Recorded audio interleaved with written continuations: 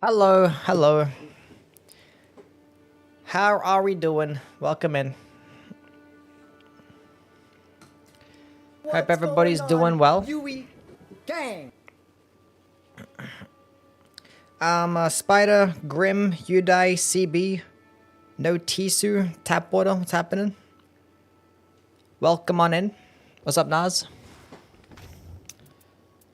We're gonna be making some builds because today I wanna go talk about my builds and stuff, so we're doing a build video later today. Can't believe I came so early. Okay, why'd you have to word it like that? Why'd you word it that way? Finally caught you live. Welcome in, Winter. What's up, Frosty? Friday stream type shit, yeah. How was the barbecue? Yeah, it was good.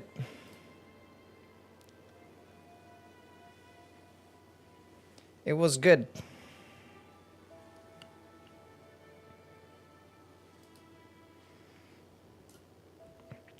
Didn't mean it like that. What's up, man, dude? Here's my fist build. We don't need to play with that today. There's a great spear build if I get Everdark Libra. We have my builds for the Guardian made. I need to go label my Iron Eye builds, which this one is just the... Which are the skill katana build. Which is cool. And this one is just like a regular bow build.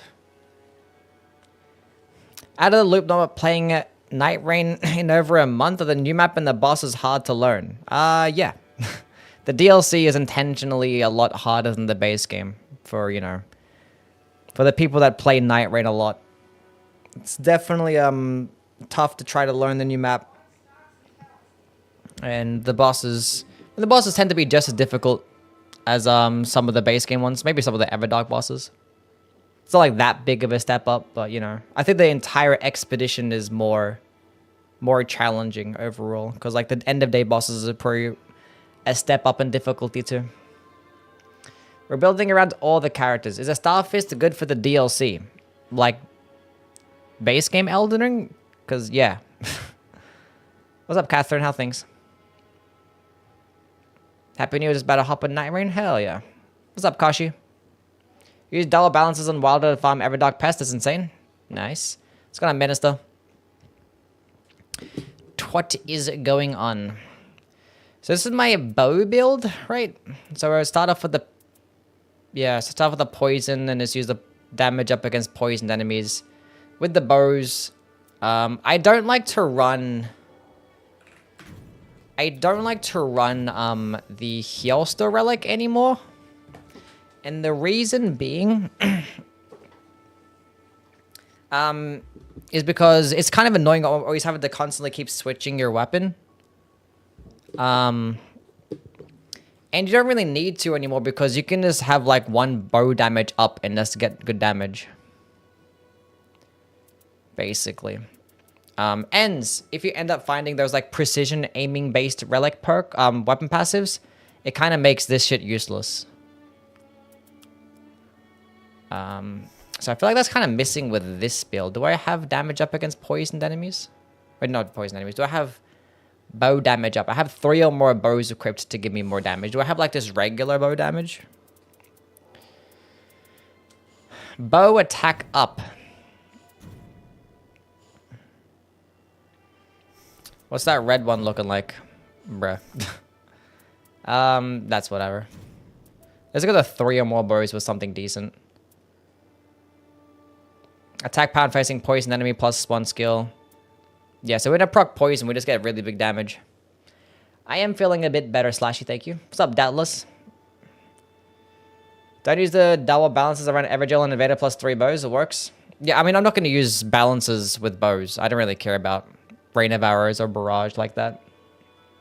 I'd rather just spam my light attacks. I know people use like the initial standard attack build, but like I just don't value that one. Because same thing applies. If I find like those cool precision aiming based weapon passives, initial attack is useless, and you're kind of forced to have, you know, one in either hand, and you're gonna have to have like both of them get like the same damage to really benefit. Because what if you get like a bow that gets like a lot more damage than your other bows? You don't really end up finding another high damaging bow. So you're kind of losing out, and you have to like, it's every single slot has to be initial attack to really benefit. Because if you just have 3, it's not that good. Like you need to have all 6 be initial standard attack, for it to benefit. And this Iron Eye relic perks are so valuable because of the poison based stuff and the +1 character skill and shit. So someone said it does. The precision aiming, it shouldn't, because the precision aiming, you can continuously fire it over and over again, right? Because initial standard attack is just for a moveset.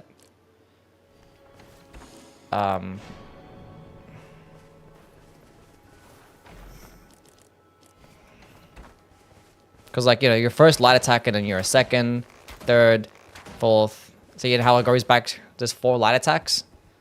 Because like there's an actual bow moveset. Like your second and third one are faster, but once you get to the last one, then it takes a while to get back to your first one again. Whereas if you're pre-aiming, every single attack is basically the exact same speed. So what happens when I get to the 4th one? It still keeps going.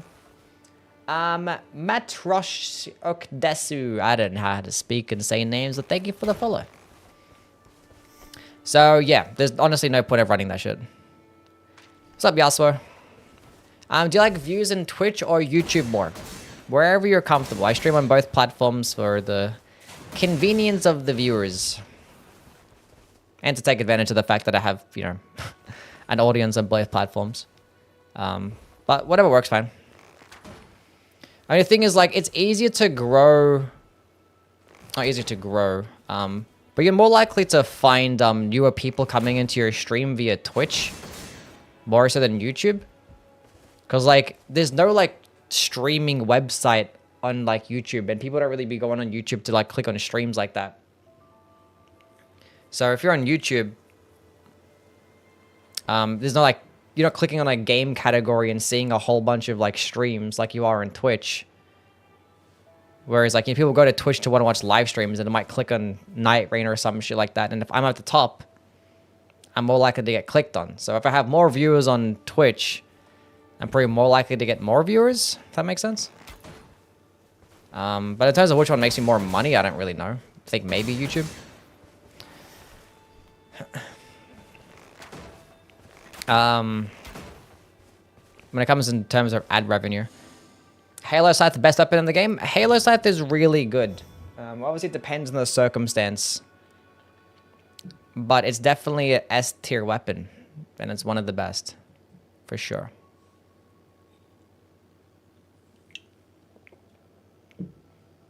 Surprise Yuri stream? Yes. Okay, so that bow build is fine. We have that, but I kind of don't want to have a balancer build here. Maybe I get rid of this relic.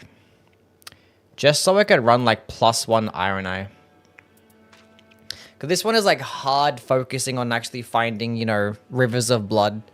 If you don't find Rivers of Blood, then the build low-key kind of fucking sucks. Low-key. So I think I want just like a generic one.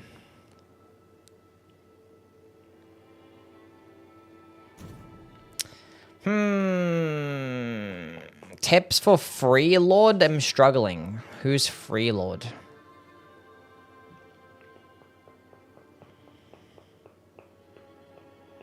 It's exactly how I get your streams though. I search Nightreign, then hit live. Oh, really? I only use YouTube for streams? Fair enough.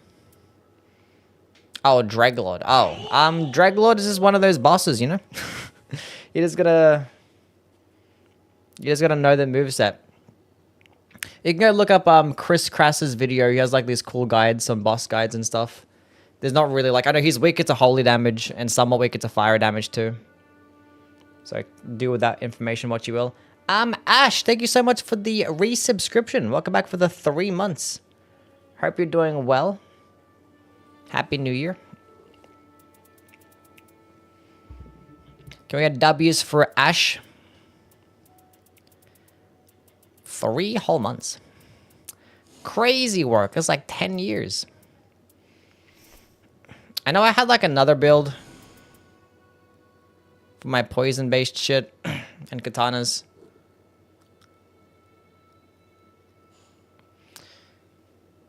Should I just have like a generic one? Because what I got going on here?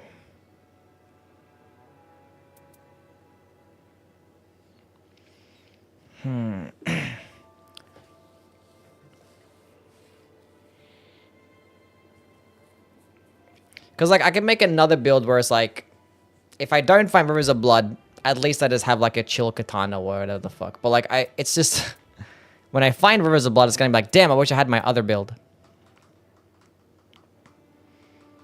What's up, Nako? How things, man?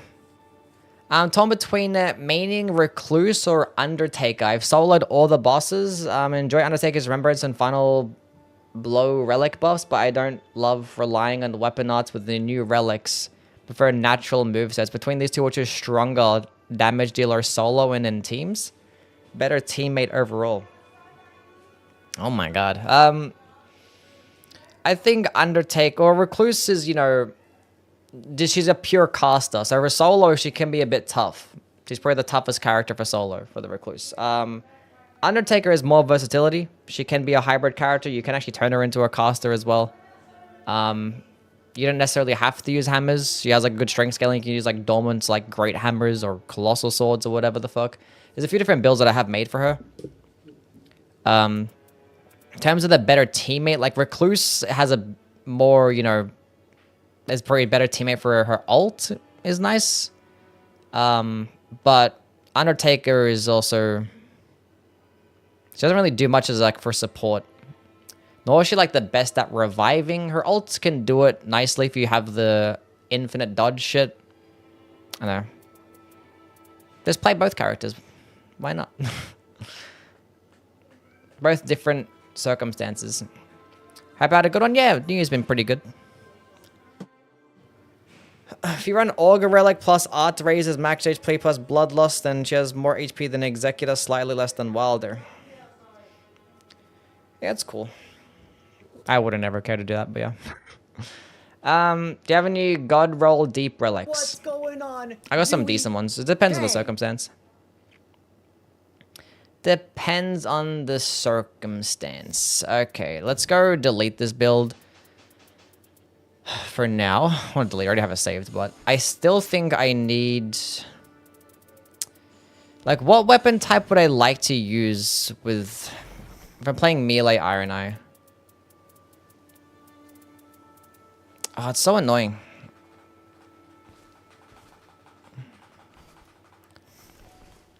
I feel like I just don't do balances for one of them. I feel like I just do the same thing, where like I run like successive attacks, and then I'll run like Pest Relic or some shit.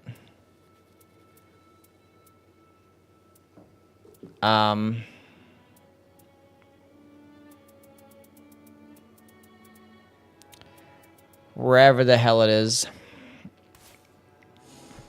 And then I could run like Dolmen's Katanas. Like Curve Swords would be nice, but if I'm going to be using Curve Swords, I kind of want a power stance more. And like Katanas is nice, because I could run like the Dex, the Arcane-based relic. What do I have here? That actually has the poison together. That has partial HP. So like, we run that. Claws is nice, but I want to have like a bow in my offhands as well. And I think a one-handed Dex up. I just like Katana so much with Iron Eye. And then we just run like the damage up against poisoned enemies, like. But then what if I find someone like Hjelster or some shit like that, where I can't poison them?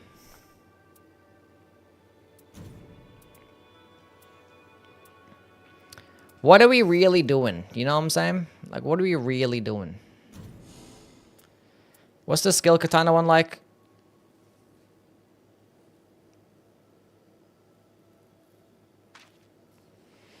I could just run this, I guess.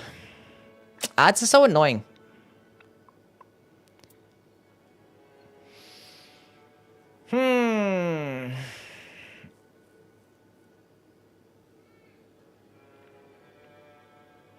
Because I don't want to have to always rely on the poison shit. But it's like, it's just so obvious to just go into this more damage against poisoned enemies. What the fuck? Happy New Year. I'm gonna watch a movie.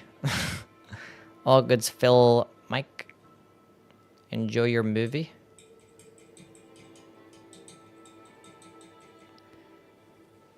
I feel like I should run Dormant Curve Swords for a build just in case I get Healster, because it feels like this is so reliant. But then again, I ran... If you have like double balances with Rivers of Blood against Healster, it can still fuck them up. Like, even though you're kind of relying on status effects a lot with this build, with the damage up against poison enemies and shit, you can still put in work. It's just too good not to have. But like, if you don't find Rivers of Blood, then you're kind of cooked. If you find Moonveil, you might be still okay with the... Although you're not really benefiting off the success of attacks as much.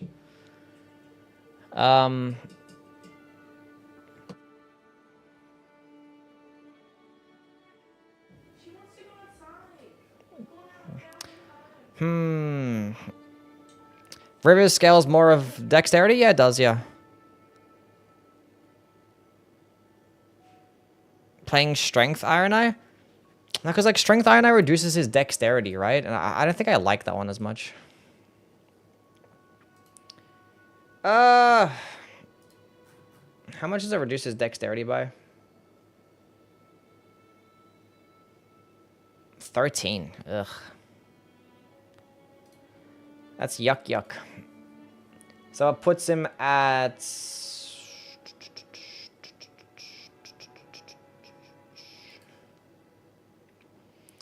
13 is still 40... Yes, 57 dexterity. Okay. So it's 44 dexterity. So it puts him at just as much dexterity as the Duchess. So it's still more than Wilder. And he just has 20 strength. Which is like, you know, just as much as the Guardian. So it's like, it's just okay quality types of damage. It's just like, it's just weird. But that could be a possibility though. But then you're going to get less damage with your bows that way as well.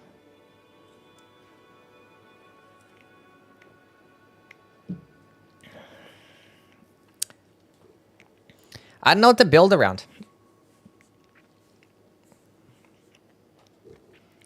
It's like I could just have... I don't know, like I could have this exact build here. And I could get rid of this, and I could just run like a +1 character skill. If I have something cool with it or whatever the fuck. Iron Eye +1 character skill. Has Evergel, damage, and thingy thing, damage up against poisoned enemies. Taking attack, starting armored inflicts frost. Evergel, taking attacks. Initial attack, starting armored inflicts frost, stamina. I might go with one of these ones. Because that's the better balancer relic by far. Especially in Deeper Night.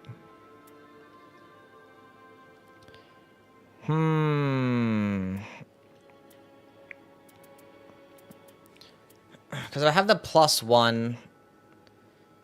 I have the Arcane Relic. So I could actually go with a Frost Infusion, maybe? Rivers of Blood better on Iron Eye with the Mark. You'll get more damage. If you have the Dexter, if you have the Arcane Relic and you get the Mark off, you'll get more damage than the Executor. Unless the Executor has, you know... the Dexterity and Arcane Relic. Then he'll get more damage. But, you know, that's going to take up that takes up 2 extra slots. Because, you know, the Iron Eye has to have Dormant Katanas and have the Arcane Relic. Just for him, and apply Mark, just for him to have more damage than Executor. So there's extra couple of Relic slots you could have something better on the Executor, and that build will just get more damage. That's why I think if you already have an Iron Eye on your team, and you still want to play with, like, you know, something similar to the Iron Eye, if you like playing melee Iron Eye, just do Executor instead. Because, you know, already have someone applying a mark. So you just get more damage with the Executor. So your teammate just doesn't mark anything.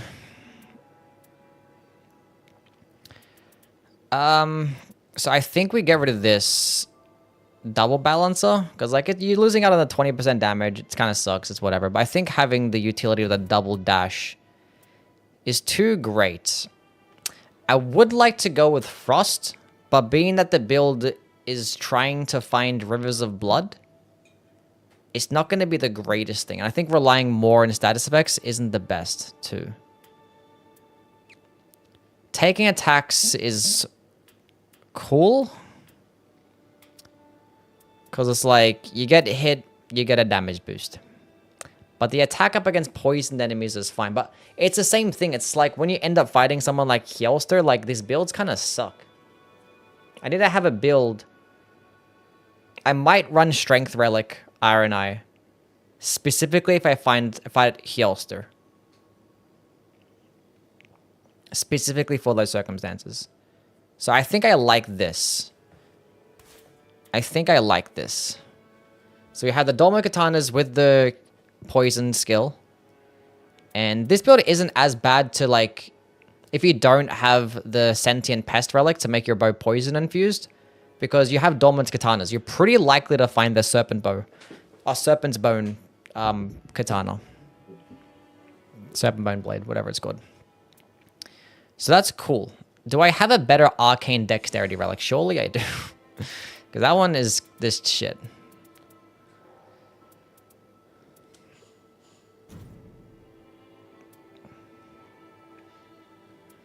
Okay. Do I have +2 already? Okay. That one has the ultimate art charging impaired. Which kind of sucks. What's up, OC?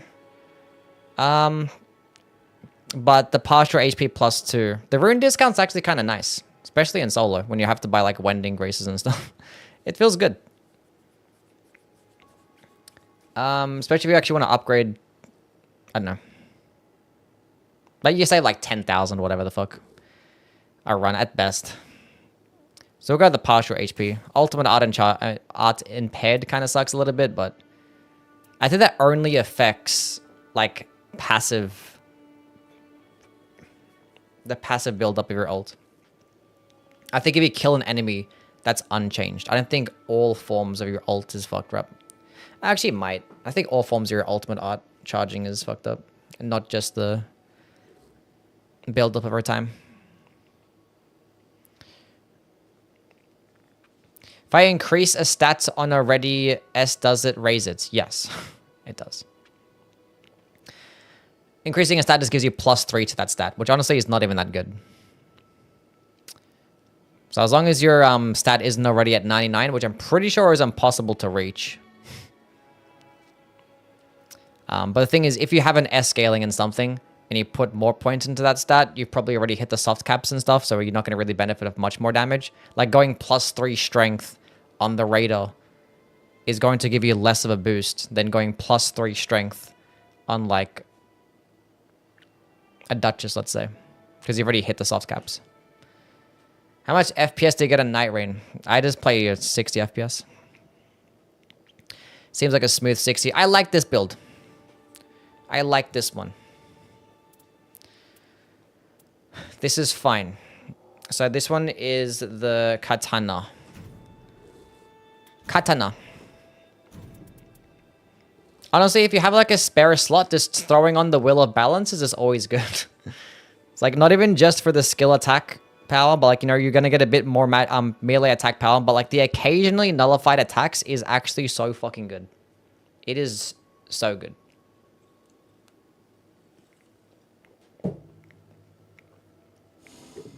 Actual S tier. Let's go delete that one. So we have the bow, we had the katana build. What the hell is this one? This one is my old katana build, wasn't it? There's not even... Yeah, this is my old katana build. Get rid of that. This was before the DLC.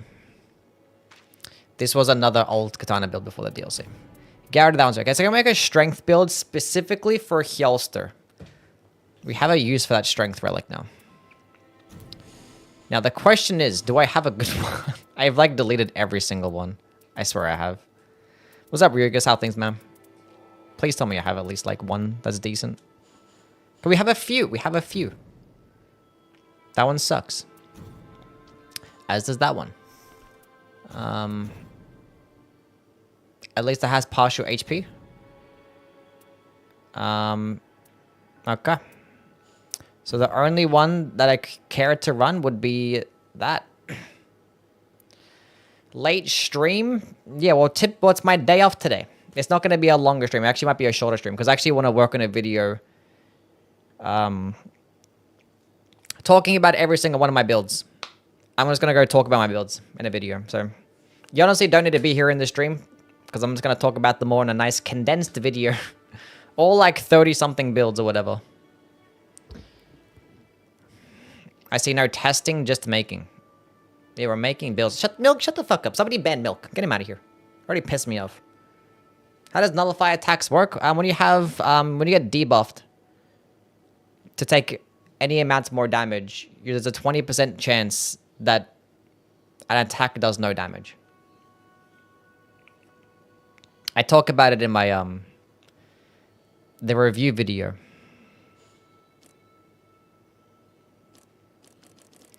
Of the relic itself, if you want to know more about it, like, and exactly how it works, I don't know. I probably didn't do the best at describing it, I'm sorry. But I was like, if you're debuffed, there's a chance that you just don't take damage on a hit. Pretty much. Yeah, there's a deeper night build, yeah. Okay, so what was I doing again? I need to have a blue slot, so I think we just go to this build. Put that one on. At least I have something going on. Now, the question is, what Dorman's power do I run for quality? Quality, I'm still going to have more dexterity than strength, although they're both about 40. So, I could do straight sword. We could do Dorman straight swords.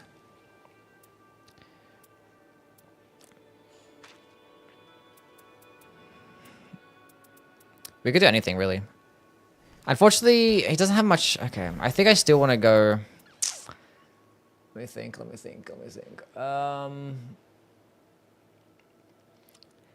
My bow damage isn't going to be as good, so I'm not sure if I still keep a bow in my offhand. I think it's just straight up is going to be melee still.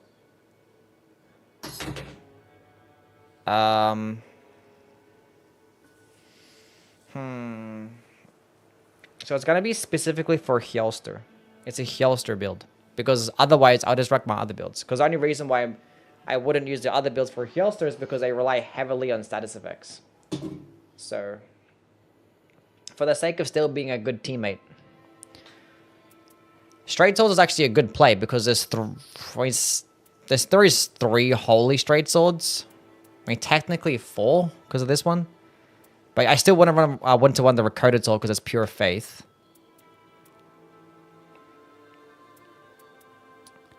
And this one only gets holy damage on the skill. It's a pure physical damaging weapon.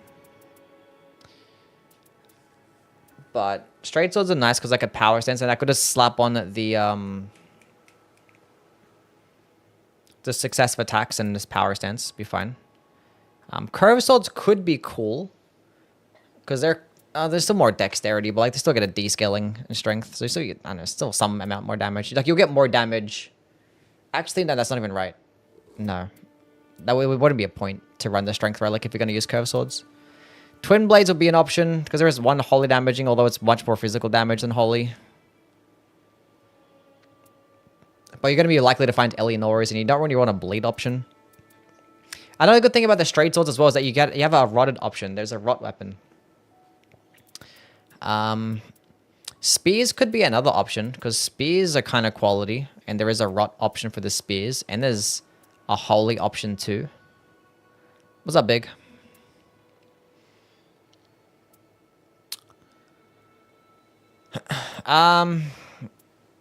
Great Spears could be a play because it's a holy option.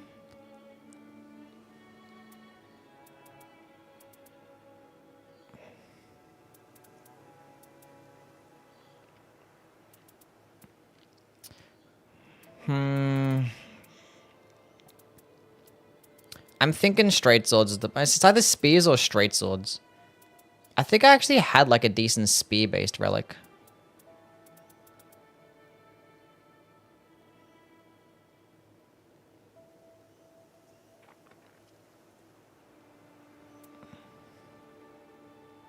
And the thing is, if I find bolts or grand sacks, could be pretty cool too.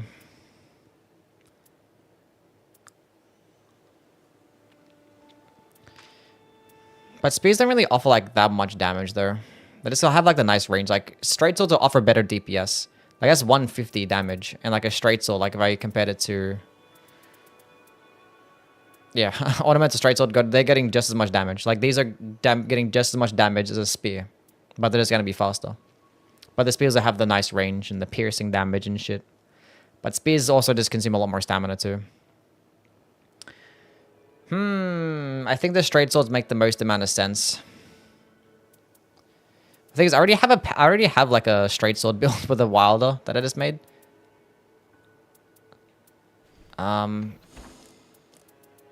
Relics, hold up. So I think dormant straight swords is probably going to be the play.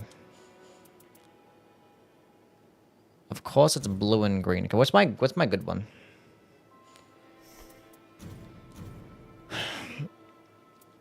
Okay, so it seems like we need at least 2 blues here. This one makes the most amount of sense because defeating enemies. Therefore, we also have to go back to that vigor and strength relic. We already have the successive attacks added. We have the dormant straight swords. We don't need to run the poison-based relic because this is a Hjelster build. Sights are pretty good for the Holy Week bosses. Yeah, but they also do bleed, so they're just going to be doing less damage. So like straight swords will straight up out-damage scythes. But if you have like obviously a Halo scythe with, you know, balances, but we're not doing that though. If we're doing balances, then yeah, sure, but we're not doing balances. We're just going to straight up just spam and shit. We'll go see what straight sword boosts we have. Let's go see. Straight sword. 3 or more straight swords. Do we have anything like that too? Straight sword attack power with vigor. And we have a green one of those. What is that like? Nah. Would have liked to fit that one in. But vigor. Okay, now we need to run the +1 character skill for the wilder. I know the iron eye. Nothing else really matters. Damage up against poisoned enemies. Everjail. The stamina on attacks is nice. Starting armor deals holy damage and increased rune.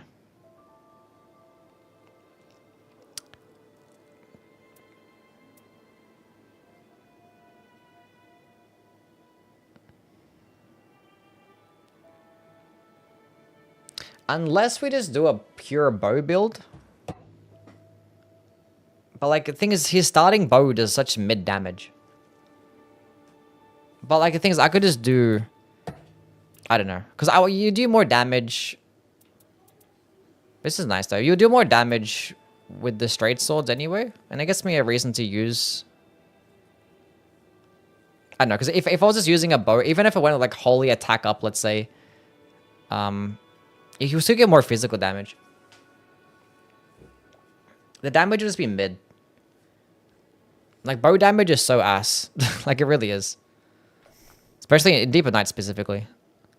Like, this bow build is perfectly fine, but it's going to be pretty reliant on the poisoning effect. So when you proc poison, it'll get good damage. So I think against Hjelster, like, it's nice to have it. The starting armor does holy damage. Just to have like a bow option, I don't know. Because I'm just going to get rid of it. I don't think I'm gonna hold because I'm gonna be power stancing bows. I know power stancing straight swords. So I'm not gonna really even keep it in my offhands to like just spam it when like Hellster gets far away. I'm like always gonna be power stancing. Because I don't have to power stance. I'm gonna have to. But if I was power stancing, I'd rather have the stamina recovery on attacks.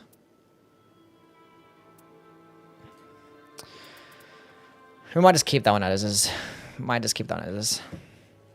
Streaming when I go to sleep? Sorry, buddy. Holy Imbued plus Rain of Arrows. Not against Hellster. Hellster just moves way too much for Rain of Arrows to be good. Daniel, thank you for the follow. Appreciate it, man. So many Scholar cheaters in low depths. What with like the bow base, the pot build? What's up, monkey?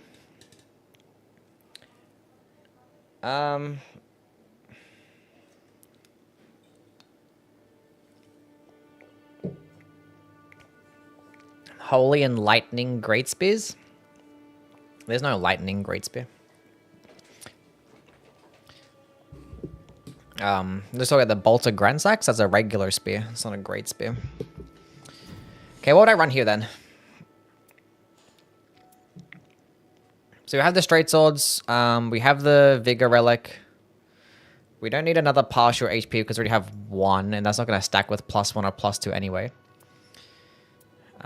We don't have a 3 or more straight swords. So it's either ways going to bulk or just like damage shit or whatever.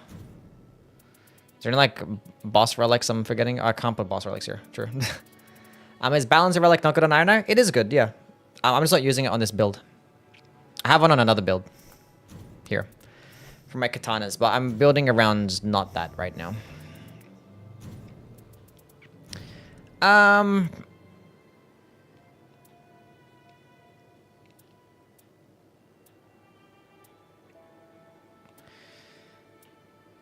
don't think I'll benefit as much of like, I don't know, just anything for neutral game really.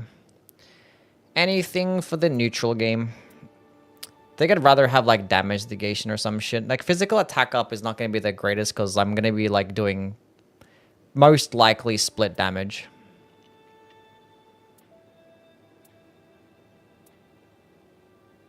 So I wouldn't even know what the fuck to run. Wish I had a 3 or more straight swords equipped here. That'd be lovely. Damage up against rotted enemies could be interesting. Because you can rot him, and there's a decent chance that you find... Actually, it's not a decent chance. It's still a pretty small chance, right? See you, Sam. Thank you for stopping by. Yeah, it's like one of like 7 fucking... Blue straight swords is the rotted one. Any Guardian advice for deeper Night Relics? Yeah. Don't run Poison buildup or Rot buildup below max HP. That's rule number 1. And try and find some affinity damage negation boost so you can actually block affinity damage too. Dorman's Great Shields is pretty cool if you want to play more of like a tanking based role and find some cool weapon passives. But if you want to go into damage, the Dexterity Relic is super important, as well as guard counter buffs.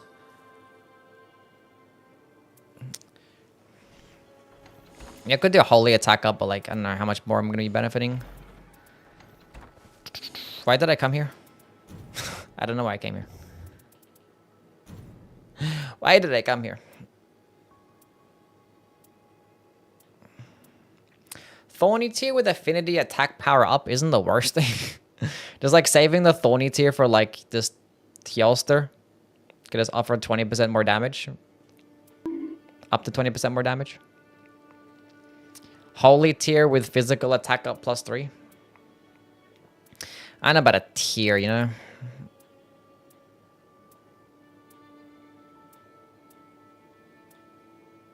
I said rotted enemy. Either, yeah, we're not gonna really be able to find rot. So I think damage up against rotted enemies isn't the best.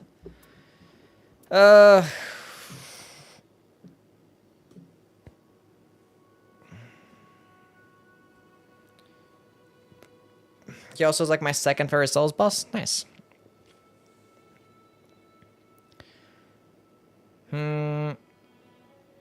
Keep the poison on skill. No, I'm not gonna do that. Because it's good, but it's nothing like super amazing, you know? It's mainly good for like early game and stuff.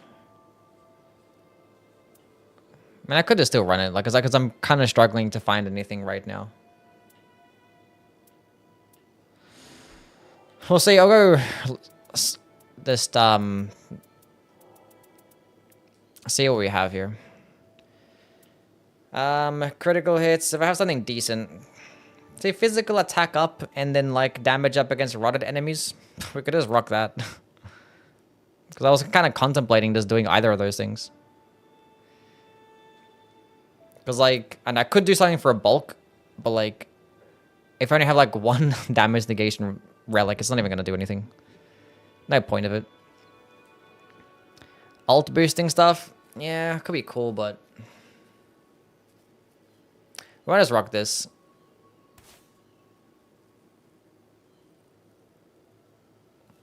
A bit more damage if I find a Scarlet Rot. I mean, the thing is, everyone's going to be looking for Scarlet Rot in a Hjelster expedition anyway.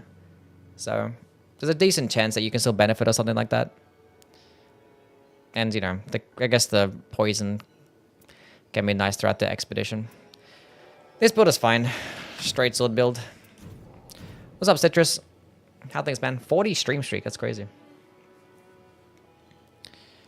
Because, like, even then, like, my bow is still going to be mainly doing physical damage, even though it starts off with Holy. And even if I find like ornamental straight sword that's like 99% physical damage anyway. It's only like when I find like like the, what's it called? The golden epitaph, I think, is the one.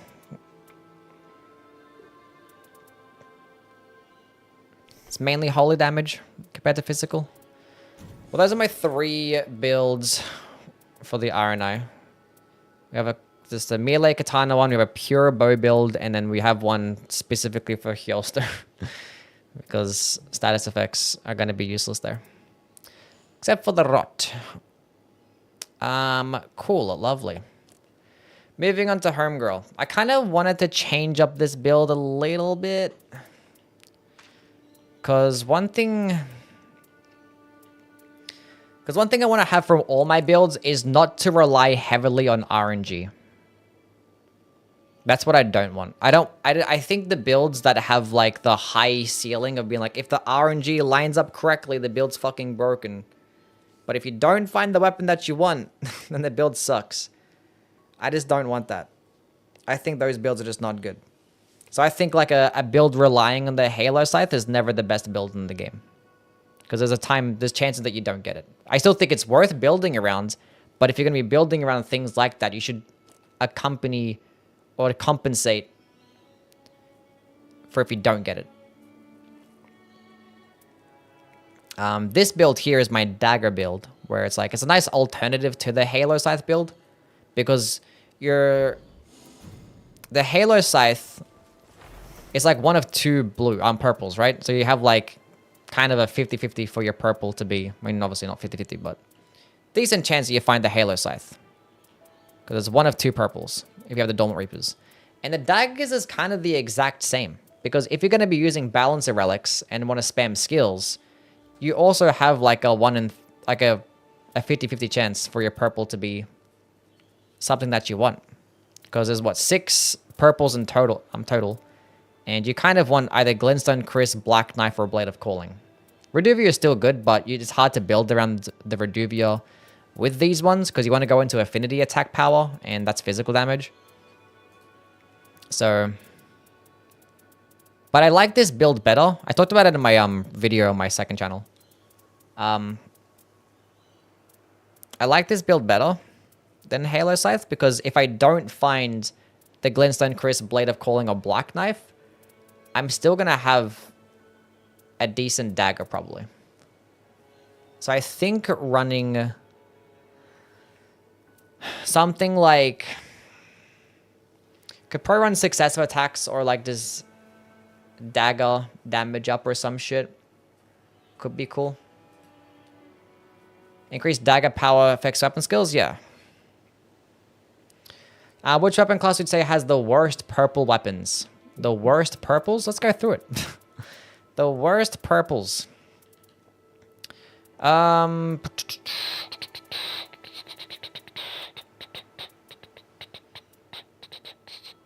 probably the axes. Actually, the great axes. Yeah, for sure. No, yeah, I don't need to go any further. 100% great axes.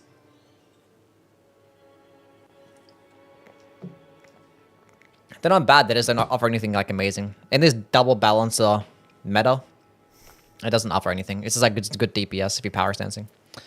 Yeah. For surezies. For surezies. Happy New Year. Although whips kind of suck too, because they're fucking whips. Yeah. Aldeheim, thank you so much for the resubscription. Welcome back for the 2 months. Happy New Year, man. Happy New Year. Worth to rebuy Nightreign on PC for modding. If you feel like that, then yeah. If you feel that way. Rose axe is a dex weapon. I'm pretty sure all they're kind of more quality, right? But I think they still scale best of strength, the axes. Oh, no, the Rose axe specifically is dexterity, yeah. Am I better than Gino? No. Maybe in this game because it doesn't play it much, but that's so purely by default. In this game.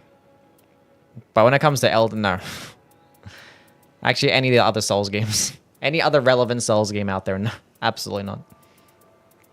That motherfucker is an alien. He is not human. He is not human. What's up, son? Is E33 worth it? Yeah. Fantastic game. The winged scythe skill puts a flask icon on the enemy. What does that do? It's a PvP weapon. It stops enemies from healing. So, but that doesn't really do anything in this game because I don't think any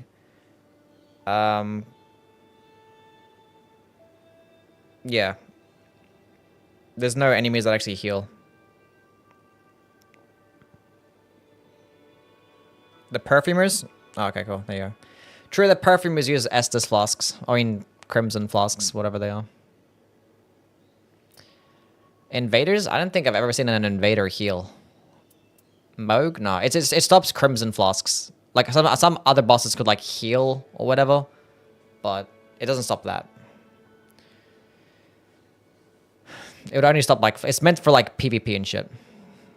Yeah. No PvP in this game.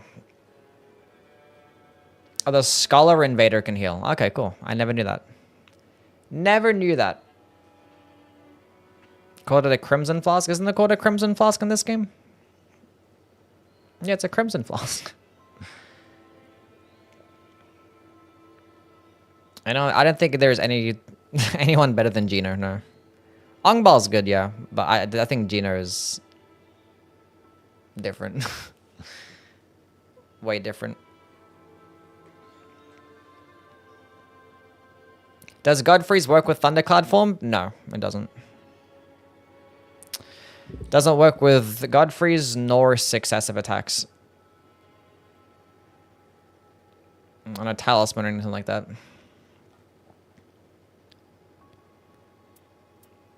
Say Estus? Yeah, I don't know. You just instinctively call it Estus Flask, but I corrected myself after calling it an Estus Flask.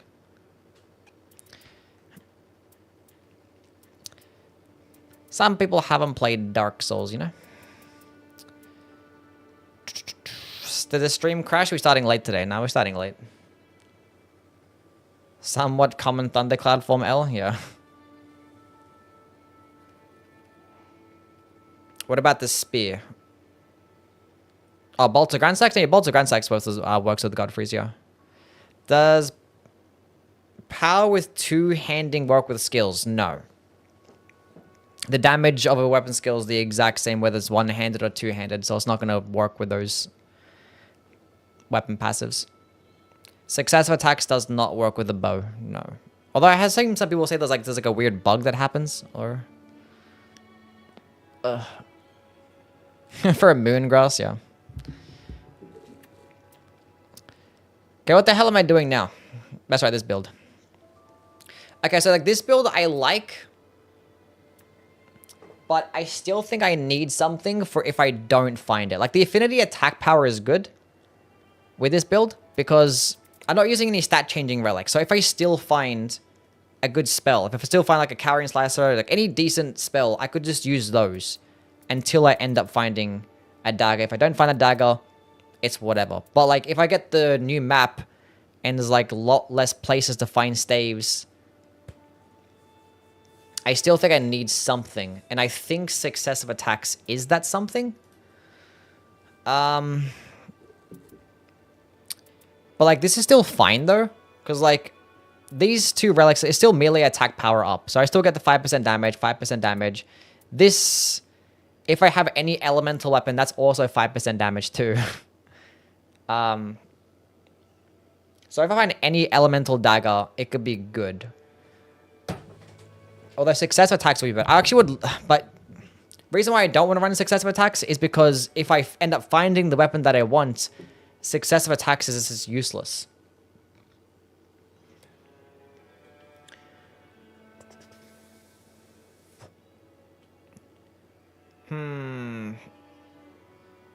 Found the passive on the stave seals that charge. Yeah, I find them a lot, yeah.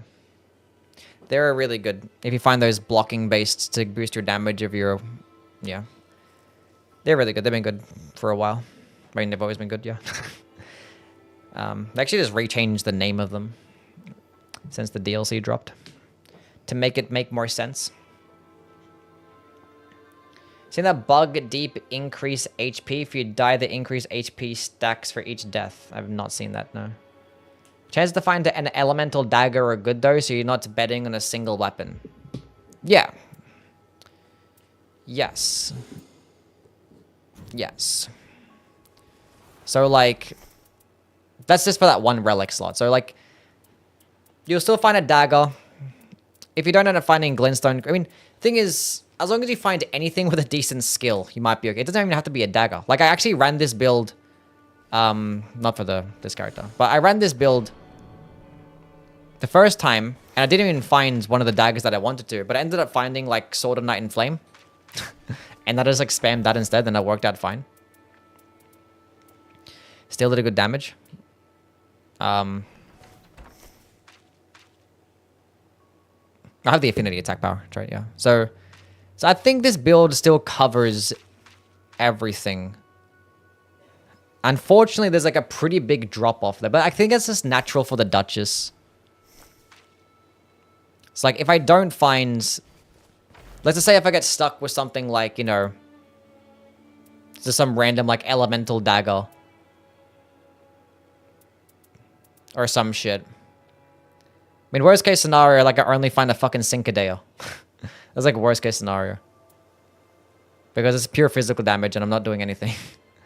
But like, as long as I find an elemental weapon, I'll be okay. Like any purple weapon that's elemental, I'll be fine. But if it's like getting, you know, in a tough spot, tough situation, I could try and go ahead and find a staff and then hope that we just, you know, stack up with some Starlight Shards and just spam spells instead. Therefore, like, these three relics are going to be kind of useless if I'm going to be using a staff, but at least these three will be good. Well, not really these three, because at least, you know, the improved character skill attack power is nice. The continuous FP recovery at least does something. And this is still, like, a really good passive. A weapon, a perk to have. So... when you have a weapon with a spell on it, does that weapon skill attack power buff that? A weapon with a spell on it? What do you mean? I would say recommend the Strength Vigor Relic for the Duchess skill build. Kind of depends what you want to use. Thing is, it feels like the dexterity-based weapons just tend to have better weapon skills than the strength-based ones. Actually, that's a lie. They're about the same. It's a lie.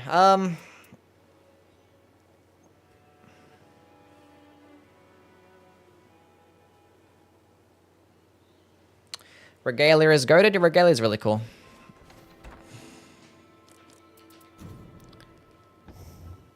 So I think I leave this build the way it is. I don't think I have like any good like dagger boosting shit, do I? Improved dagger attack power.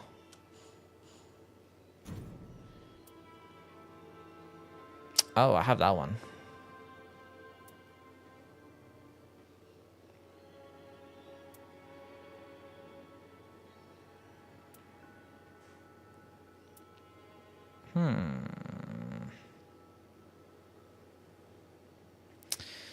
Now, one thing I don't like about these 3 or more daggers bullshit is that you have to. It feels like you have to have 3 daggers equipped.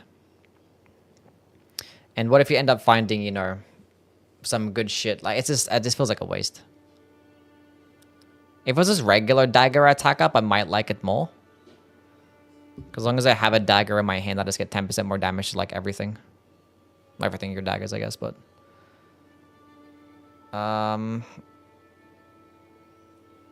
But, like, would I rather have this or would I have that? So basically, it's going to be replacing this, but I need to go, like, rearrange my shit now. And I don't think I can. I don't think I can have double balances and that equipped.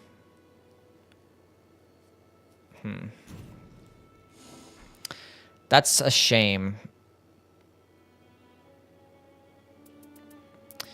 I might leave this one. Love Death Ritual Spear in my Duchess build.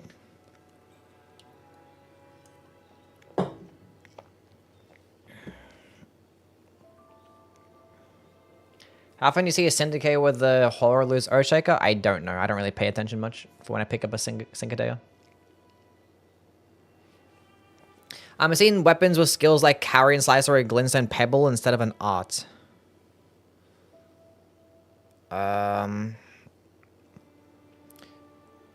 Weapons with spells. No, we shouldn't be finding weapons. I mean, some weapons will have Glintstone Pebble because there's a Glintstone Pebble weapon skill. And there's a Glintstone Pebble spell. But you shouldn't be finding Carrion Slicer in a weapon.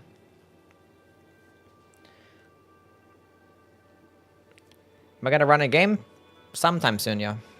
And you might be here for another who knows how long. We're still going to go through every single one of my characters and make builds. So we're doing some build making and stuff, and then we'll test out some shit later. I might just leave this one. I think I'm fine with this shit. Ugh, I got so many fucking builds. I don't have any of my builds rocking the strength relic, right? Oh, I do have one. I have my strength relic is using the claws. That's so weird. Why do I have that? I think I did some testing. It was like 10 or 15% more damage or some shit. No, it wasn't at 20% more damage. Wait, the strength relic is that good? That descaling in strength is gonna offer me that much more damage? No shot. Lucid, thank you for the 200 bits. Appreciate it. I was wrong. Oh, good, man. What's my content plan for Duskbloods? I don't know. You can't really make a plan for a game that hasn't come out yet. You just can't. Like, yeah. Even like an update for something. Like, even before the DLC came out, I had no idea what content I was gonna make. And that's what kind of worries me sometimes. I always get, like, super, like, stressed out about, like, new updates and new games coming out or a new DLC coming out. Because I was, like, just stressing out. I was like, oh, what type of videos am I gonna make? I don't know. I have to get it out quickly as well to, like, take advantage of it and shit. Like, but I plan to play the fuck out of Duskbloods and make content there. We'll see. It'll be, like, somewhat similar to what I already make there. Something, you know, more my speed. Build creation type shit. Ranking videos and whatnot. If Duskbloods isn't coming out on PS5, I'm going to be mildly upset. I don't think it's ever going to come out on PS5, but there's a decent chance that it comes to PC. Who knows? It might end up coming to PS5. Who knows? Who knows? Anyway, what the hell am I doing? I was looking at that. That had physical attack at +3. That's kind of not a good gauge for this at all. 143. Hold up.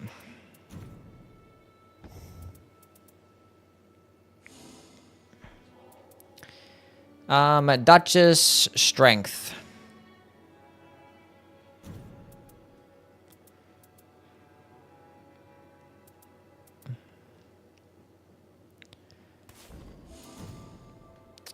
Hold up a second.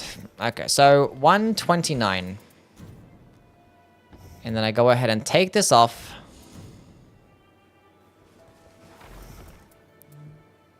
That makes more sense. 116. It's like 12% more damage to my claws. go test out like fist weapons, let's say. So it's 87 for a fist.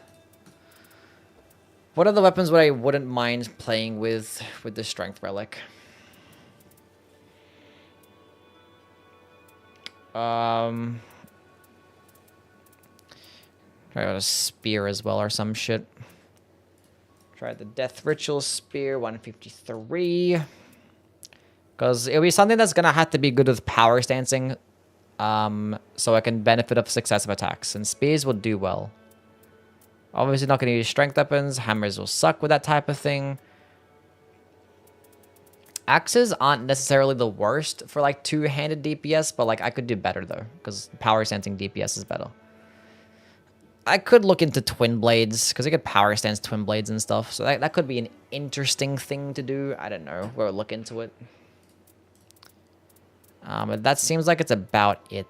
Curve swords too, I guess. Go look at the curve sword damage. Okay. Nothing else I really care for. Already have multiple straight sword builds, so that's fine. Because the strength relic, I'm still getting more dexterity, I believe. Which is okay. And then we're going to put on the relic again. Not with any attack power shit. And we'll go compare some damage numbers. Okay.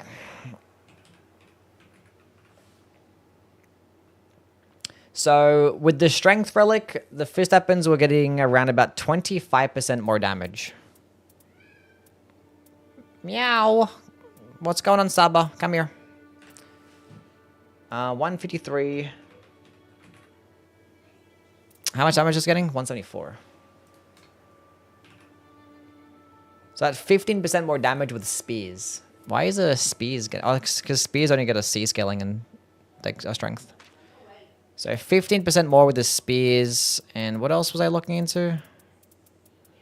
The twin blades. 141. Is that 15% more damage with twin blades as well? And we're looking at the curved swords. 134. And it's about 12% more damage with the curved swords. Okay. Okay, how much more damage is it for the 3 plus? That's 20% more damage. I'm building your build for Carrion Slicer better than Balancer Relics. Kind of depends. I feel like Balancer Relics, I don't know, because a Carrion Slicer is still like hard to try and come by, you know? Like, it depends. Because like Slicer is just so good, but like every other spell is like, not mediocre, but like, there's a big drop off.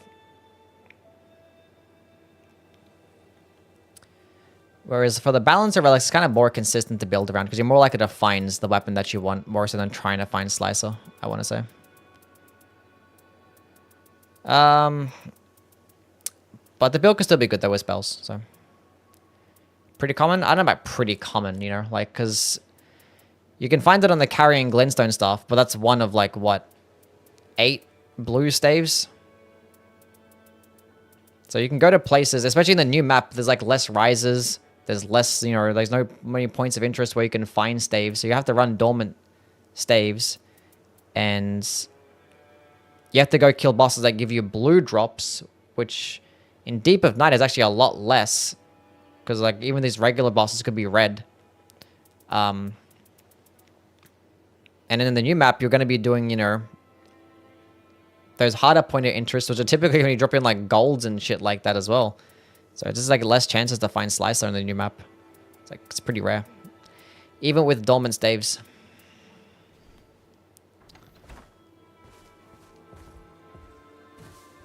Jump attack, twin blade, even a thing in Nightreign?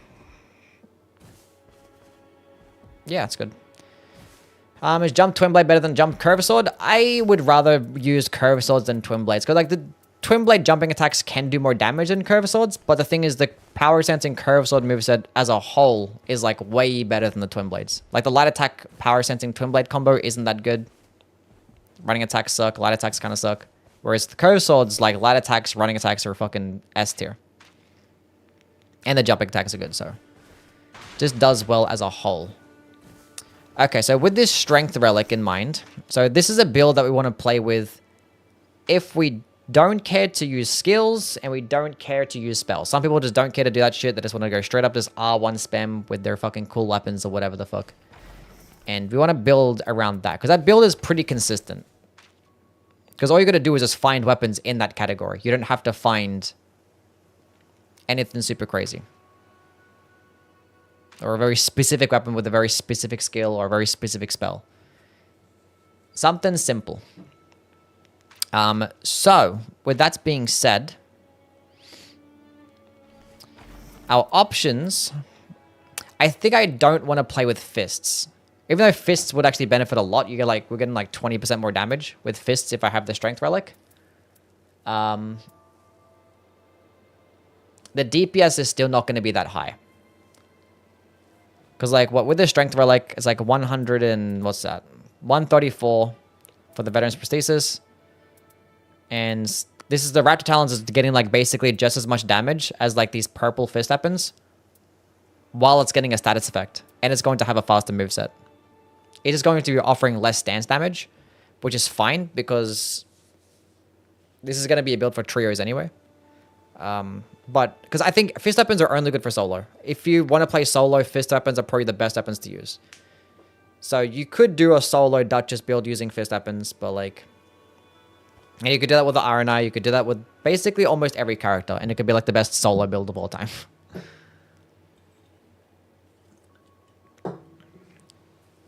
But if I do want to play with the fist weapons solo, I think Wilder just does it the best.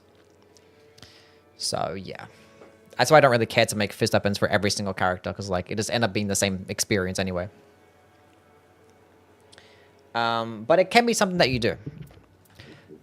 But I feel like successive attacks, just keeping it simple. Raptor Talon, the claws is nice because they're all status effects, which is nice to have with restage.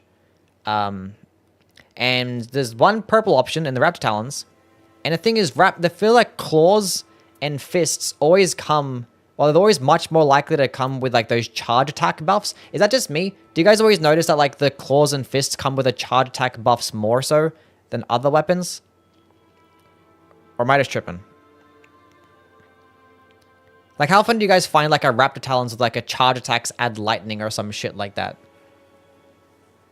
It feels like you find them more in those weapons, right?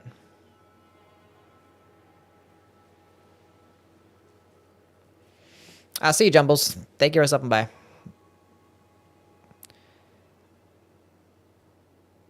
I've seen it more in great axes. Okay, never mind. Maybe I'm just tripping. Yeah, the invaders drop it a lot, yeah. Think you're talking crazy? I just feel like I always find it like on the Clinging Bone and the Raptor Talons. It feels like the weapons that I find it on the most. Anyway. But then again, I have found it on basically like every single weapon type, so. But Raptor Talons is a fantastic option. It gets a great heavy attack. It hits with both weapons, so it's going to benefit with the successive attacks anyway, so. It's good shit. What was the other options we're looking at? Spears. Fractured, thank you for the follow. Now, the spears can be nice. Because power stancing spears can also be pretty good. Good for the successive attacks. Khaled, thank you for the follow. I haven't really made a spear build. Didn't we have one? We literally have the Duchess relic with dormant spears. And it comes with like improved flask restoration, which is nice too. I have another Duchess relic with dormant claws and improved flask restoration. The heck? What are the chances?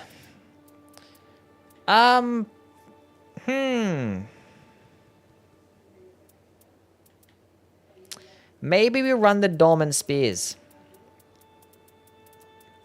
Dormant curved swords could also be very good.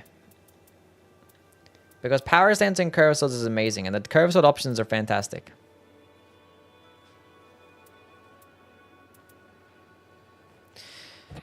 I hate this a lot. And there's a gold option too. And if you find that,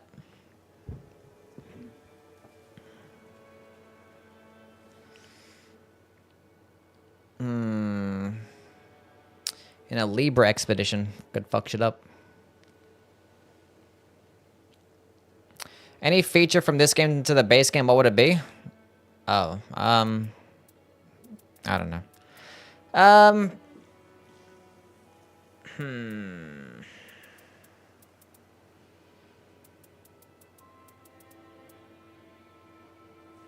Ever got to 9999? Me? You asking me if I've ever got to max rank? Yeah. I've done it with randoms and I've done it solo. From bottom to max. Bofa.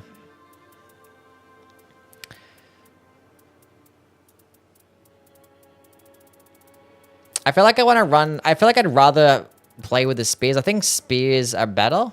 Or, you know, the claws are better. But, like, I literally have that relic with dormant spears. So I feel like I should try it out. The problem is with spears is that the stamina cost is so fucking high.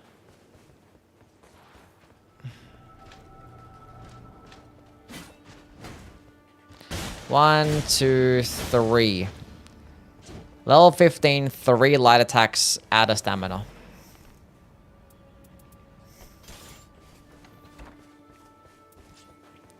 Comparatively, we use claws. 1, 2, 3, 4, 5, 6, 7.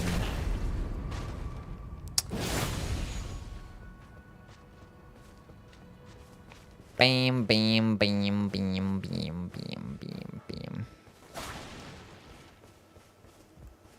Yeah. And let's look at the DPS difference. 1, 2, 3, 4, 5.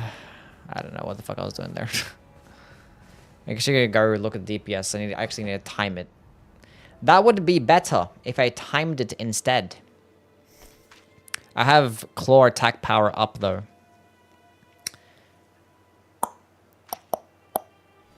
I need to take that off.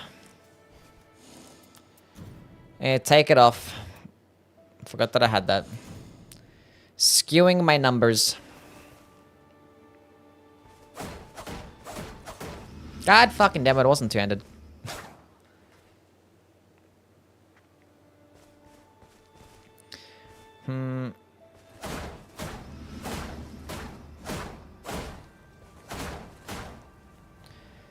So about 1500 damage in 5 seconds.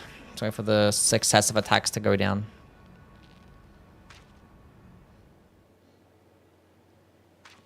I've added affinity attacks. I need to get rid of that too. Need to get rid of that too. Hold up.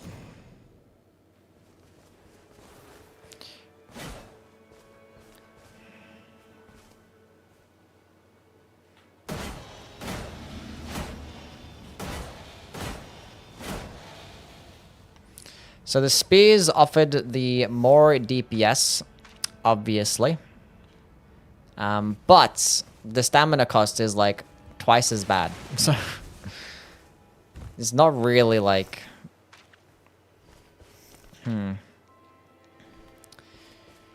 Spam running L2? I mean L1?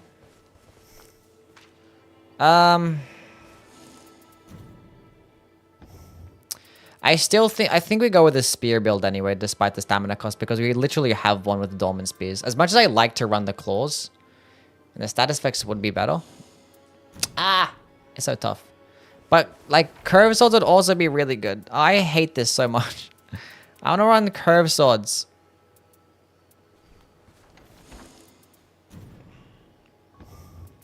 But the spears are right here, though.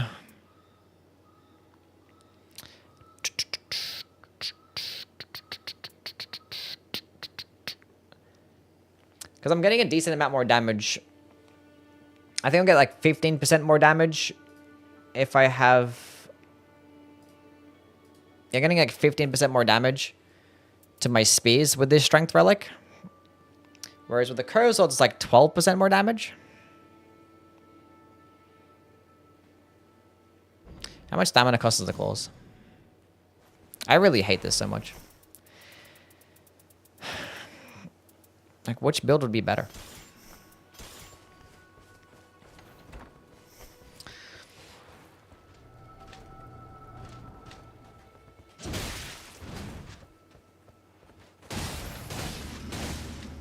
I get 4 light attacks off.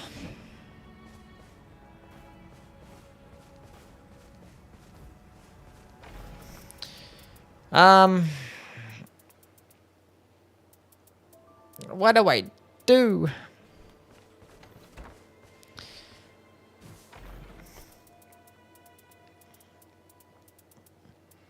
And the thing is, I can get options like Wing of Estelle and Magma Blade.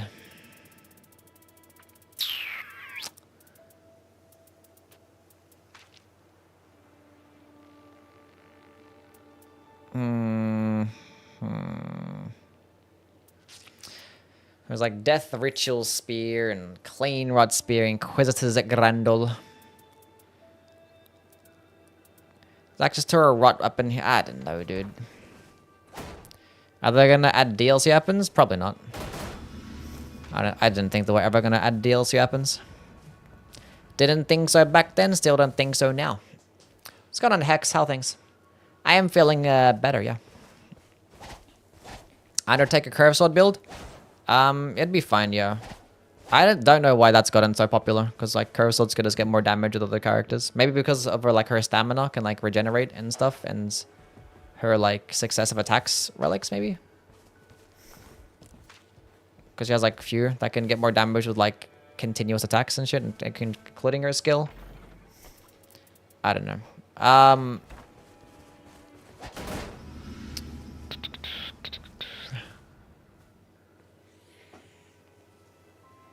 I hate this.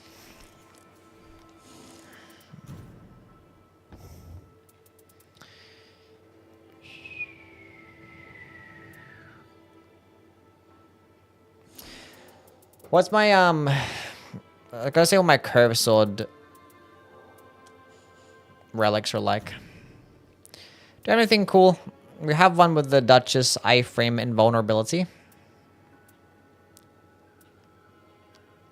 I have one with affinity, attack power, and crystalline sorceries.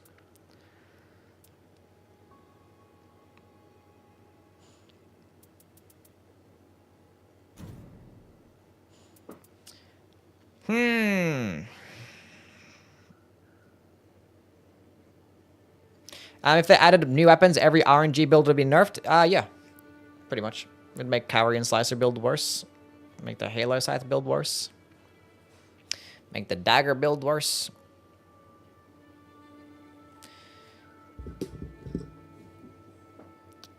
What weapons would you say the Undertaker is better at than everyone? No one.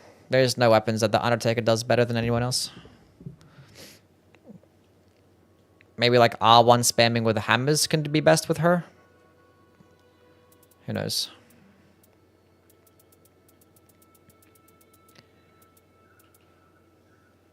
She just has like good versatility. She can just do a lot of things.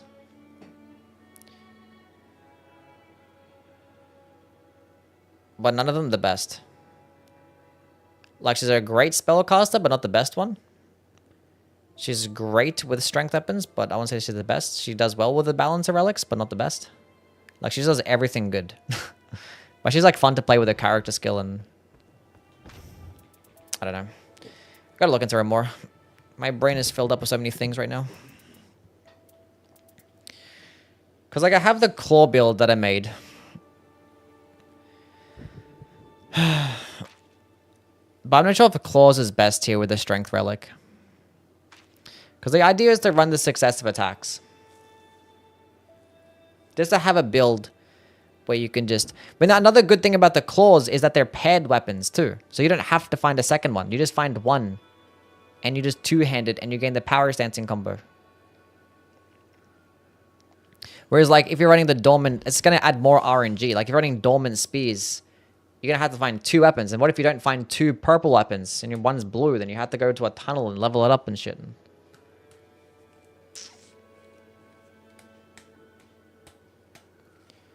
Whereas for the Duchess, you're, like, very likely, with the dormant claws, you're very likely to find the raptor talents and stuff.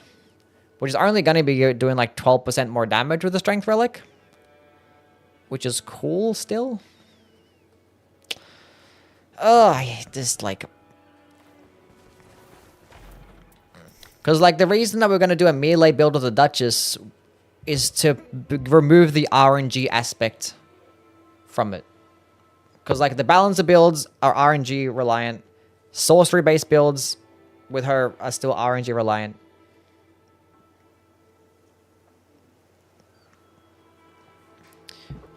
Whereas, like, a successive attack build where you're power stancing or using paired weapons isn't as much.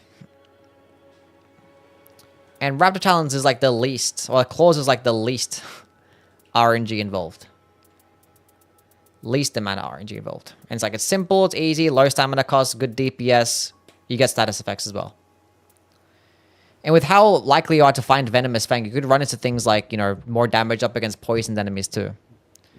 And you could run 2 separate builds. I could have one if you, like, fight someone like Hjelster, but, like, I have, like, the fucking Halo Scythe build for that shit. Or I could run the I don't know, bro. The regular dagger build for that. I already have stuff for Hjelster.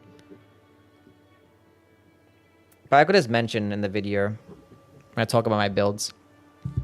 Like, if you don't care to do skill spam or spell spam or whatever, you can run Dormant Claws, but for, like, Hjelster Expedition, you could do Dormant's fucking Spears or Curve Swords.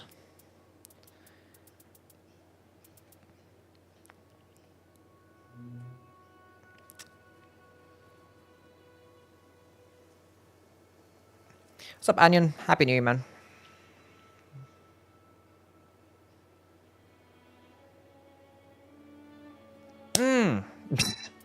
I hate this. Let's go on Pinegrave. Happy New Year.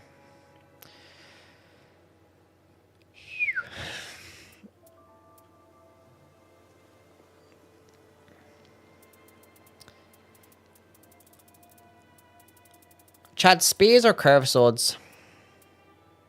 It has to be curved swords. But, like, my spear, I have the strength relic with the spear. I have dormant spears with the strength relic. Like, I have to try it out, right? We have to play with it.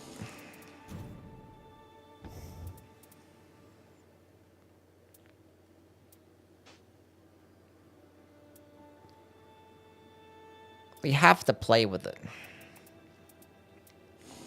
I better have some other good spear relics. I don't have any good spear relics. I know 100% I don't. Spear attack power and spear attack power. Both from the Guardian.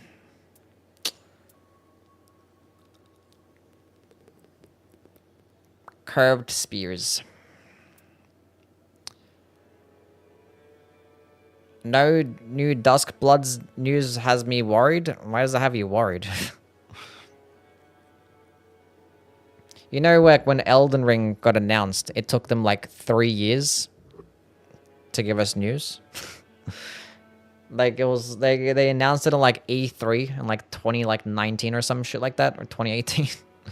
Something like that. And it was, like, 2 to 3 years until we got, like, another trailer or some shit. Same thing with Shadow of the Erdtree. Like, Shadow of the Erdtree got announced, and we didn't get anything for an entire year. Not even, like, a release date. Yeah. At least Duskbloods actually has, like, a release date for when it's gonna come out. Not a specific one, but at least it's, like, you know.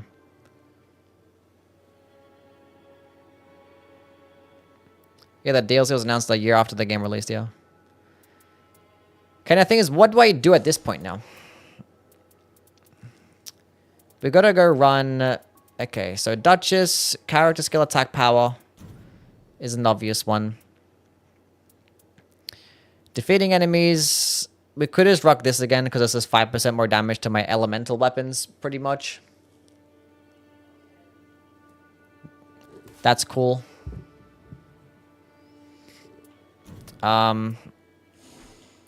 Successive attacks. I had nothing for spear attack power, right?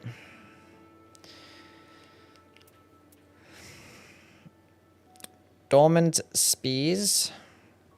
Wait, this is a green slot. This is green.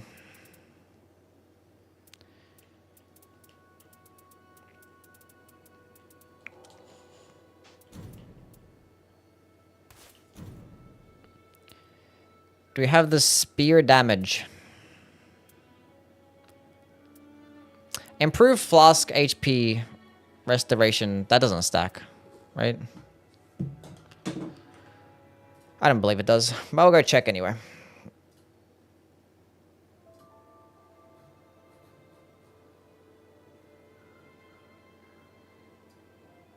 Oh, it does. Oh, wow. The sheet says yes. Huh. That's cool. 10%. The spears with the relic. Now we have the partial HP restoration. Nah, we didn't really benefit much of the physical attack power when using grease. Bro, the curves, the claw build is so much better. The claw build is so much better.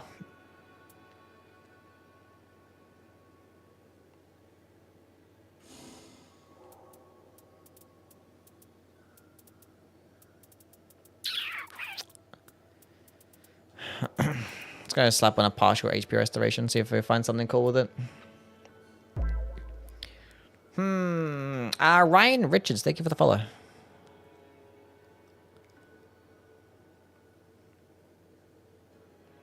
Dormant Great Shields. Yeah, we don't want that. We don't want that at all.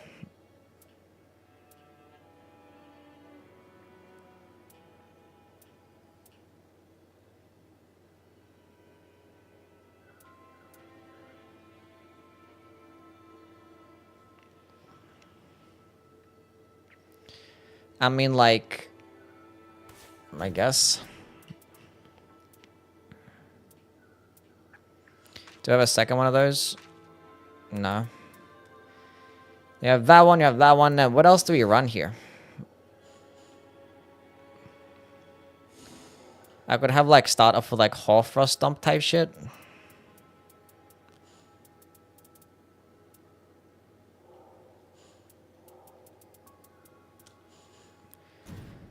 I don't have I have every color but yellow.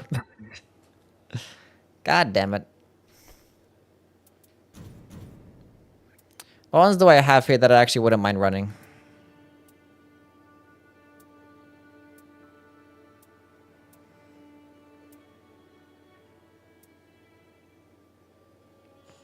Nothing really.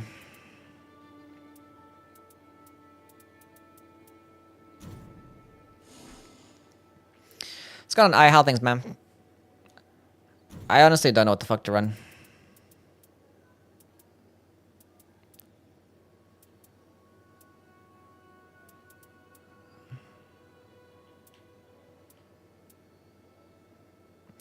You know what? Initial standard attack wouldn't be the worst with spears, because spears only have a 3 light attack combo. 15%.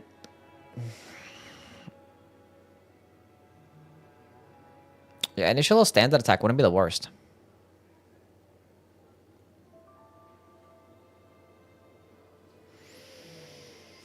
Hold up a second. Improved initial standard attack. Do we have anything cool here? Character skill cooldown. Maybe we go into that instead. Maybe we go into that instead. Do we have anything cool with this? Physical damage negation. Taking damage causes poison buildup. If I run 3 of those, let's say. That could honestly be better. That could honestly be a build. I like this one. And then...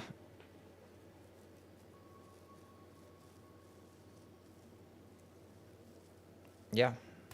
Let's go do that. Reduced rune acquisition kind of sucks a little bit, but who cares? It's my only one that I have. More stamina and FP doesn't hurt anybody.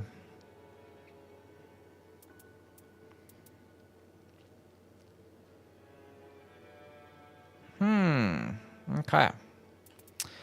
Okay, we have a spear build for now. Okay, we could rock that shit. We have the dagger build. I still kind of want to run a curve sword. I mean, I have a curve sword build on my scholar.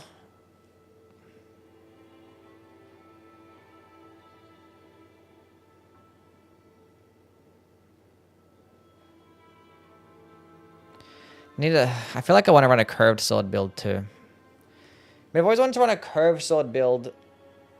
I don't know is there so many characters to be able to run one with?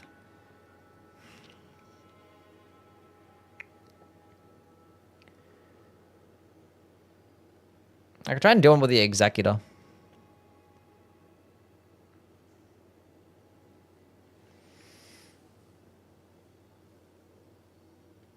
I wonder who would get more damage with curved swords, Executor or Wilder?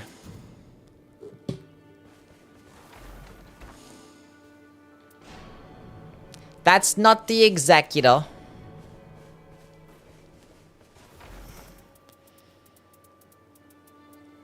Okay, it's getting 180 damage. It should be this character, right? I don't have any physical attack up. I do have one. God damn it, fuck's sakes. Okay, let's go to empty slots. Make this simple.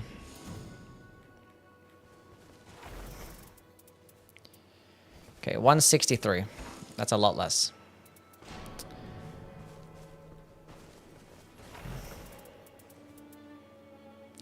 $154. So it is the Executor that gets the most with the curved swords. Wing of Estelle? You could do double balances with the curved swords, but like you want to power stance them too. It's like be tough. Like if you have like successive attacks double balancer and find the magma blade, that would absolutely undoubtedly fucking cook bosses like Kaligo and Pest. But like, you know, so with the Rivers of Blood. And he's very likely to find the katanas. It's like, would I even run it with the Executor? Like, I don't even know. Maybe I could run like Dormant Curve Swords with the Executor when I'm finding like Hyoster or some shit like that, because the status effects won't do as well. But like, I have a Halo Scythe build for that. It's like, Curve Swords is like the trio's version of like Dormant Fists, like the fist builds. Like the fist builds are so dominant in solo, and you can run them on like basically every single character. And like the trio's version of that is like curved swords because it offers like a lot of DPS. And you could do that with almost every single character too. It's like everyone's best build is like a power stance in curved swords. Not really, but going into power stance can be annoying because it's RNG heavy as well. Anyway, with the spear build, it kind of has me a bit excited. I think we're going to fuck off the curved swords for now. Don't worry about that shit. But if I find a Wing of Estelle with like a Duchess, that could be pretty banging. But then like, if I'm going to be using Dormant Curve Swords, I kind of want a power stance and use successive attacks. But if I find Wing of Estelle, I kind of want to spam the skill. And balances will be better there. Best build is going into Deep Night and getting carried. That's a pretty good build. Okay, back to this claw build. I think I wanted to prioritize... Ooh.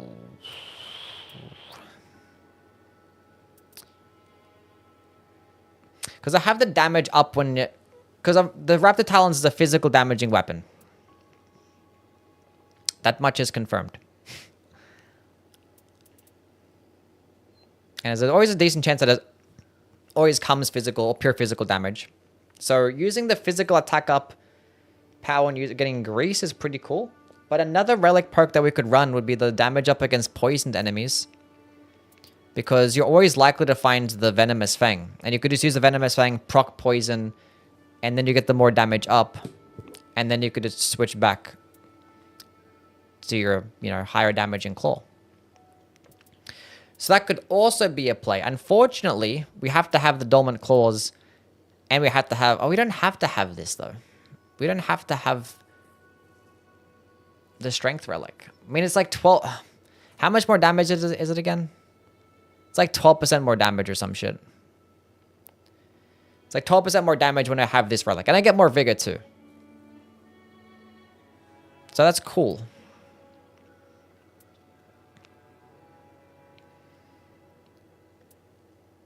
But I feel like I can run like more damage up against poisoned enemies. And if I have someone poisoned first, then it's like 20% more damage. Which is about the same as having like this shit, these two together. Okay, do I have another one? Because like with this build, I don't care to have more mind, obviously. Because we're just spamming R1. Do we have one of these? I have one with physical attack up +4, which is just better than +3. That's a higher number. If you guys did not know. 4 is higher than 3. But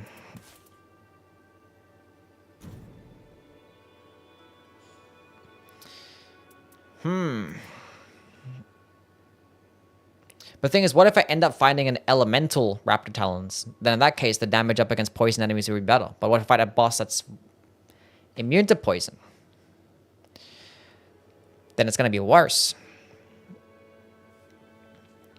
I hate this game. I don't hate this game. But I also have to find grease. And what if I just don't find grease? But I don't know. You should be looking out for grease anyway.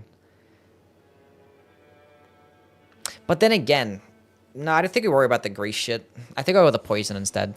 Because, like, the poison, I can benefit of, like, every single boss fight. Like, with the grease, I have to, like, stack up on some and... Like, I don't know. You could find, like, you know, 2, 3 grease. But, like, that's not even going to last... You could use that, save it for, like, just one boss fight. But you're not going to benefit of every single fight, you know? You're going to want to save your grease for, like, the end of day 2 boss. Or the day 3 boss. Whereas, like... The poison shit, you could use it for anybody. But then again, what if you don't find the Venomous Fang? Somehow. What if you somehow don't find the Venomous Fang?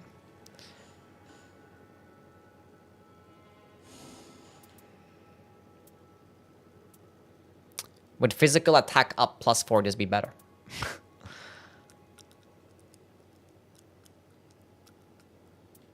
We might just leave this one, that's fine. Reset the map.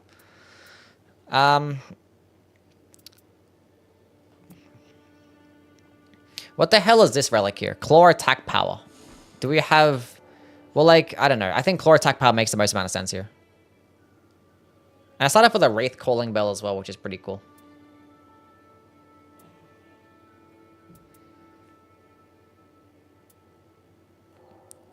So this one's the claw build. We're gonna delete the other claw build because I changed it up slightly, didn't I? Yeah, I upgraded from +3 to +4. Get out of here. So we have a claw build, we have this spear build. I wanted to make a curved sword build, but whatever the fuck. We have this dagger build, and we have the halo scythe build, which is like, it's cool, I guess. I don't really care to run this shit, honestly. I just have it here. I don't think I'll ever run this build. I think I'd much rather just run the dagger build instead of the halo scythe build. But it's a build that I, in fact, have. But, like, if I don't find a halo scythe, then it's kind of shit. So, like...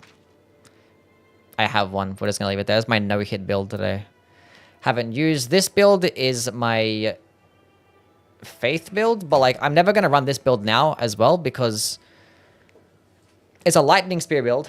But like if I want to play with lightning spear, I'm just going to play the Revenant because Revenant can just start off with it. So it's just better. It's quite literally just better to just play the Revenant. But it's there as a build that you can make if you crutch a lot on the Duchess. Like, she can just do everything, but yeah, I just don't care to run that build either. Let's go revise the Slicer build, though. Because I think we have to keep the successive attacks. Because it does work with the Slicer, but, like, it works not as well. But you can use the dagger first, but, like...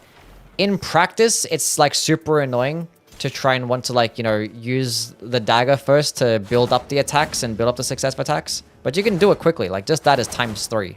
And then you can just maintain it. So it's something that you can do. But is it worth like building it up first as compared to just spamming it? I haven't done the numbers in that. Maybe it is. It probably should be. But the thing is, another reason to run successive attacks is because what if you don't find the slicer? What if you don't find it? Then more FP efficient? Yeah, but slicer is like 4 FP anyway. Like, it's already dirt cheap. It's like one of the reasons why it's so good. I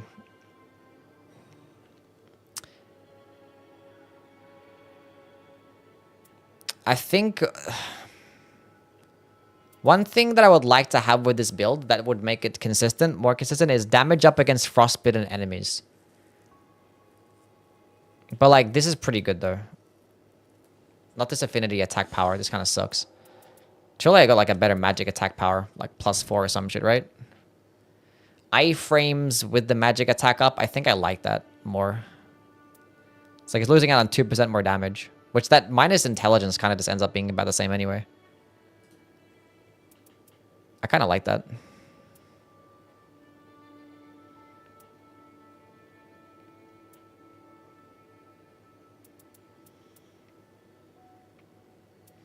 I kind of like that one. I like that one more. Dormant stage with improved sorceries is pretty cool. More chances to get Slicer.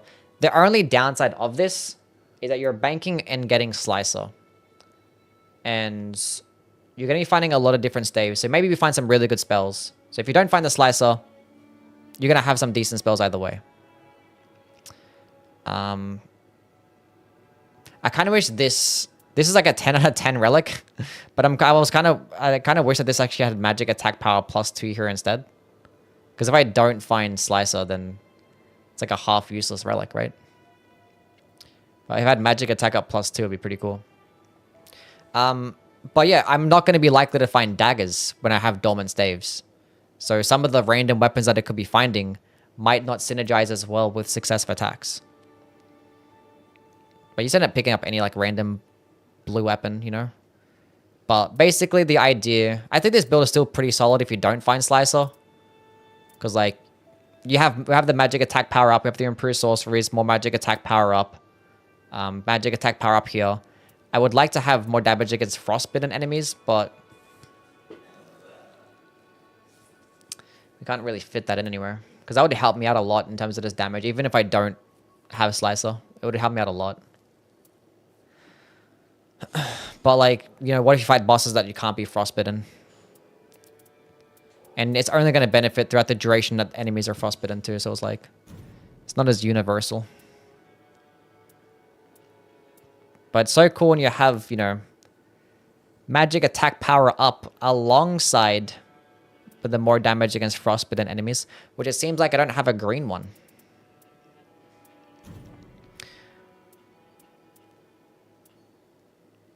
I got one of these. +1 with the magic attack up +4. It has repeated evasions. And I have one with sorceries +1.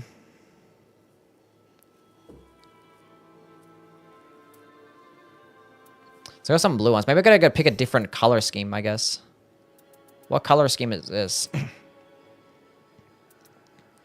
I think I ran it for the double green because of this relic right here.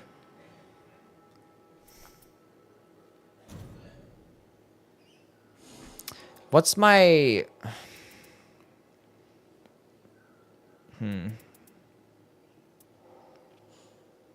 This kind of...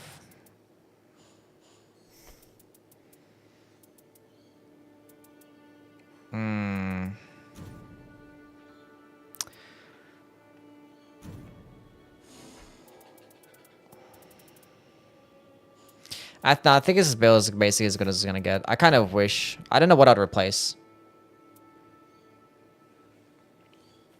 Like, it's pretty good. It's like, even if I don't get Slicer, I should be okay here. Slicer. I have to delete the other Slicer now.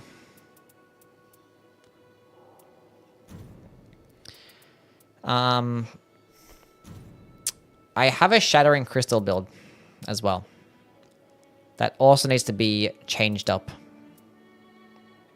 Because I haven't ran this one since the DLC dropped. So we're going to go look at Duchess, improved character skill. We don't care for Evergel no more.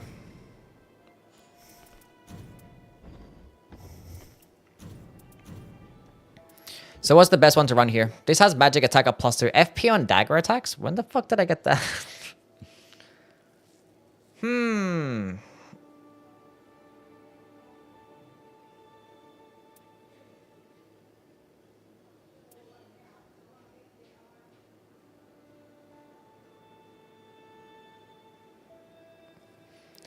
Missing the shield build. I have a shield build with the Guardian.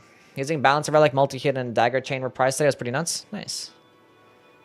Skill attack power useful for Slicer at all? No. Not at all. Torch Hollows are like top 10 most poise breaking. Yeah, Torch Hollows are broken. Successive attacks gives a plus defense item passives. Don't stack with the percentage numbers that are identical. What does that even mean? Don't stack if the... Oh, yeah, that's true, yeah. That's true, yeah. Successive attacks negate damage. You need to have different values. But even then, if you have different values, it actually takes longer to proc. So I honestly recommend just holding on to your best successive attacks. I wouldn't pick up multiple at all, even if they're different values. That's just me, though. How's up, Nath? How things, man? Improved skill attack power. I think we're going to go run the magic attack power up. Starting off with the Wraith Calling Bell is pretty nice, though. Items confirm. I have another one with magic attack up.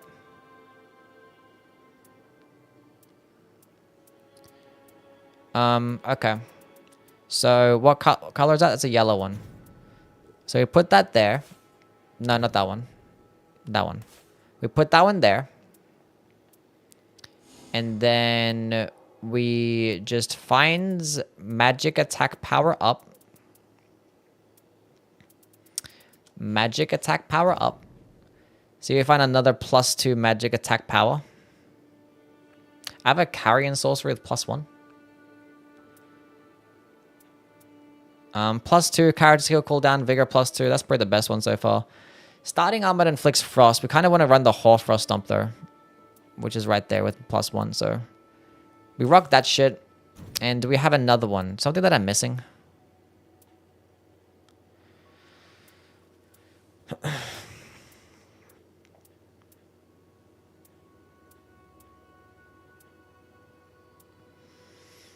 We don't necessarily need the starting armor that inflicts frost when you have Hoarfrost Stomp.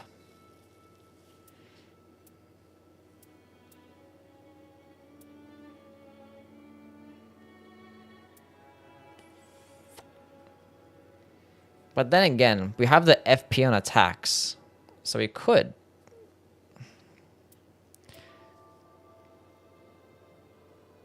Defeating enemies while the art is up. I mean, we could rock this. This could be pretty good in some circumstances. Because, like, the fucking ult's kind of useless anyway. So, what are you rocking here? We're trying to find Crystallion. I think with the existence of the new map, we have to run Dormant Staves, like, no matter what. Like, always. And we have one that has plus sorcery increase. Iframes, yeah, we're going to go with the sorceries, right? Yeah. So the plus improved sorceries.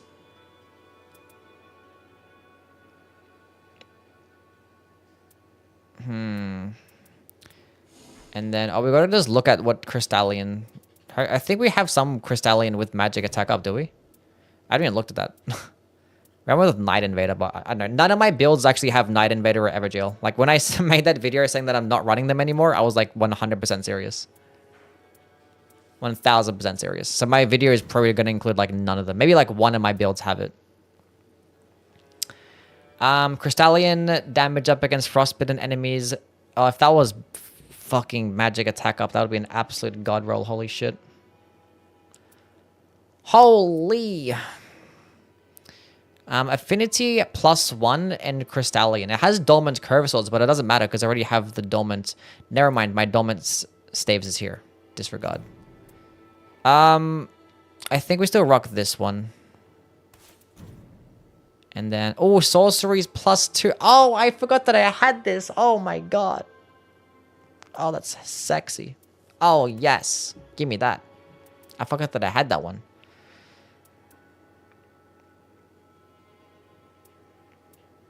Oh, that's hot.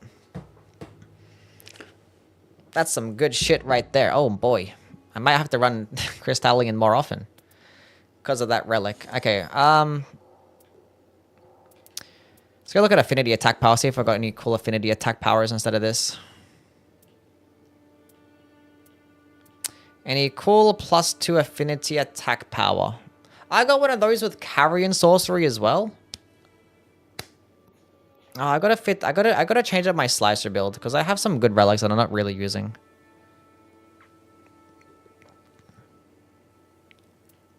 I have to run that 100%.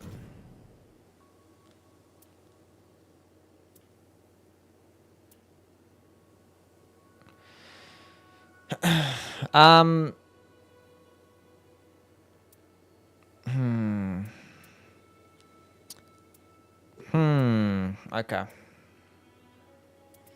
Do we want the affinity attack up +2 with the frostbitten enemies or the Crystallion?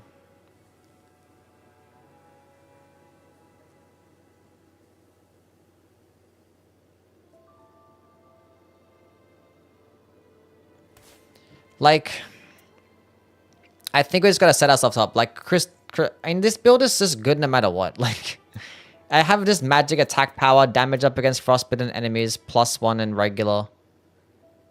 Like, I think we're so fine. Reduced int is -3 int.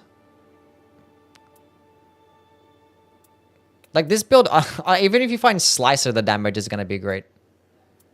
This is just like a good sorcery build no matter what. Like, but it also has 1 Crystallion increase. So, like, this is not even just a Crystallion build. If I find Stars of Ruin, Night Comet, this is just sorceries. That's all this is. That's good shit right there. So where the hell's my slicer build again? Yeah, I need to have a red because I have a really good red relic.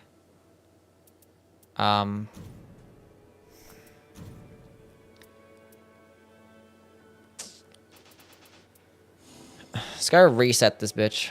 See if I can fit in. So we need to have the success attacks. So this build is kind of more so like...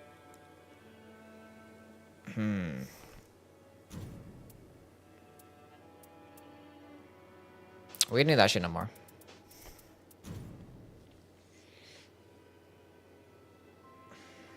Like, wouldn't I just run this build no matter what? Like, what would be the reason... Because if I find Slicer with this build, my damage is still fucking cracked.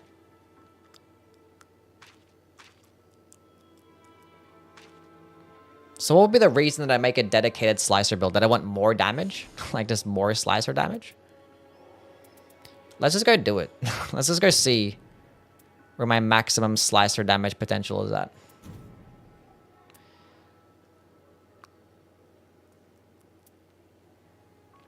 Carrying Sword Sorcery with +1 magic.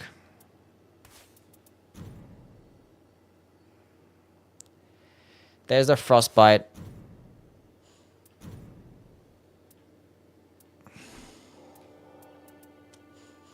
I ain't got another one.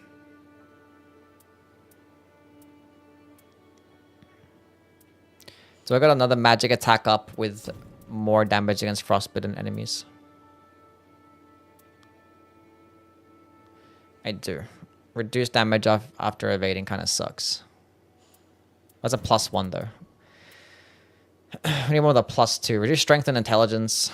Magic attack up +2.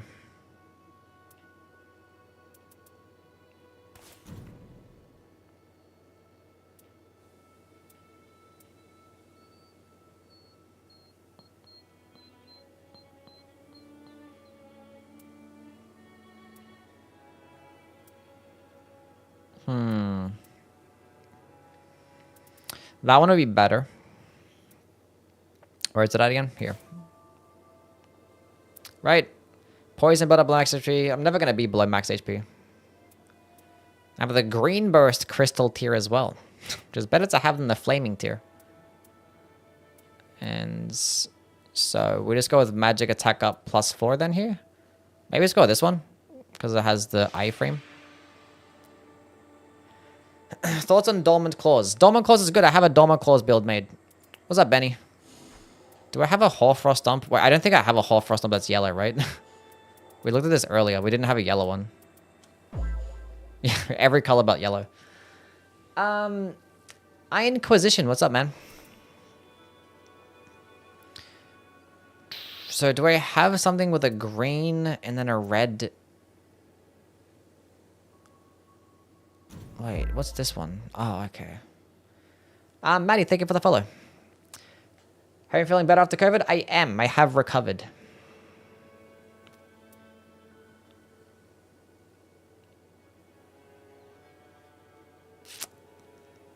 I can't run Hoarfrost on here either. Eek. Maybe sacrifice it. But I have the damage up against frostbitten enemies. And I don't think there's no... Oh, we can run Kaligo Relic maybe, right? We could use Frostbite instead. I mean, that was a Chilling Mist instead. This is such a weird build though. It's like... so weird.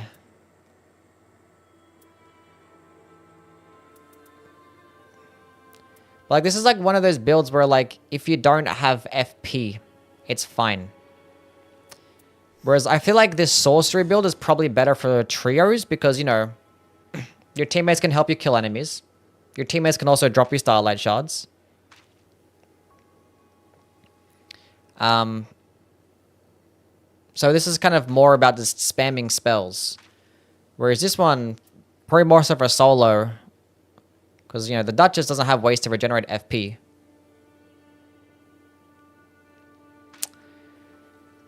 Like the Recluse can. That's not this build. That's the wrong build. Do I like this build better than this Slicer build? I'm not even utilizing that God Roll Relic that I have. Oh boy. Wait, do we even have the... Oh, I don't even have the more... Oh.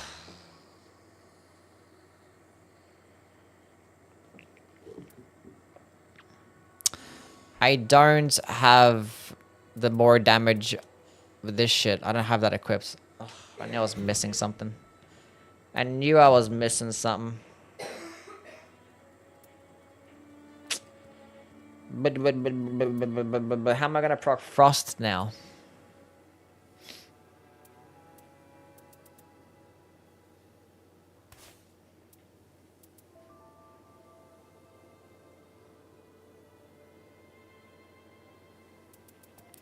We need to run the Hoarfrost dump. We need to run the Hoarfrost dump. That's a shame. We have one with the magic attack up +1. So we're going to be sacrificing the 12% slicer damage just so we can get access to Hoarfrost dump, which is probably the better option.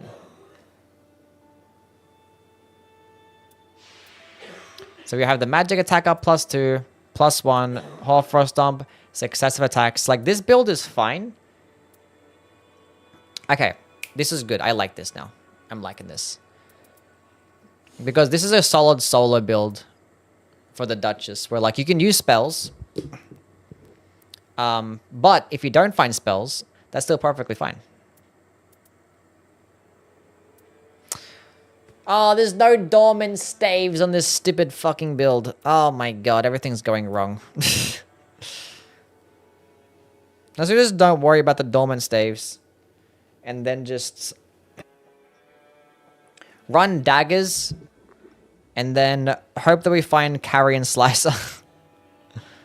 From the points of interests. And if we don't find Carry and Slicer, then we just run weapons. Because at least we got the successive attacks. We have FP on dagger attacks or whatever the fuck. And we have the damage up against frostbitten enemies. Although I would 100% rather have... But what is magic attack power-ups? We have the 2 damage up against frostbitten enemies, though. But, like, let's just say we don't find Carrion Slicer, and we fight a boss that's resists or that's immune to frost. I think we're kind of cooked. But we have, like, affinity attack power-up. We have magic attack power-up. I think we just spam spells. So I think it's fine. It's like it's a nice hybrid build. I don't think... Unless I sacrifice this shit to run the Dormant Staves.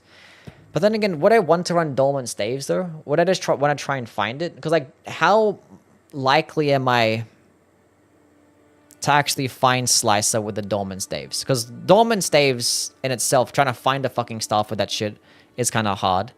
And in Deep of Night, a lot of the staves that you're trying to find, they're going to end up dropping purple and red. Of which is going to be even more rare for Carrion Slicer.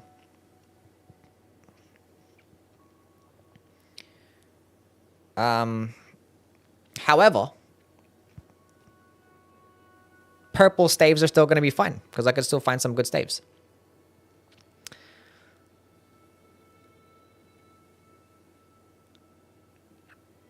But would I rather have a dagger?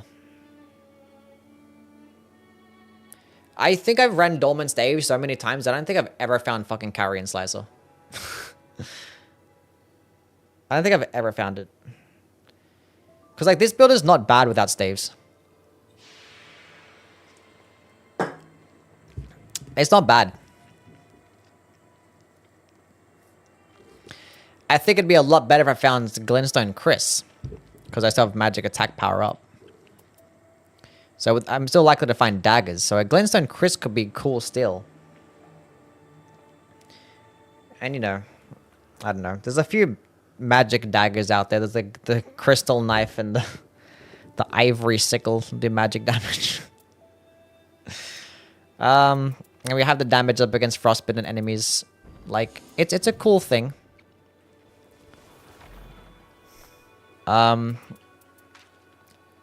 This doesn't, yeah. Yeah. Magic damage, magic damage. Just 3 magic damage daggers that we can kind of benefit off. What am I drinking? Fucking mango Pepsi. Literally the greatest drink ever fucking made. I feel sorry for countries that don't have this shit. Mango Pepsi is the greatest fucking concoction of all time. What's up, Legend? How things, man?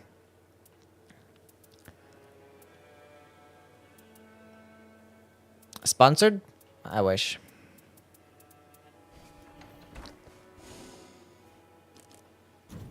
I work for Pepsi. Deadass. What about lemon? Lemon, vanilla, Coke, or whatever the fuck it is. None of them compare to mango Pepsi.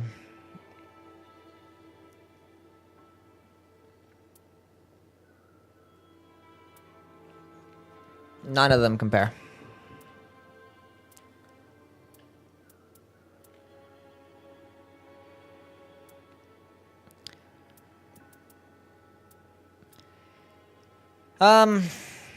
Okay, so let's compare this to the other slicer build. So the other slicer build actually has dormant staves.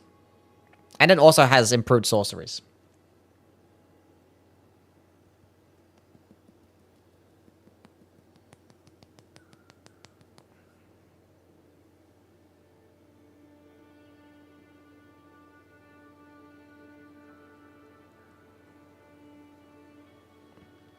Whoever works at Pepsi, please I beg you, Mountain Dew Voltage 0, please. My life will be yours.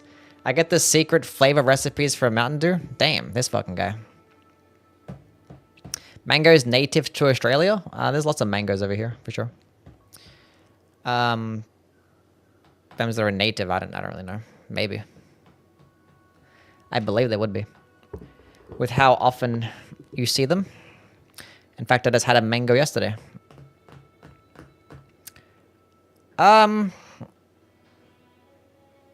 Look, this build is kind of just like... It's like the same shit.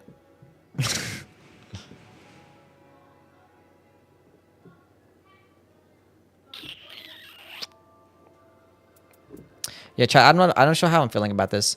Would I rather just have the magic attack up +3, or should I run dormant saves? Okay, what's the...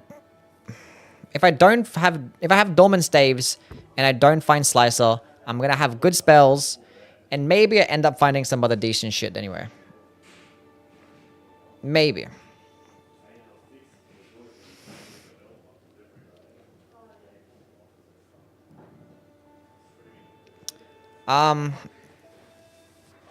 But what's a stave? Or it's a staff.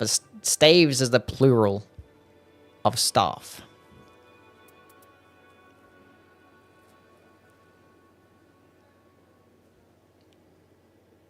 But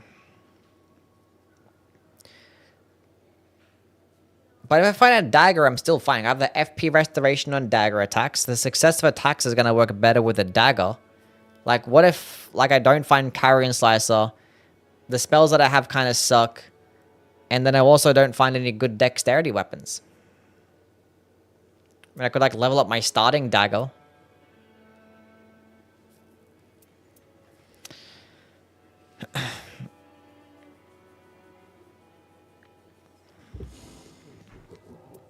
But, you know, sometimes the dormant daggers can be fucking broken too, you know? So, like, maybe we just run the dormant staves.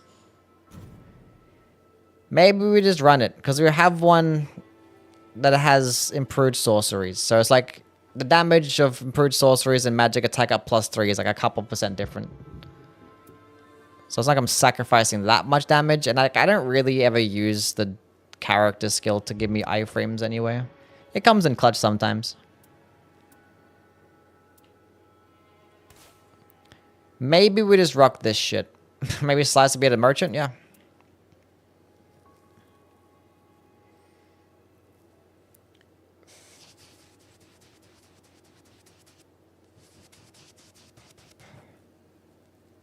But the thing is, another benefit of Dormant Staves is that you're likely to find sorcery-based passives on a staff. Would you not? You can find some good passives. So it's probably another benefit. So I think this is the Slicer build. Now, what's the difference between this fucking Slicer build and the other one? What's the difference? So this has the Hall Frost Dump, character skill, magic attack power. This one has the Hall Frost Dump, magic attack power, successful attacks. Only thing I'm switching out is like, instead of +3 character skill cooldown, I'm getting magic attack power. Is this build just worse? Well, no, I'm running this because of this one. Because of the Frostbite and Carrion Sword and Affinity attack power. Whereas this one has... Chat, I think it just made a worse version of the build that I just had. Because what this build is missing is the damage up against frostbitten enemies. And this one has that.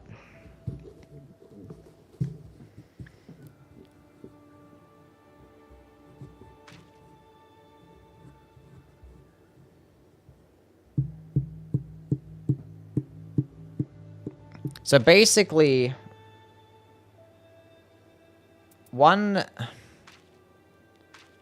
it's the same fucking shit.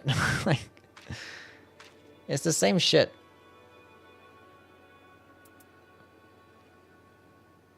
But like this one's better if I find Slicer. This one's better if I don't find Slicer, I think. But it's better if I don't find Slicer, and I also fight enemies weaker to Frost.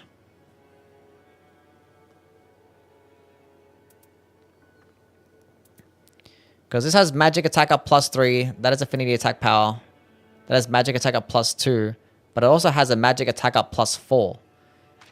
And it also has an extra Carrion Sword sorcery. Because this one only has the +2 magic attack power.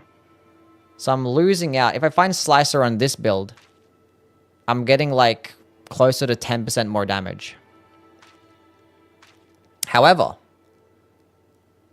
if I proc Frost against an enemy and I fight them, I'm getting like 30% more damage. How much damage is these Frostbite? It's like, it's a decent amount, right?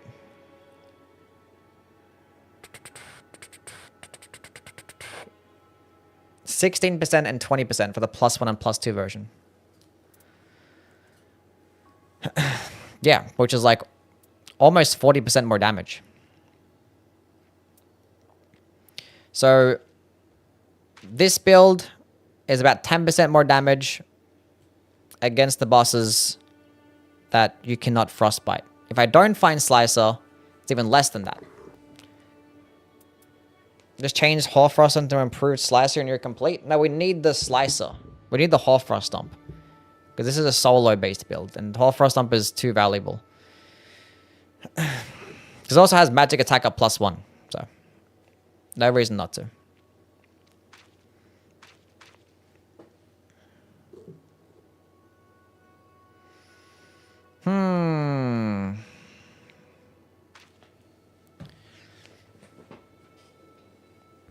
Will 2 Vigor +3 stack? Yes. Hoarfrost Up is too valuable. Too valuable. Because I can proc Frost quickly, and if I proc Frost, I'm getting like 40% more damage against the enemy. Well, actually, not even 40%, like even more damage, because Frostbite also is a natural debuff. But that's specifically for this build, is the 40%. Games similar to Nightreign. There's lots of like roguelike games out there, which is what this genre is. Not many multiplayer roguelikes though that work like this, because like there's different types of roguelikes. There's ones that are more like open world, like this game, and there's ones that are like more dungeon crawly type of thing, linear level design.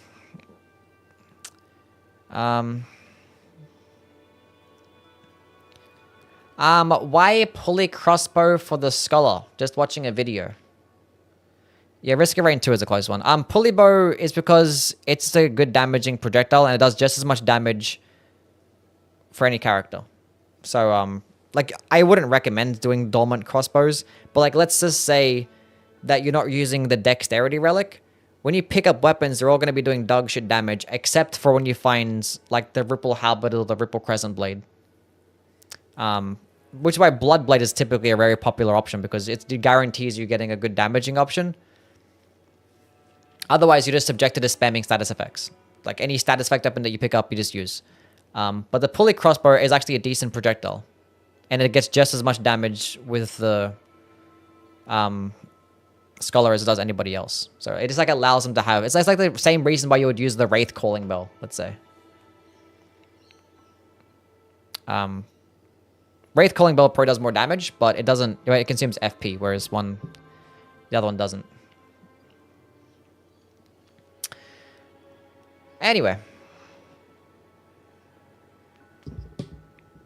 That's the thought process behind that. Am I going to play today? Eventually, yeah. This point, run Dormant Stays with Frostbite, so any magic damage with Frost is going to do well no matter what. Yeah. Relic Stream, it's a build. Yeah, we're making builds, alright? Build making. I think I like this build better. I think this build is better. Until we fight Hjolster. We actually have two Slicer builds. We have the Slicer Frost and the Slicer Non-Frost. So if we fight Hjolster, we can run this one.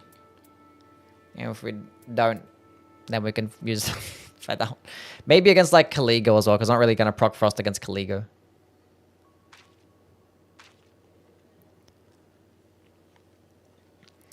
I think we're done now. We have the Dagger build. I have so many fucking Duchess builds. Holy shit. Oh my god, look at these Duchess builds. You look at my Guardian, I have like 3. 4, I guess. Okay. Actually, my Raider's probably going to have the least amount of builds. Wish their pulley was more like the Evelyn. Evelyn's cool.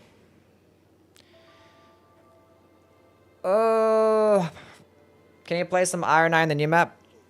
We'll play a couple games today, we'll see. Who knows, how long are we taking? I've still got a lot of characters to go. I've done 4 characters so far. Oh my god. We've been here for 2 hours. Maybe we weren't even playing a game today. I mean, like, honestly, I wasn't going to stream, but I was like, I'm going to stream this anyway, because, like, I was going to be here on the computer, just like going through my builds. So it's like I might as well stream it because it's gonna help me focus more. Because otherwise I get distracted. So I was like, let's just go stream it, and I can talk about it out loud and, you know, help me realize certain things or whatnot. Okay, so this build, we wanted to change up this build, kinda, I think. So yeah, this is the skill-based build with the colossal weapons. So I think this is the Raider's best balancer build. With the dormant colossal weapons. Because unfortunately, the Raider is likely to... He has the unique movesets with the colossal weapons, the great hammers, and the great axes, which fucking sucks. I wish he would just had it for the colossal weapons. Because therefore, you could have, you know, picked up the great hammers and great axes. They just retain their regular moveset. And, you know... But being that he's likely to find those three, what if you end up finding some dog shit great axe, like a butchering knife or a gargoyle's black axe, which doesn't have a useful skill at all? The great hammer is not too bad. So Dormant's great hammers could be another option, because, you know, Beast Claw great hammer is a decent skill, Crane of Vessel Candlestand is a decent skill, Envoy's Longhorn is not that good anymore. So like 2 out of 3.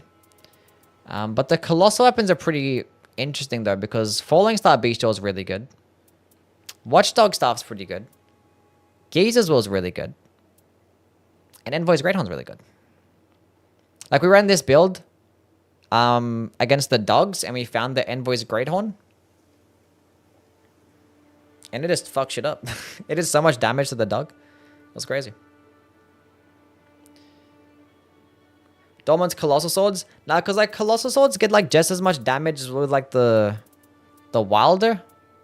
And in Deep of Night, I'd rather just play the Wilder. Like, the damage difference is basically the exact same with the Wilder, with Colossal Swords. Because they get, like, you know, a descaling in dexterity at least. And that extra bit of dex that the Wilder has ends up meaning the damage difference is about the same. So being that the damage is about the same, I'd rather just play the character that has the better set of skills. Better passive, better character skill, better ult.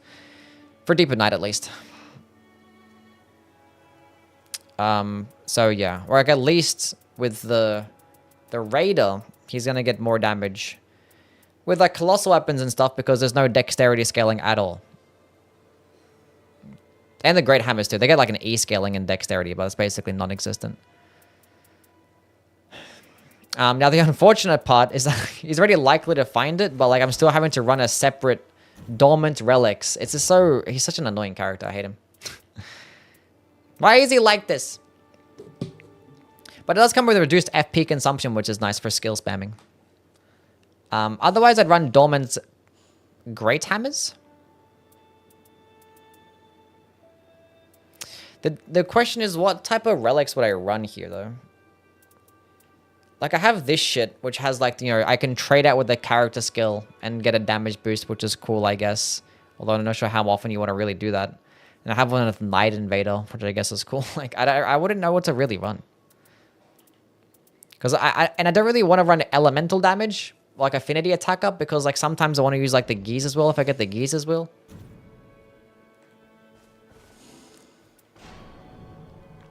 Family Heads double balancer relic slaps. Family Heads will be pretty good. The only downside for that is you're going to have to force yourself to run flails. So when you're in a situation where you can't use the character skill because it has such a long animation, you're forced to use a dog shit weapon. So even though I could do well, I would never really run it. Like, if you picked it up, I would never run dormant flails. But if you picked it up, if it randomly dropped for you, it could do well. It could do well. So if you had like a balancer build with like the Duchess or Executor or the Wilder or some shit like that, yeah, you could pick it up and use it. It's pretty decent. Pretty decent. So what do you think in chat? Only thing that sucks about this build is that there's so many purple options and like half of them are just mid too. So, like, if I end up finding Erd Tree Slam and shit, Erd Tree Slam's fucking cheeks. And then the Dragon Great Claw and the Prelate's Inferno Crusade can come with randomized skills. Sometimes you might get lucky and find Lion's Claw in these, bitch, but like, then you could also get shit like, you know, Prelate's Charge or Endure or Braggart's Roar, and you're not going to benefit at all.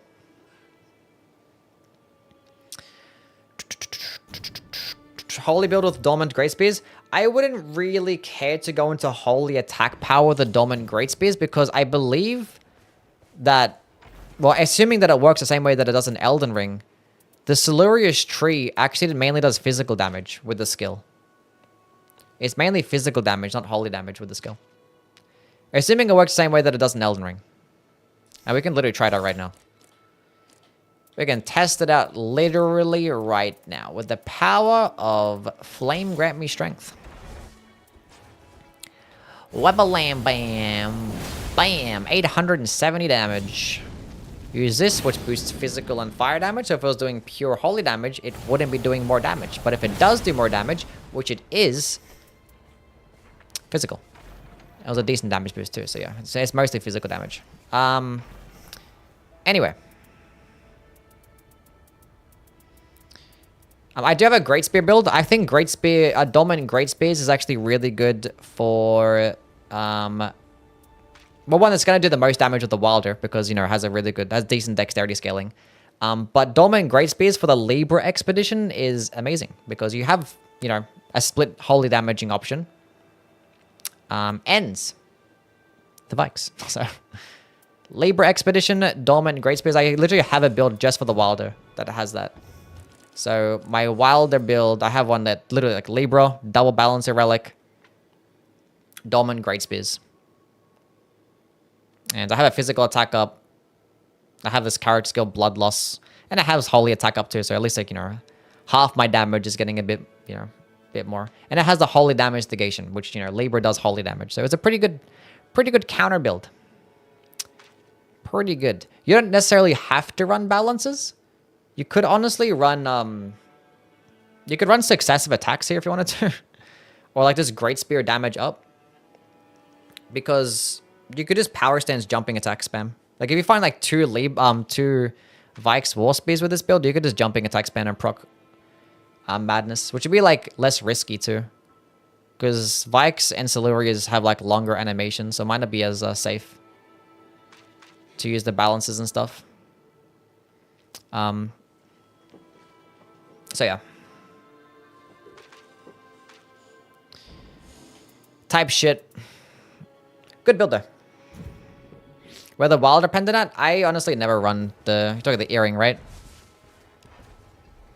One thing that you should always get used to is just playing the characters without their character relics. Because a lot of people like would just hate... They just cannot for the life of them run characters like the Wilder without the earring. Or like without +1 character skill. It's like, I only have one charge. I think especially with the Iron Eye too. I mean, the Iron Eye with +1 character skill is like super fucking important, I think. But when you don't have it, you just like feel, ugh. But I can play Wilder without. I think almost every single one of my builds don't even have +1 of the grapple. It's nice to have, but I'm fine with not having it. I'm fine with not having it.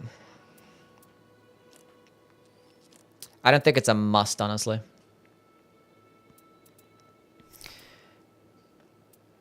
And I have one with this balancer build. Which builds do I even have it with? I built a straight sword build with it. Yeah, my skill build, my fist damaging build. Yeah, most of my builds just don't even have it. I need the one.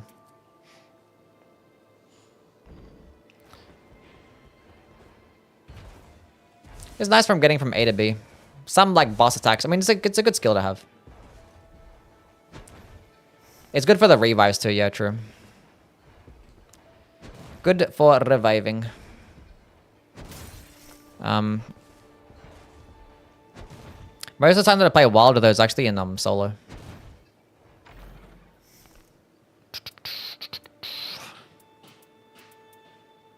Hardly actually play Wilder in trios. Anyway, what the hell am I doing? I'm trying to make builds for this bozo.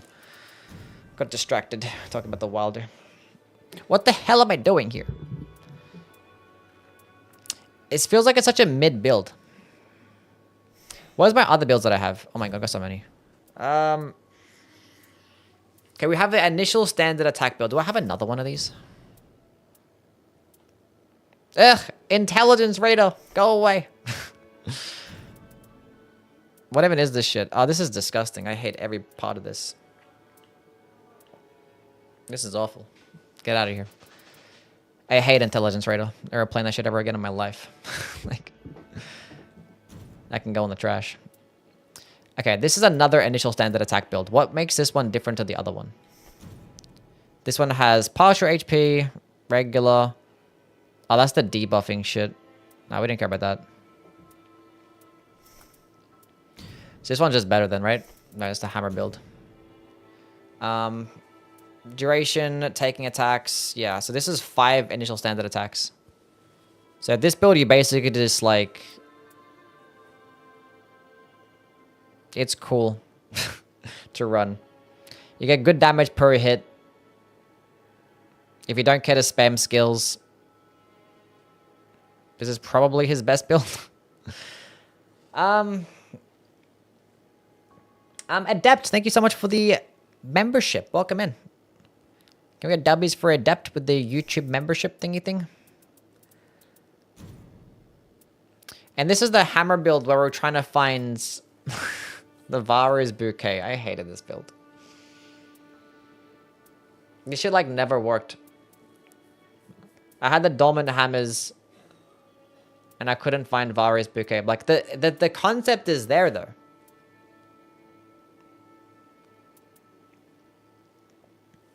Because you find Vara's bouquet, stack up on some grease, and you just get a lot of damage with the Vara's bouquet while being able to proc bleed really quickly because of the arcane.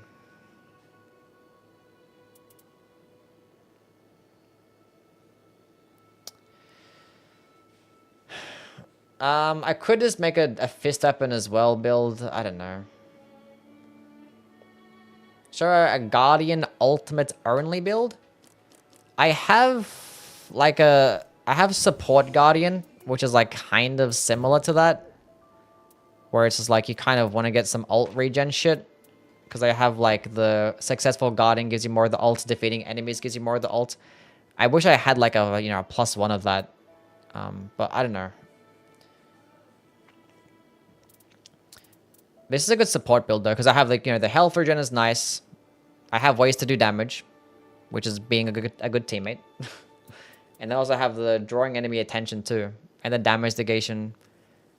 What gives my allies more damage negation. So, I think this is a solid support build. But it's not the fastest ult regen though.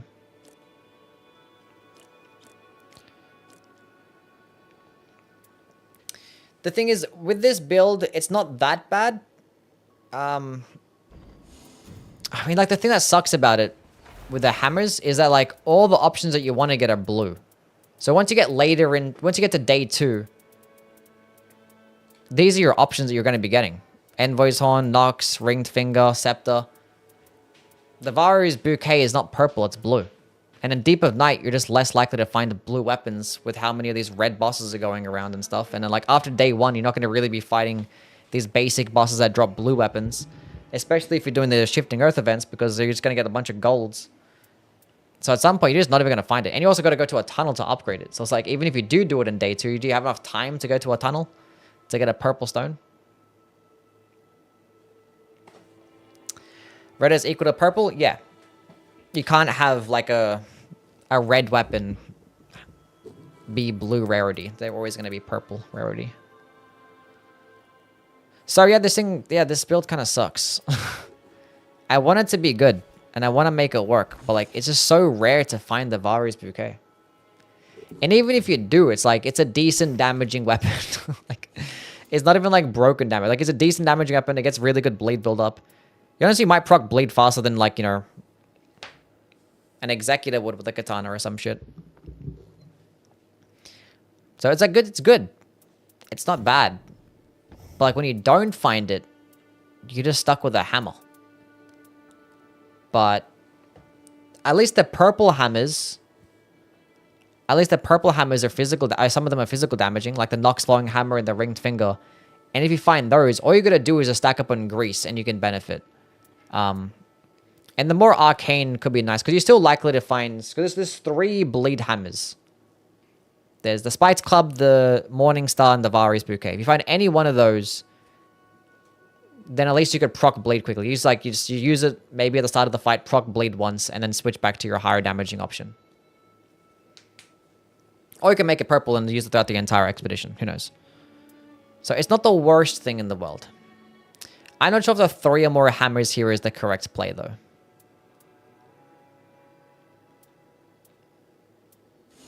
Do I have any other hammer damaging one? Because I honestly don't like the 3 or more weapons. Even though they buffed it, it's like it's nice.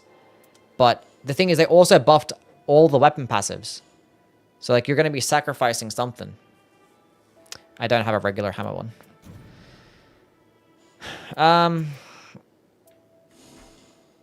But then again, if I'm just going to be R1 spamming and a lot of the weapon passives might be like charge attack buffs or fucking spell-based buffs or whatever. Be less passives that I'm more likely to run. So maybe just having the 3 hammers is fine. Loading to a depth 5 balancer run? Good luck. Any melee have higher DPS than successive skill Rivers of Blood? Exact? Nah, probably not. That's pretty fucking broken damage for melee.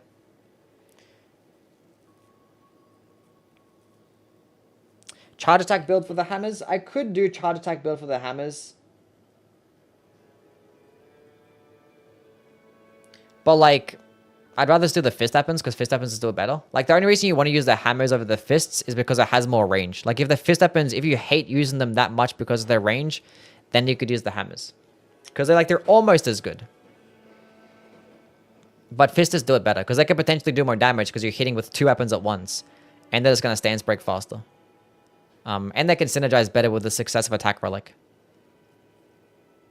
That's actually something I could run here instead. Hold up. Yeah. That would just be better. What's up, Undead? Because I'm not going to be spamming attacks. I'm going to be spamming light attacks. I'm going to be spamming challenge mean. Yeah, spamming light attacks. So the successive attacks could be decent. And I'm not forced to have to run the 3 or more hammers or whatever. So if I end up finding a Vari's Bouquet, this build is great. Great. Where is the hammer, the other one? Get rid of that one. So we have the initial attack, we have the hammer. I think I want to run Dormant Fists with the Arcane Relic as well. Because the Fists is another good one to run the Arcane Relic. Because there's 2 bleed options, and they're more likely to find because 2 out of your 3 blues are going to be bleed. And the Clinging Bone is an Arcane Fist weapon too. As you can see, the Clinging Bone is actually getting more damage than the Grafted Dragon because of the Arcane Relic. So that's cool. Now, yeah. It's a thing. We could build around that. It's definitely a thing that we can build around. Now, would I use that build in trios? Because if I'm going to use it in solo, we're going to have to go into the critical attack stuff. Because we're going to get lots of stance breaks. Or we could R1 spam and do like the unheard of with fist weapons and R1 spam with them instead. And make it to where I can also use it in trios.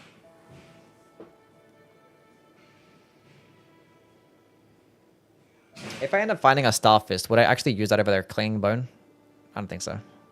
I think I'd rather have the less damage but get the bleed. Because a Clinging Bone doesn't get bleed. Does Raider still like the improved initial attack? Yeah, it's still decent. I have a build with it still. I don't know if I ever fucking use it though. Because like, this build was like, it was just decent before the DLC. But since the DLC, with all these like other builds that are super broken now, would I even bother running this anymore? Like, it's fine. Like, you run this build if you don't care about skill spam, I guess. Or if you don't want to rely on RNG. Because, like, you just pick up any weapon, your highest damaging weapon that you get. Like, that's basically the reason to run this build. There's no RNG. It's pretty easy, because all you're doing is spamming the same light attack over and over again. Like, the only skill that involves is that you have to hold onto the block button, and that's it. That's it. Okay, so we're gonna go find a decent... Hold up. Decent Dormant Fist.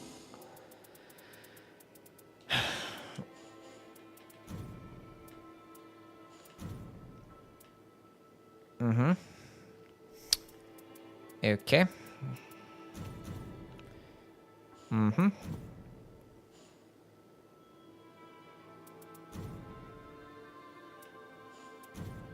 Mm-hmm.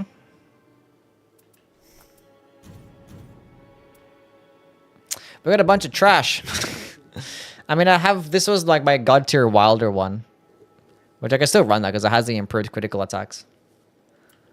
But if I'm playing in solo, like, the critical attacks is nothing. And there's no, like, holy fist weapons. Well, there's the Scythe of Pada, but you don't try to run the Scythe of Pada with this character. The Flame Shrouding tier is useless. Yeah, the holy attack up there is useless. Defeating enemy restores HP for allies, but not for self. Poisonous Mist. I mean, like, I don't know, dude. I could run the Poisonous Mist and have the damage up against poisoned enemies. That could, in fact, be a play, but I had to hold on to my starting weapon the entire time. And always use the Poison Mist at the beginning. So we could just run this one, I guess, and then we could just also just run the successive attacks, and then we could run the critical attacks, and yeah. That's for solo. If I'm gonna wait, we need the Arcane Relic, of course. Fuck. Arcane Raider. Do we have a good one? Recovering guarding, partial HP restoration. That's fine. That's okay. Okay, so arcane, fists. Maybe we don't run critical attacks. Iron Eye physical attack build versus an affinity one in comparison. I'm looking to refine mine and using affinities depending on the boss. You're always going to do more physical damage with the Iron Eye if you're going to be using bows. Because, like, say if you actually change up your infusion, you're still going to get more physical damage. Because your bow does split damage, it'd be like half-half. But the thing is with bow and arrows, the arrow in this game is always physical. So you're always going to be doing more physical damage. Unless you end up finding, you know, those weapons that actually come with, like, you know, the weapon passives on bows, it says, like, fire on attack, and, like, your arrow is actually on fire, too. If you have, like, that stuff in combination with a fire-infused bow, which I don't think they can even drop anyway. So I think in almost every instance, it's always going to be more physical damage with the Iron Eye with bows. So, yeah.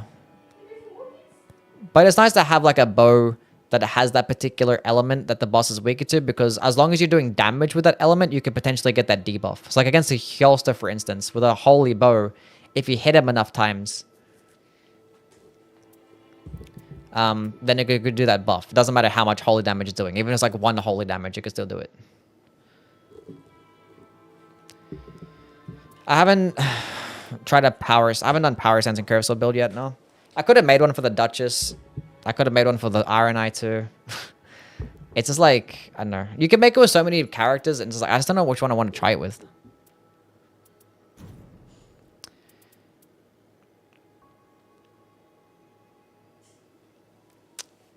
We might just have this be my solo Raider build because it's critical attacks. For trios, we're probably more likely to go with the Balancer build. Every non-caster preferred physical attack up +4? Yeah, pretty much, yeah. Pretty much.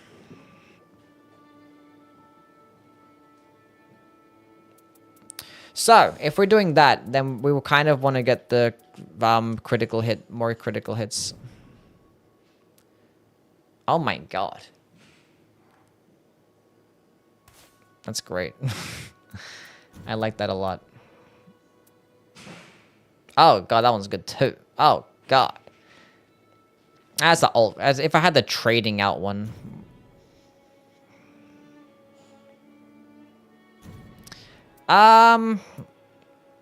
Do I want to run a critical attack one here? There's nothing really to run. Do I have partial HP already? I do. Partial HP. Critical hits. Ugh. What else would I run? We have the Dormant Fists. We have the Arcane Relic.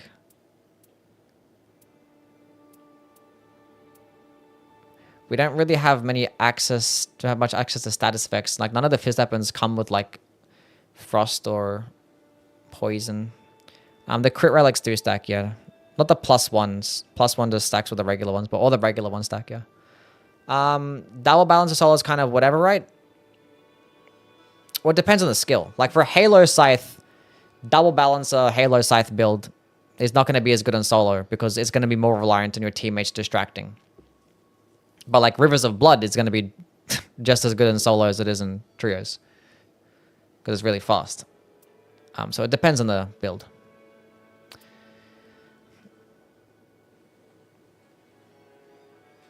I guess it's like physical attack up. Physical attack up. That one is reduced vigor and arcane. I'm gonna take up 2. I don't know.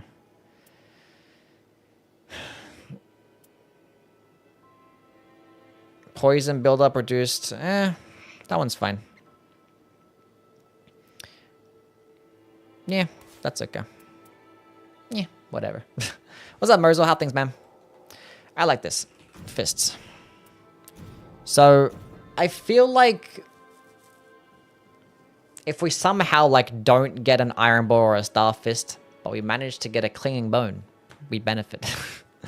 Like, do I use a Clinging Bone over the Star Fist? I might, like... Because, like, even, like... Hold up. Was it a late stream? I mean, normally it's my day off today, but, like, I did what I got to do earlier, and then I was going to make a... I was just going to be on the computer anyway, just talking about... I'm just... build testing and making builds and shit. So it's like, might as well stream it. 265. Crazy work. 242. So even if it's blue, like, the only thing would be like, if I fight... I don't know, dude.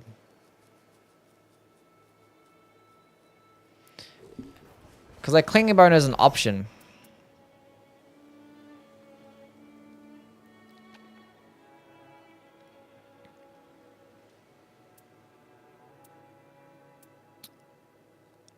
But, like, would I ever use it over the Star Fist? No.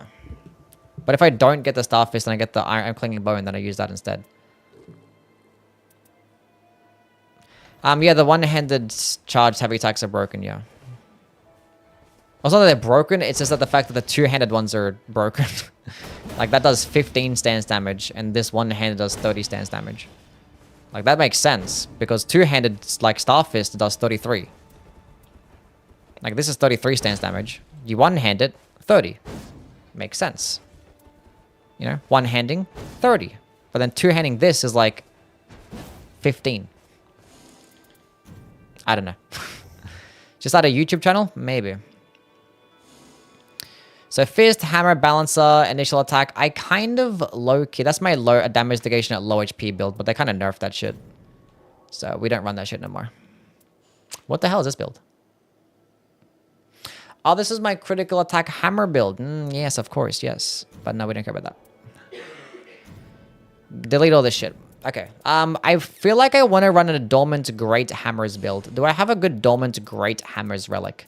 Because I could either Power Stance Dormant Great Hammers, and I could just spam attacks.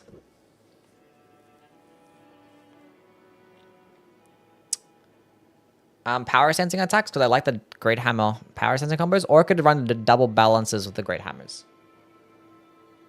Let's go on, Sasha. Happy New Year.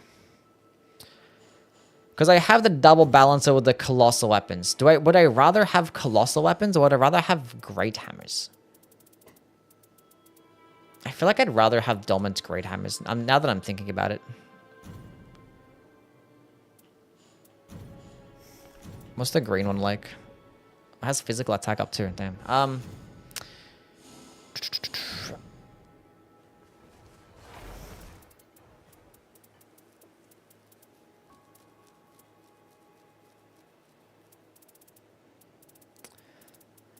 Dormant Great Hammers.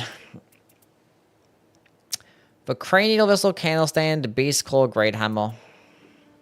Both are great. But the Colossal weapon options, like Sorcery of the Krazier, like we get like projectile options, you know, with the Colossals. Regal Beast Claw does not go that far, as does Bubble Shower. These are all like, this is a close range, more risky. But you know, Sorcery of the Krazier, Great Oracle Bubble, Gravity Bolt, you know, like these are projectiles. Obviously, Geese's Will is not. But, you know, there's like, it's like 3 of like 20 million purple colossal weapons. Oh boy. Well, there's less Great Hammer options. You're more likely to find you have a bleed option, you have a rot option. There's a rot colossal weapon, but I'm gonna bleed here too. So I don't know which one's better. If I go Dormant Colossal Weapons or Dormant Great Hammers.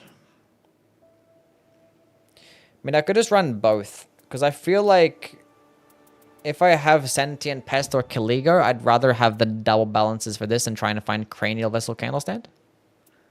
Because there's no fire options here. So I could just make it just, I could just have this 2 different builds. We could just do that. But which one's better though? That is, so a partial HP +2. Rot build up when below max HP. I think I go with this physical attack up and... Only reason why I don't want to do this one is because if I'm likely to take the Great Hammer build in the Caligo fight, the taking damage causes frost buildup is going to be awful. It's going to like walk into his frost crystals and get instantly procced with frost. So I think we have to rock this one instead. Which I don't love that either, but it's whatever. Okay, so we need a green. So I guess we'll just go rearrange this shit. Okay, there's that, and then oh wait, we need double balancer, of course. We need the double balances. Oh, that means you can't have double balances with the thing. Oh god, no.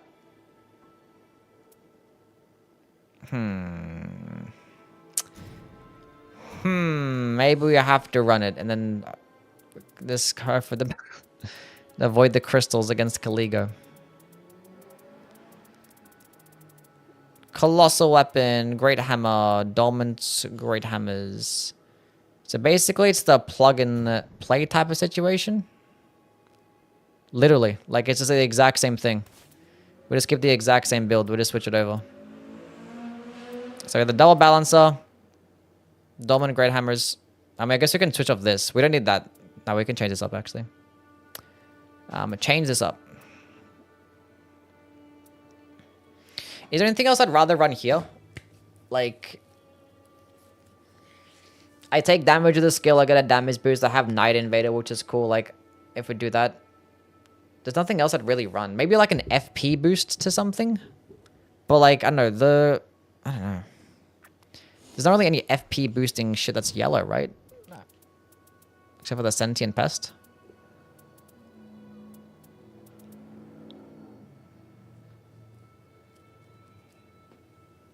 Would I rather have Sentient Pest Relic? Probably not. But I could run a Sentient Pest Relic and then proc Poison and go to damage up against poisoned enemies. Right? Because like increased maximum FP is like, it's like +5 mind. It's like a little bit more mind. It's cool, I guess. But that'll help my situation here in terms of what I'd use. I mean, like, fire attack up is pretty reliable, I guess.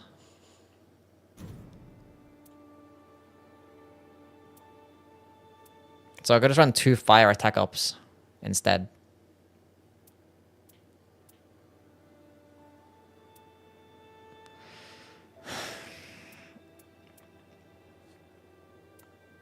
I hate that near death reduces max HP bullshit.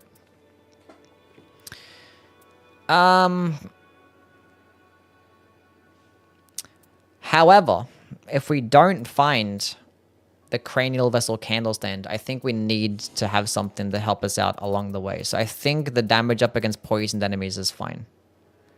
I think I like that. We don't want the taken damage causes frostbite at all. Physical attack up, rot build up below max HP. Taken, no. Reduced rune acquisition, no. God damn it. Elisa! Thank you so much for the raid. What's going on, raiders? How are things? What's the stream like? What you guys get up to? Tell me about it. Welcome in, everyone. We're just doing some build creation stuff. I've literally been streaming for 3 hours, and I haven't played a single game. I'm just making builds and theory crafting and stuff like that. Raider has multiple rot weapons in his preferred pool. Yes. But we're gonna go with the poison. Thorder, thank you for the follow. Hello, everybody. Hi. Played some Witcher. How was the Witcher? I've not played that game. Was it doing your first playthrough or something, or are you just, you know, not your first playthrough? I don't know how to say your name. Thank you for the follow. Appreciate it. Thank you much for giving a shout out. Peak is always like my 8th playthrough, but the first one on Twitch. Oh, nice. Hell yeah. Maybe I'll play The Witcher one of these days. Maybe before The Witcher 4 comes out, I'll give it a spin. See how she goes. Partial HP. I already have a partial HP, don't I? Yeah. So that's kind of useless. Because that one doesn't stack. Oh, near death reduces max HP. Yeah, no. Absolutely not. I've come to despise that one a lot. I hate near death reduces max HP. It's just Kurt. Kurt it is then.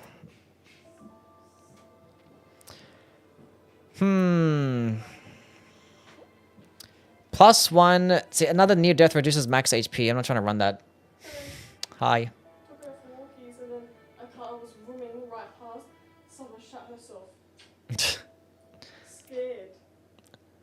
That has fire attack up. Taking damage causes that's fine. So we have that one. We're in a poison +2. Poison +2. I don't want another taking damage causes frost buildup. We don't want that. Stop giving me such bad effects. Poison +2. Why no poison +2? Arcane Relic? No, we're not running the Arcane Relic, no, because we're gonna be, we're just fishing for one of the high damaging skills. That's it. So maybe we're trying to run a +2 here instead, I guess, and run a +1 for the other version. Continuous HP loss. Why do I even have that? What are we doing here? Why do I always get the worst stuff? Like, taking damage causes death buildup. Like, I just want the +2. Okay, maybe we just run a +1 instead. So we're going to be sacrificing, like, the potential 8% more damage. But, like, all these +2s are so bad. Unless I run a double, like, taking damage causes frost buildup is not that bad. But I already have one. And this build I'm going to be using for Caligo. So I walk through the frost crystals. I'm just getting instantly frostbitten. And frost is not the greatest status effect to get hit by because it's like a debuff as well.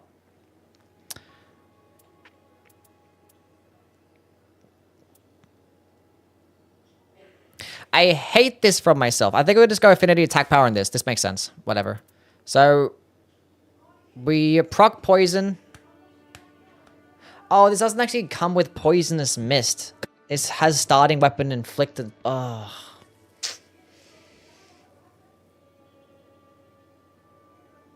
It's gonna take forever. I thought for some reason I thought it gave you poisonous mist. No, it gives your weapon infused poison. It's gonna take forever to proc poison then.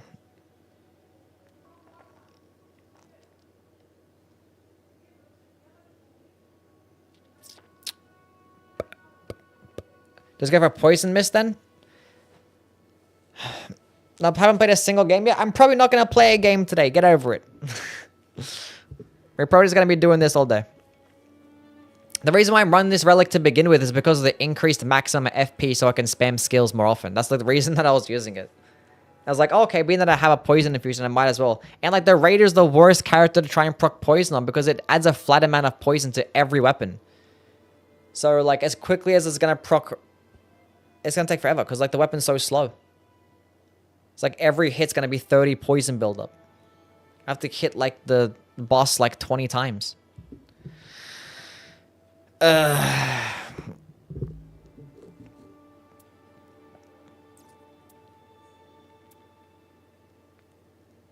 This sucks a lot. Now my entire plan is just terrible. I think we have to get rid of this shit and start again. That's unfortunate.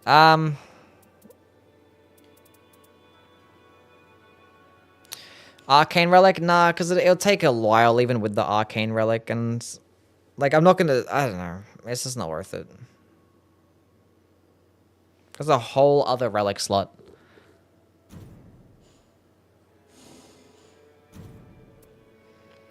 I wouldn't know what to use here, man. Do I have any great hammer increases? Maybe I have some great hammer increases. Maybe that could be a thing. I didn't got a single one. Actually, I do have a single one. But they're red.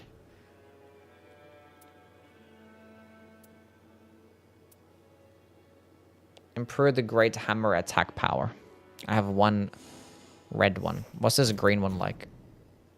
Oh, that has physical attack up plus... That's dormant. Never mind. Never mind. I hate this.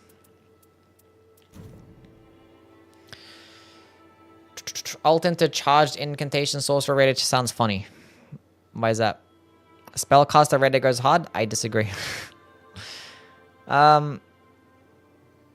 If it gives you the same amount as Arcane as Executor? Yeah, but I'm not going to be using status effect weapons, though. Like, I'm going to be... I have Dormant Great Hammers. I'm going to be finding...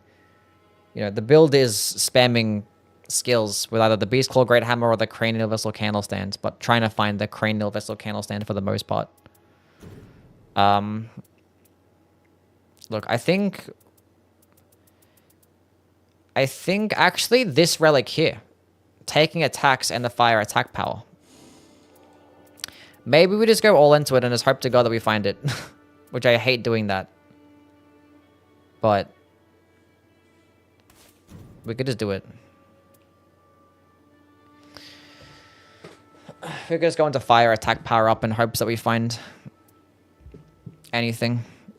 Well, the Cranial Vessel Candle Stand. Which is like a, you know, 1 of 3 purples. I'm going to have it. So it's like a decent chance. Then it has fire attack up +2. It's like...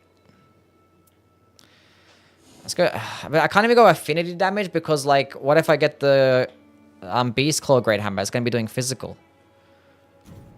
So I don't even know what to run here. But this is good. This is good. Okay. We have partial HP as well. Reduced Flask Restoration kind of sucks. Let's go into like survivability, like tanking based shit. We're going to like increase the maximum HP. Is that what I run? And maybe I got some decent ones here.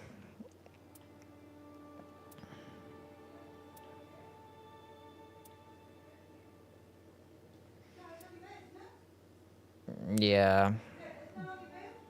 Nah. What about here? Nah.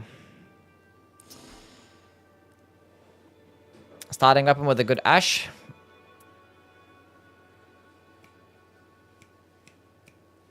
I have a good Eruption Relic. I completely forgot about trying to build around Eruption. Eruption! Where you at? I have a good Eruption Relic. Where is that at? Oh, no way. It's actually yellow as well. Oh my god. I forgot that I had this.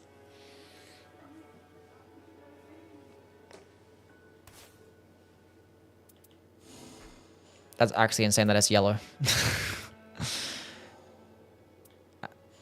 Because I already found it and I saved it straight away. I forgot that I had that. Oh my god. Okay, now we can go into fire attack up. Because now we have guaranteed fire damage. W magic.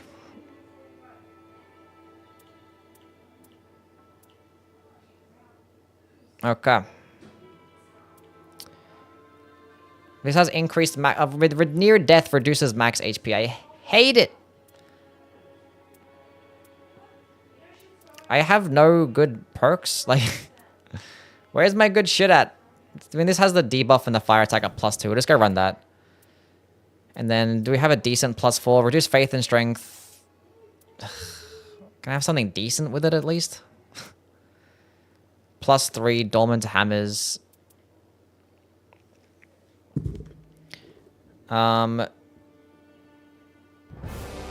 Attack up when facing Scarlet Rod enemy. No, not more near death. Reduced max. This is just so bad.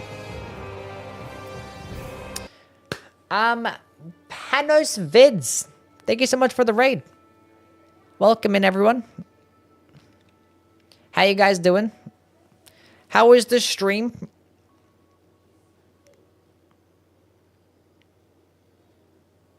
The baguettes are raiding. Baguettes? Did you guys do something French today?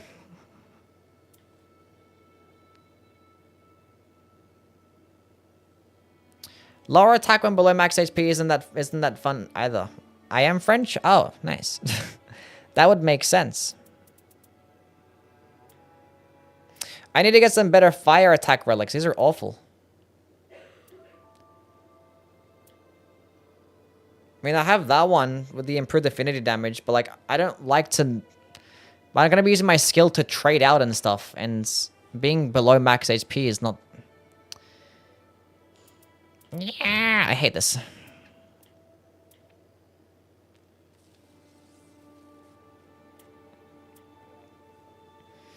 I guess we just go with this. But like, reduce faith and strength is like, you know... basically the weapon that I want to be using. Which means that it would end up being basically the equivalent of like fire attack up +2. Whatever. We'll just go with this one. It has affinity damage negation. It is what it is. Not the greatest set of perks in the world, but at least we have a build. Eruption. Actually, we just call it fire. How are the games today? I actually haven't played a single game. We've been streaming for 3 hours, and I've been doing this the entire time. Just making builds and shit. But we're making some good progress, though. Okay, we have the fire build. We have the fist build. We have the hammer build. There's the... that one is the colossal weapon build. Should rename it to colossal weapon. Colossal. And there's the initial attack build that I'll never use. Okay. We're good. Guys, 5 characters done in 3 hours. Next. There's still affinity damage instead of fire? No, because I mean, yeah, true. My relics do suck, so maybe I do affinity damage instead. You're probably right. Go back. Hold up. We're not done yet. Wait, did I have a +4 there? +3, +2. Yeah, maybe for this one I do affinity attack up, because that's basically the equivalent. Because I surely have better affinity attack relics. That one has reduced FP consumption, which is nice.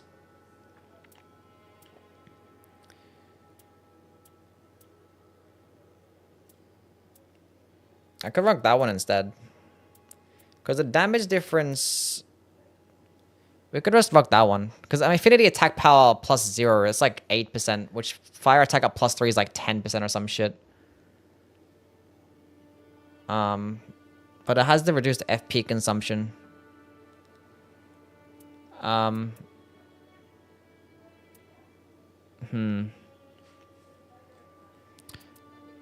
Sure, whatever. Why not?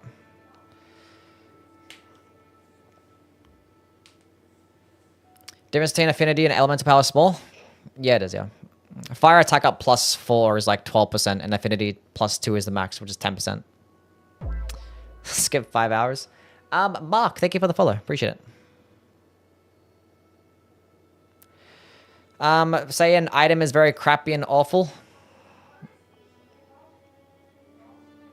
What? What do you mean? Bro, I played in 3 hours.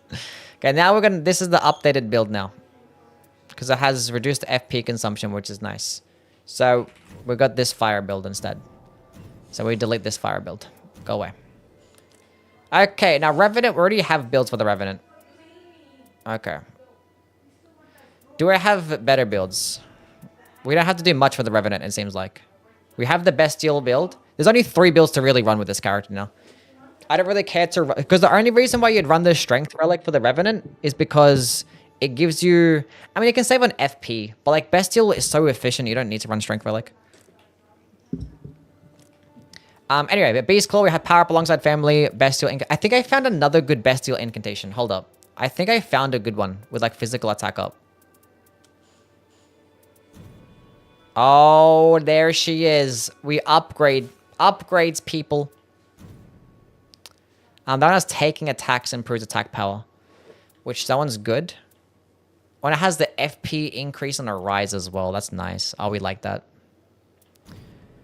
Unfortunately, we still do not have a single Bestial incantation in my Deep Relics. So we're just going to have to settle for physical attack up. Until I find some better shit. But 3 physical attack up +4s is basically the same as Bestial incantations. But like ideally... I mean, the thing is, with Bestial incantations...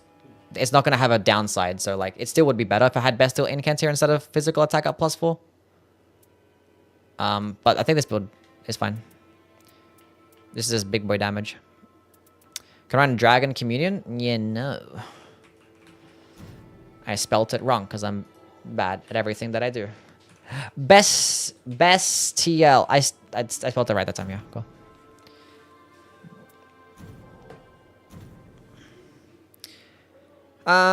Months into separating Chinese plane from others? What?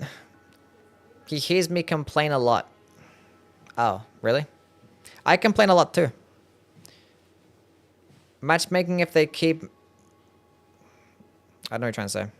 How many more Nightfarers to go? About 4 or 5. I mean, the thing is, I have like a lot of builds saved, so it's more just like just reorganizing. Or just, you know, whatever the word is, I guess. Bestial, so that's the one. This is the improved version, so we get rid of that one. Okay, let's go to look over the Giant's Flame incantations. Let's go look at the build here. So starting off with O Flame, more endurance, Giant's Flame, Giant's Flame. Okay, this could be better. This could 110% be better.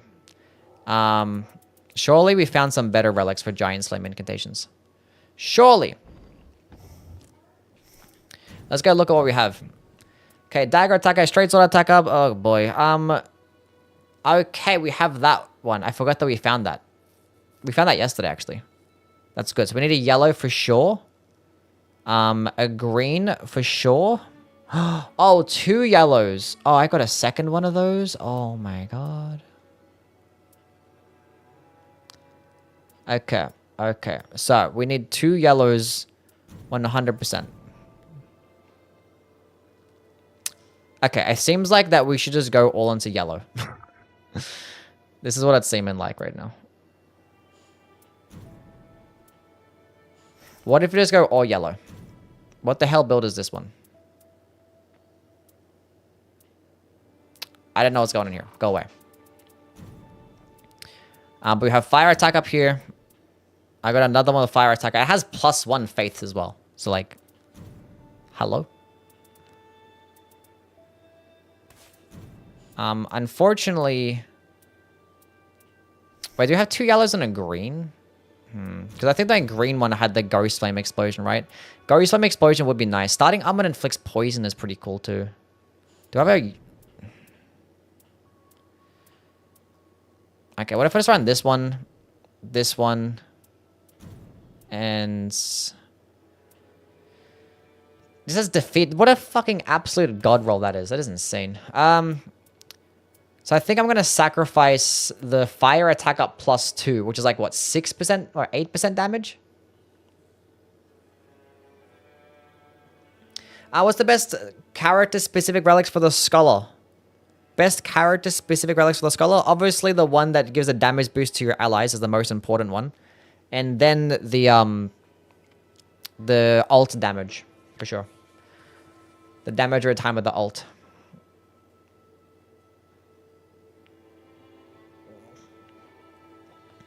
Should I get Liza P DLC, Armored Core 6, or Final Fantasy 16? Oh, I like Armored Core 6 the most out of those.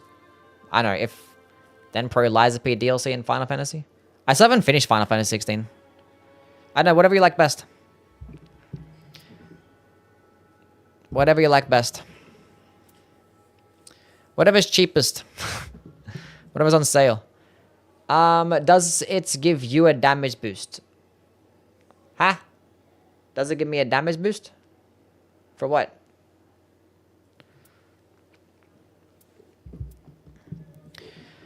So, I'm sacrificing the +2 fire for Everjail instead. Well, not really, because, like, I'm sacrificing the +2 so I can also gain access to Giant's Flame. To Ghost Flame. So, fire attack up +2, Ghost Flame. This is fine. And then... We also have... Oh. Defeating enemies... Okay. Because we have some good ones here. Okay. That one kind of is like... It low-key kind of sucks. Because like, I'm going to be losing out. The improved strength... The reduced faith. You lose out on how much faith? It's not much. You only... It's like 5% spell damage. We can just test it out. Hold up. Wait a second. So, we'll get rid of this shit. We'll go test it out right now. That's not the button. Because with that affinity attack power, that might end up being about the same. Oh, it's going to be higher anyway, because it also has the Giant's Flame. Okay, fuck. Where the hell's my Giants? Wait, do I not have the... I need to start off with this stupid spell, of course, idiots. Back to the drawing board. Hold up a second. Wait, I need to start off with the spell. Starting almonds, O-Flame. Where are you at?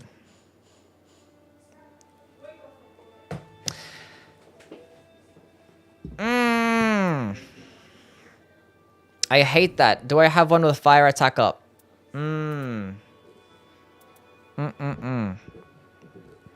Okay, so...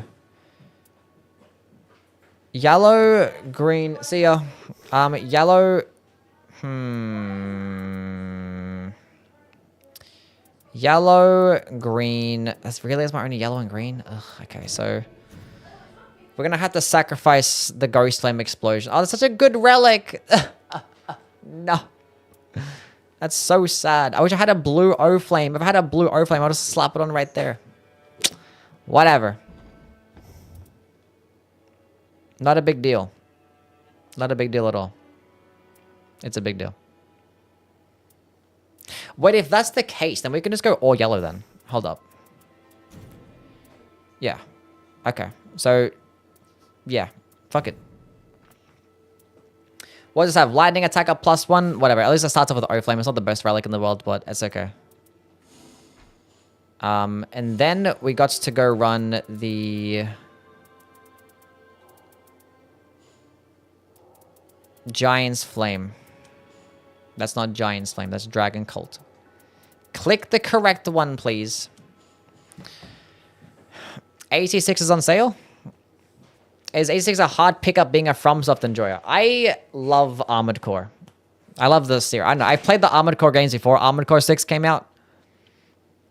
And I love them. Great build creation was like the main selling point of Armored Core. And Armored Core 6 is just like... is just refined. It's like the Sekiro of mech games. It's so fun. I don't know. But it's a third-person shooter game, you know? It's not going to be anything like the Souls. I think we just run this anyway. Not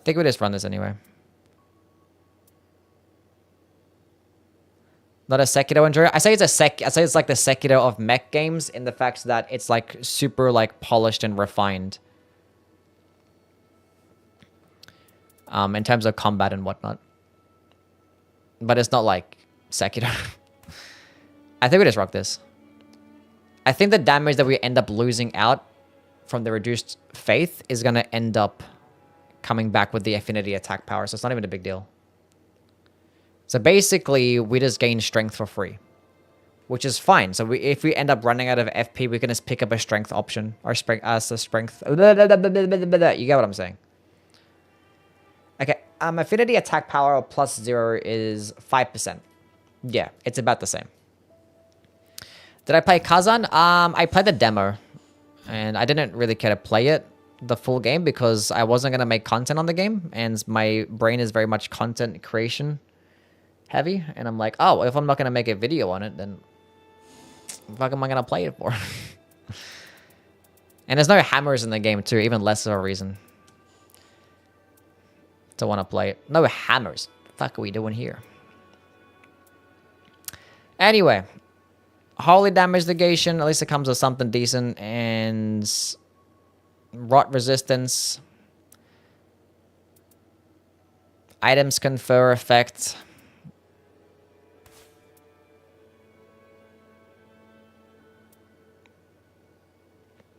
What I don't know. I'm not even going to be... like, maybe I do items confer effect. Because I think if I use like a Starlight Shot, I can give it to my teammates. Right? That could be cool.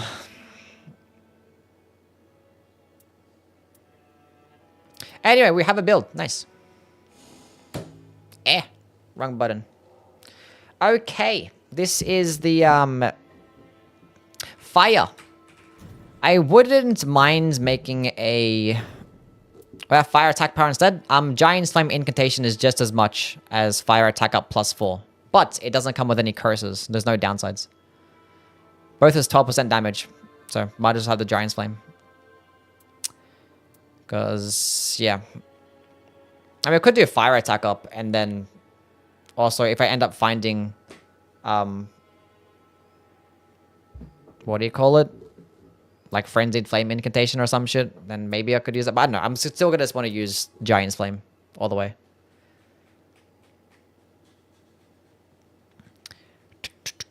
Halo Scythe or a Golden Order Greatsword for a Hjelster?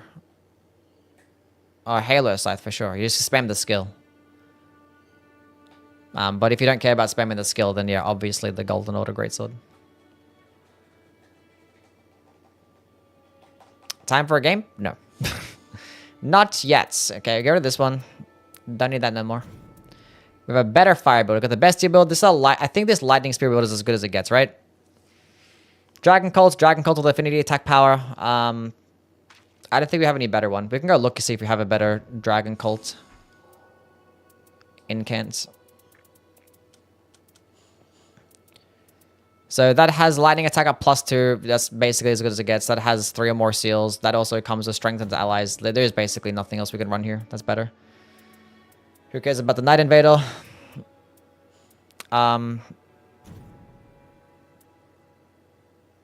If that was incantation plus 2, that would have been so good. Physical damage negation.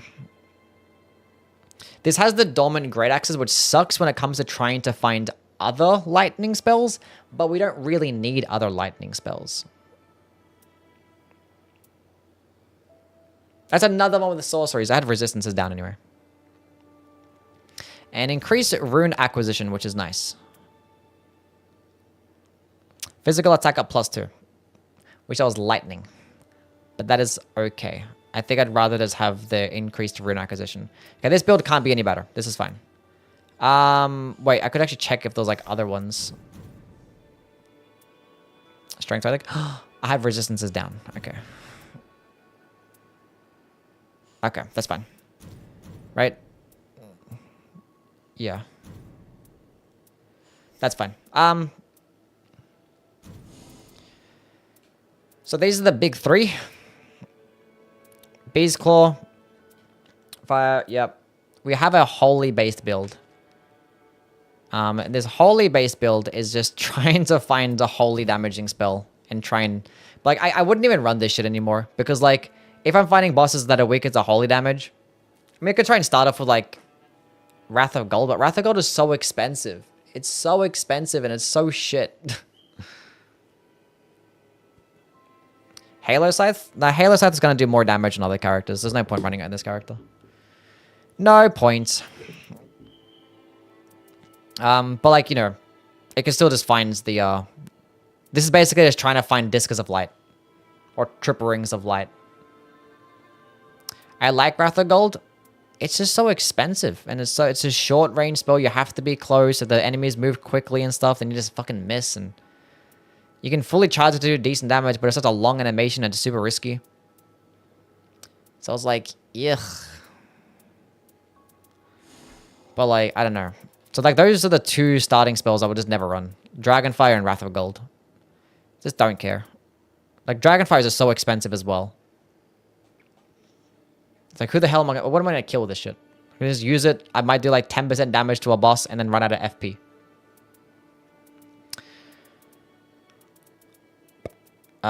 Start off with, like, Dragon Claw, then maybe we could do something with that. Lightning Spear, though? I already made a build of these three. Like, obviously, these three are goated. Like, these are just the best ones. Even compared to the sorceries, like, these three are just far better. But, like, there's no other build I'd really care to make. Like, I have this holy build, like, it's just funny, I guess. Because if you end up finding... I don't know, because you could also just find, like, a coated sword or the Cypher Pada. And it could be cool. Do I even have, like, a starting off with, Wrath of Gold?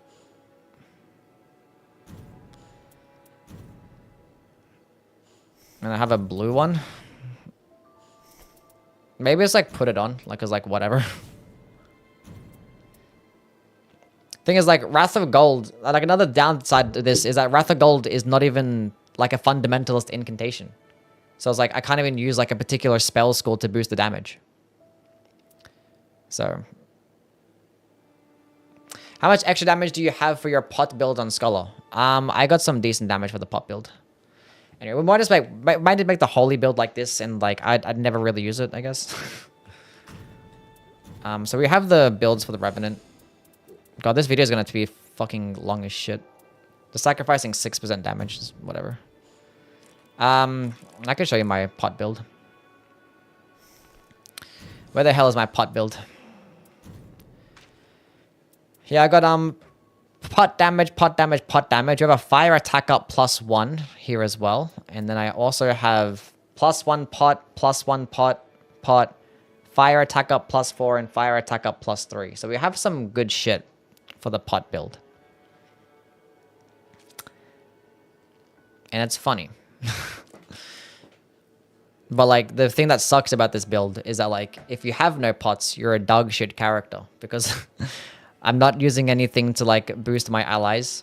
Not like, you know, no items confer effects, no damage boosting. I'm not starting off with a blood blade. I have starting armor with blood loss, which is cool. Because I have the fire attack up. I just use this just so I can have something to do if I run out of pots, which I guess I can proc bleed. I think running like blood... If I had like blood blade here instead, it'd probably be better to run. So when you don't have pots, at least I got something going on.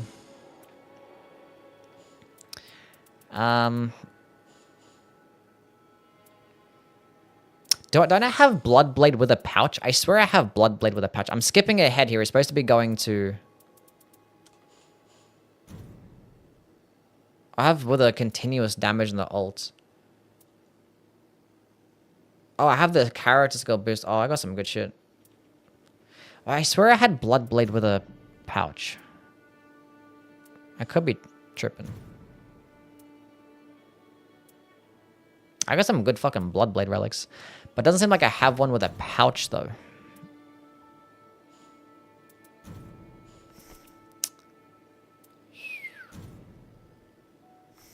Anyway, we'll get back to the Scholar. It's fine. We'll come back to him. We're moving on to the Recluse. Like, I literally... This is the... I don't care to run any other build. This is the only build I have for the Recluse, and I'm fine with that. Kurt, thank you so much for the subscription. Appreciate it, my guy. Can we get W's from my guy Kurt with the fresh tier 1? Thank you, thank you. Okay, get rid of that shit. Get rid of that shit. Like, I made some builds, like... I don't know, make a second one. Like, I have some builds. I know, I have this... I don't know. The invisibility sorcery one. Where, like... I start off with the Night Shard.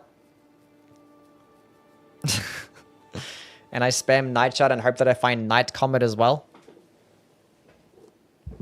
Like, that does something. But, like... I don't know, bro. Knights. So there's a second one.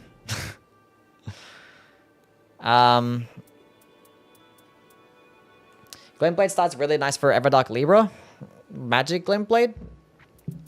Why? Because, like, it's good for the NPCs, you think? I mean, so I was like, I don't know, I guess. I mean, it isn't like Night Shot, the NPCs aren't going to dodge it either, right? But I guess, like, Magic Glintblade could do more damage.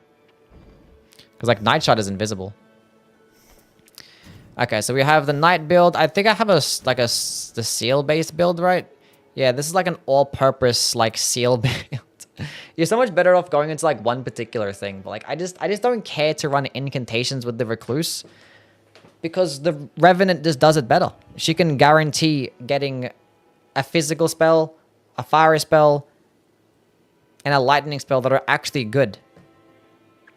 It's like, why the hell would I want to run it on the Recluse? And, like, these spells are actually efficient as well. Like, Beast Claw is stupidly efficient. Lightning Spear is efficient.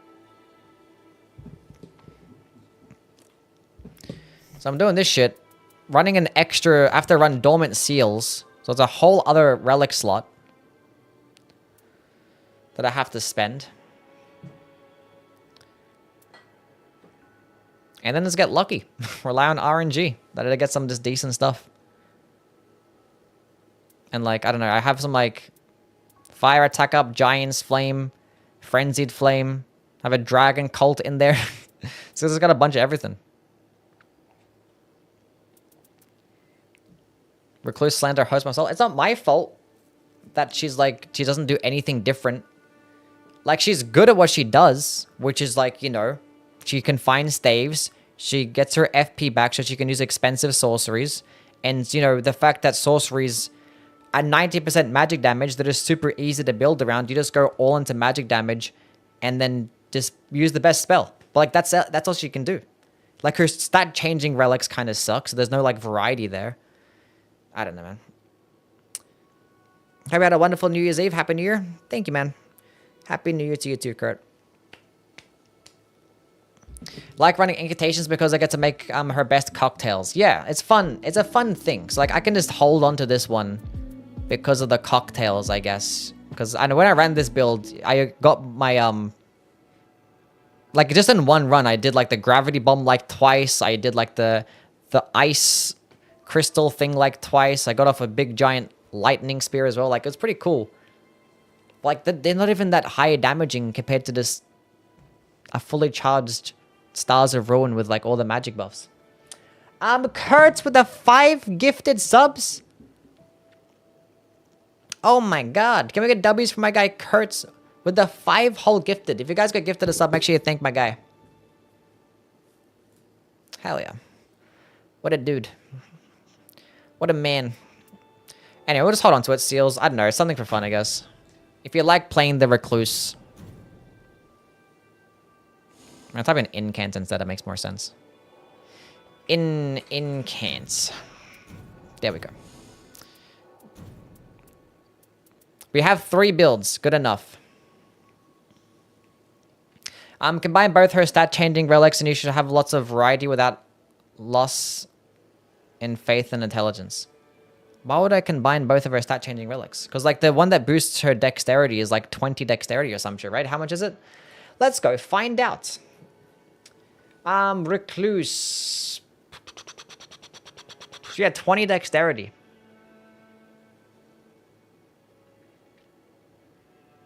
Which means that she now has... What is it? She now has 39 dexterity, which is still less than the Duchess. And the Duchess doesn't even have that high dexterity. That's actually less than the Wilder. Even the Wilder has more dexterity than the Recluse with the the dexterity relic. It's like, why would I bother running that? Anyway. Executor time. Doesn't he have 40? Yeah. The Wilder has 40 dexterity. And then the Recluse gets 39 with the dexterity relic. Anyway, I got so many fucking builds here. Holy shit. This one is a seppuku build. Starting Armament Frost. We'll go to that one, because that's a Evergel build. We don't care about that. We get rid of that one too. That one's also dated. Okay, so we have the skill build. This one is just find Rivers of Blood and then beat the game. If you don't find Rivers of Blood, you're still perfectly fine because you have Unsheath. And you also can get the Moonveil Katana. And you'll be okay.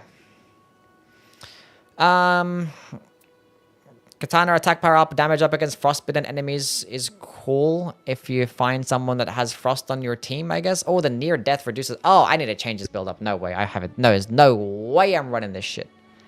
Ain't no way. I might keep that one, though. There's only running 2. I hate near death reduces max HP with a passion, but that's a good roll. The faster ult and the 10% more damage to the katana. That's a good roll too. What else should I run? I think just like partial HP restoration, right? Nothing else for damage boosting. Because I don't want to go... I can go like, yeah. If I have partial HP with like physical attack up, that's nice. Partial HP, physical attack up. That was the one that we just had that had the near death. We don't want reduced repeated evasions. We don't want another near death. Improve flask restoration and partial HP.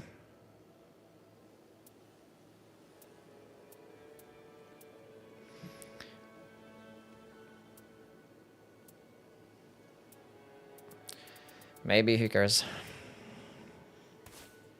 Fuck it, we bowl. That's cool, I guess. Partial HP is nice.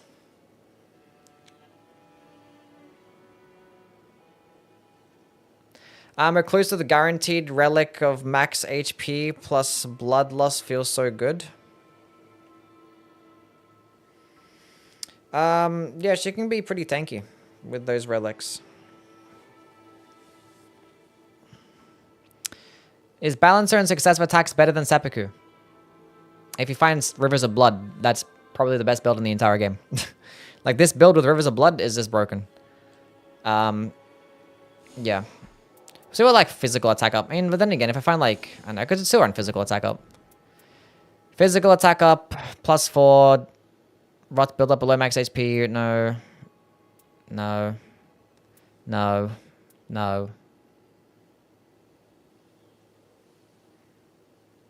No. No. No.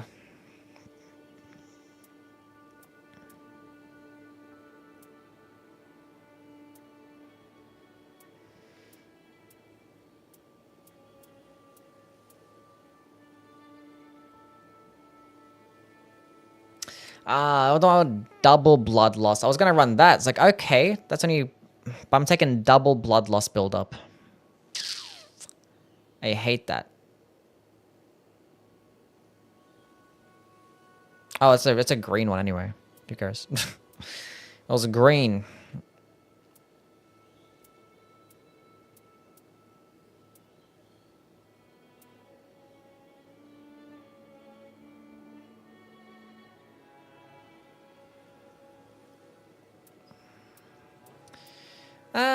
No, I'll keep the partial HP, it's fine.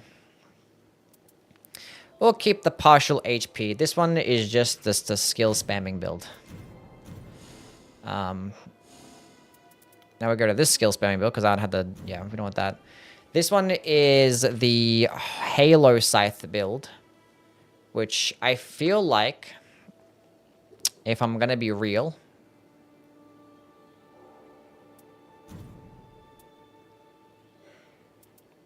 We run affinity attack power instead. Do we? How bad are these things? Taking damage causes death buildup. Not ideal. Near death. Another near death reduces max HP. I hate this shit.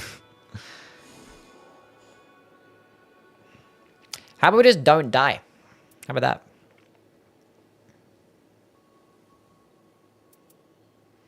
But we need this shit because it has seppuku ends the Reapers. This is a god tier relic. That's the only reason why I have a seppuku, have a Halo Scythe build with this character. Because the damage will be bonkers. Because I can use seppuku, and then just give myself a 20% damage boost, and then just spam Halo Scythe. It's like having a balancer relic, but I get to start off with seppuku, meaning that if I don't end up finding Halo Scythe, at least I have a seppuku katana. You know what I'm saying?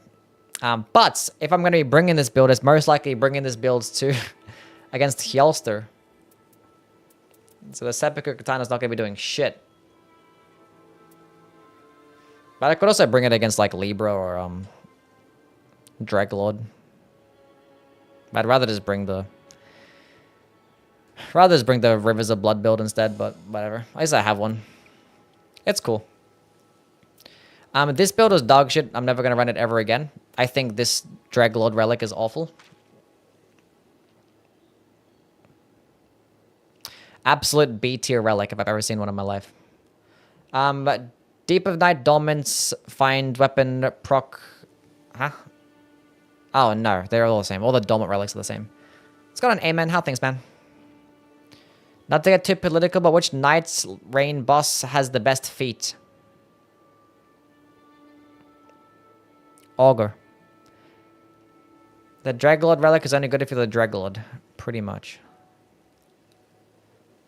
Double Scavenger Curse would slap on Executor? It probably would, yeah.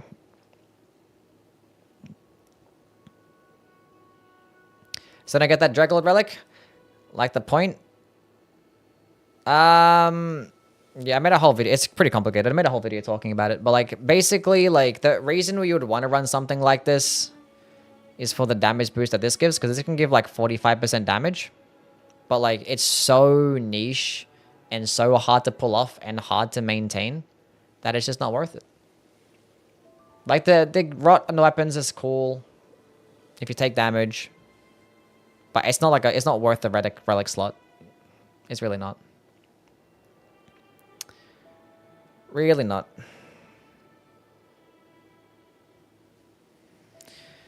Not worth it. We could build around this with like dormants, like the arcane fist weapon build. And gain access to rot. Like this raider build. With the fist weapons. And you could like, I could slot it in here somewhere, you know? So, like, when I use the skill to trade out, I can also gain rot on my weapon and proc rot.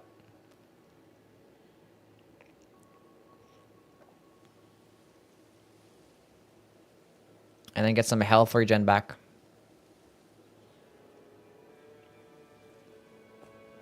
That's a play.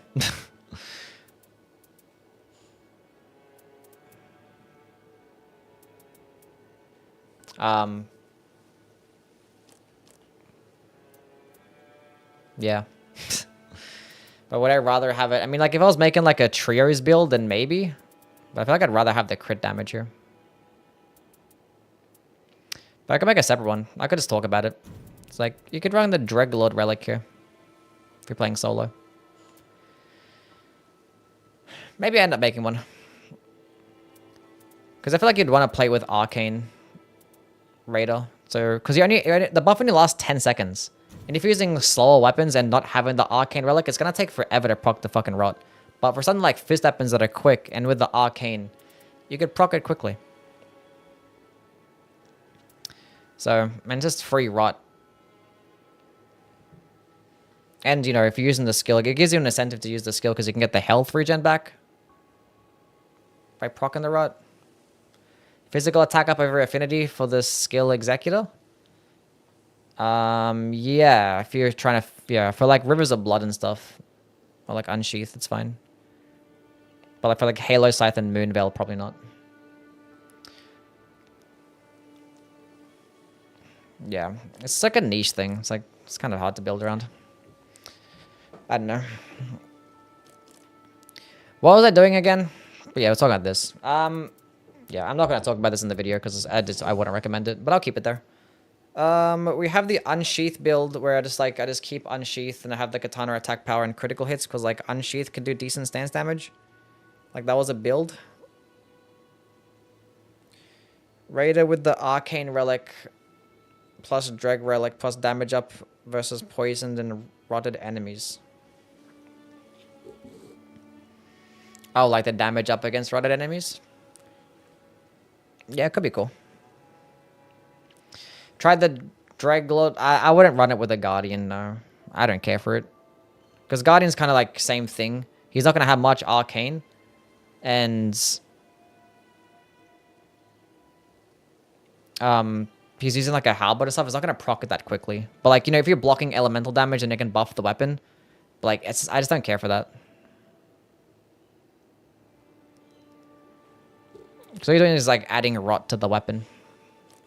And these relics are so valuable for the Guardian, I feel like. See, I'd rather have this, because this is going to give you just more damage than like the rots could give you. Just nice to have. And I'd rather have the taking attacks and improved attack power. So like when you block, you can just get a damage boost. I'd rather have the 15% more damage when I block more so than actually having the rot. But the health regen could be cool though. I know this. It's just too valuable. His relic's also too valuable.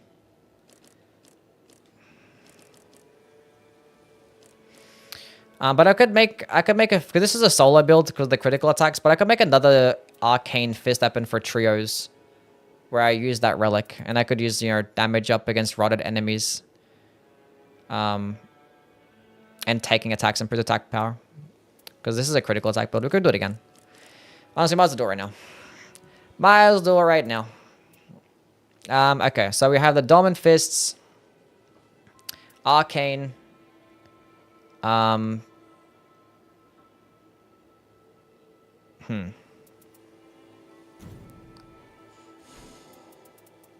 Actions, Scarlet Rotted Enemy. That's my only one. Really, game? What about here? Do I have some cool shit here? I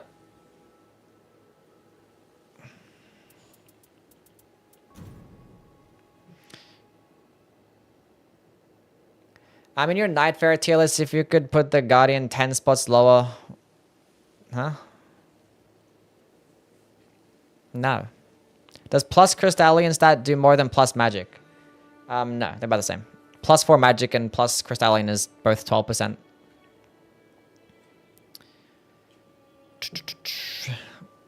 No extended Whirlwind? Yeah, I could run that, but I don't know, it's just, these relics are so valuable, I honestly like this one a lot, the Halberd charged heavy attack Whirlwind. I don't value the extended Whirlwind as much. I don't think it's necessary. The successful guard is way more important. And I'd rather have the more damage. The continuous whirlwind is nice for when you're fighting, you know, like banished knights or some shit, or like trying to have enemies not regenerate their poise as much, but like this can do that anyway. It's a good counter to those enemies anyway. Yeah,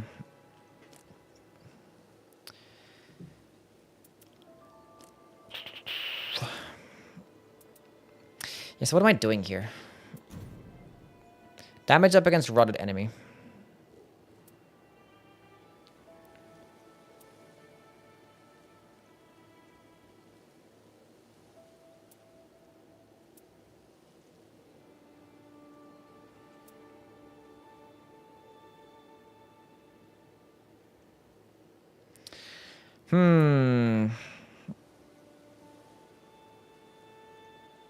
We'll go out this one, and then I guess I could use a grease or some shit.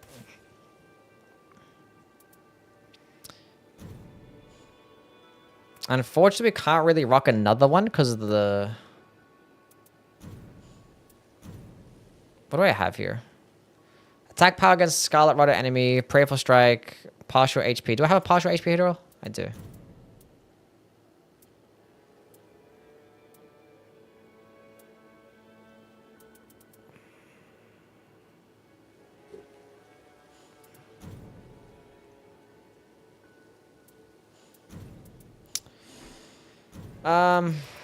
Then we run Dreadlord Relic, and then we run the taking attacks. I know I have a build that has the taking attacks with the Raider shit. What color is it?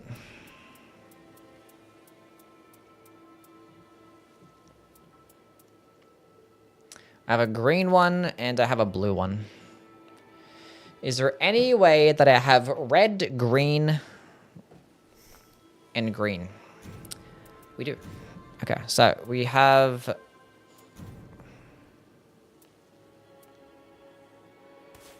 that one. We have that one. We have that one. And then now we're going to have to run... See, I don't like this, but... we need the Dormant Fists.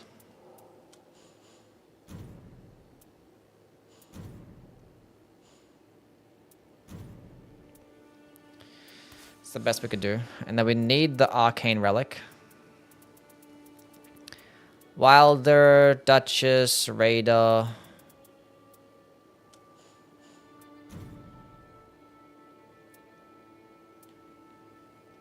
Imagine if that was against rotted enemies. That would have banged so fucking hard. Holy shit. Taking damage causes rot buildup. It's whatever. Partial HP restoration doesn't go too wrong at all. And then now we can go ahead and try and find the more damage against rotted enemies. +2. Well, that's a +1 when physical attack up. I hate lower attack below max HP. That just sucks. That just sucks. Well, that makes sense, I guess. We've got to go run that. We don't want to have the below max HP shit. I don't really care to, because I still want to stay at full HP in Deeper Night. I don't want to. We're just running it for the rot. I'm not going to purposely stay below max HP to try and boost the damage with this perk. We're not going to worry about it. We're not going to worry about it.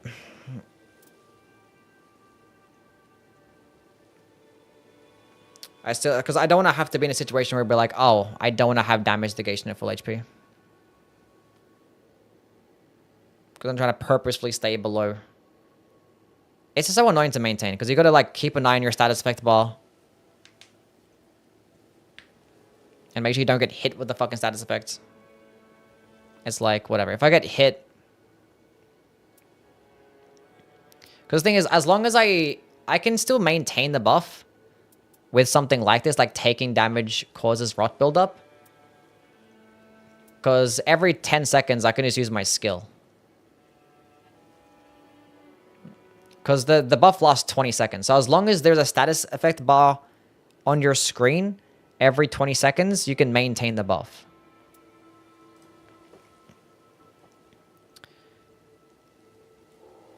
But we'll go run this, the Fist Rot, we'll call it.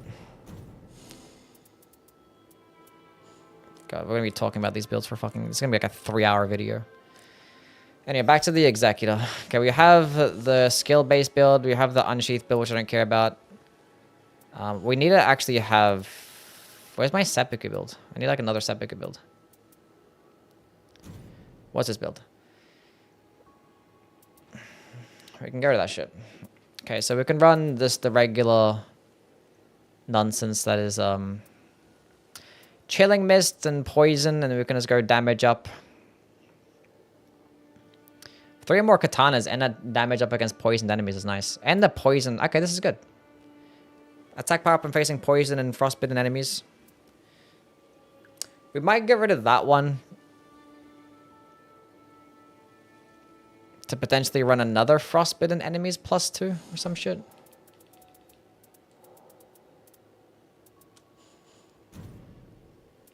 If I have like a decent one.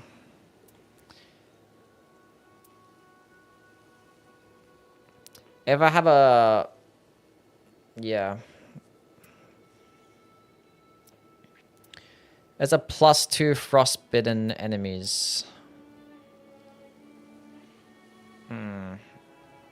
Because the improved dexterity and arcane can give me a decent amount more damage. It reduces vigor, which kind of sucks.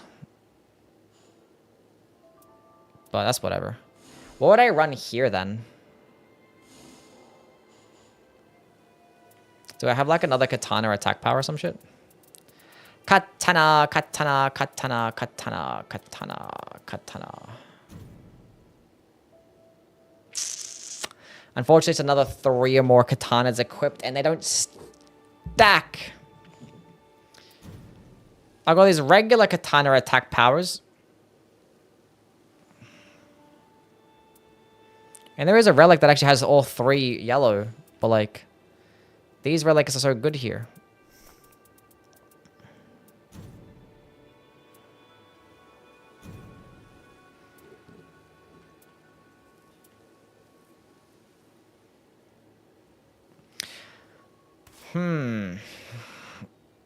Okay.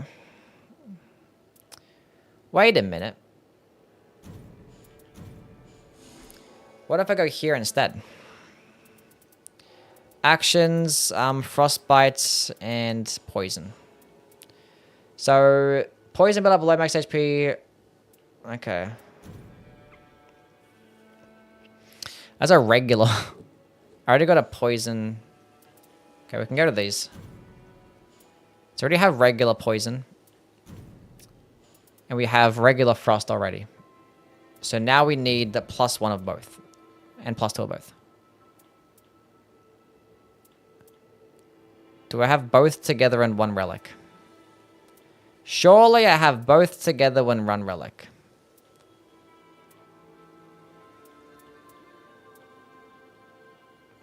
Come on, game.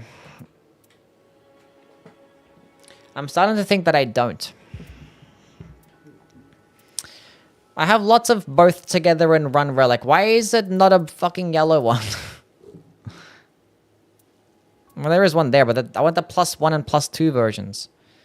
Okay, well, we can go with this, I guess. That is more HP. We need like a +2. Lower attack when below max HP. Is that another poison? Okay. Physical attack up +4. Thing is, it's a poison infusion, so it's still pure physical damage. That's not bad at all. That's pretty good.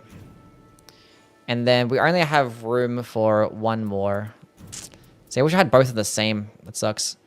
So we can run a poison +1. We want a frostbite +2 for sure.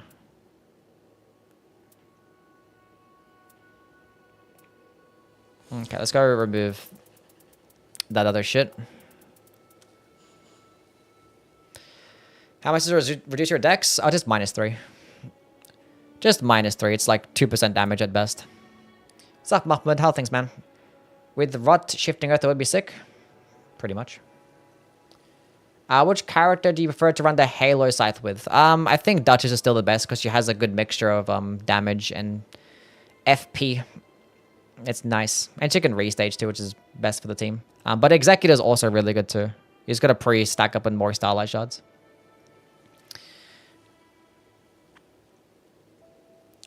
Have I played a single game? No. We're probably not gonna play a single game today. Just now coming to that realization. I have 2 poison build up below max HP. It's not ideal.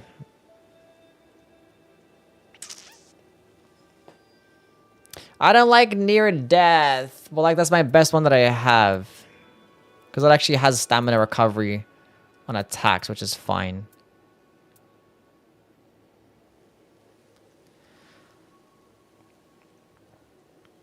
At least it has the green burst here. Just don't die.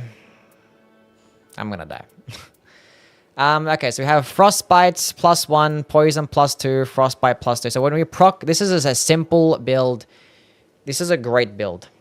This is the... When I call it the Frozen. Because it's Frost and Poison, the Frozen.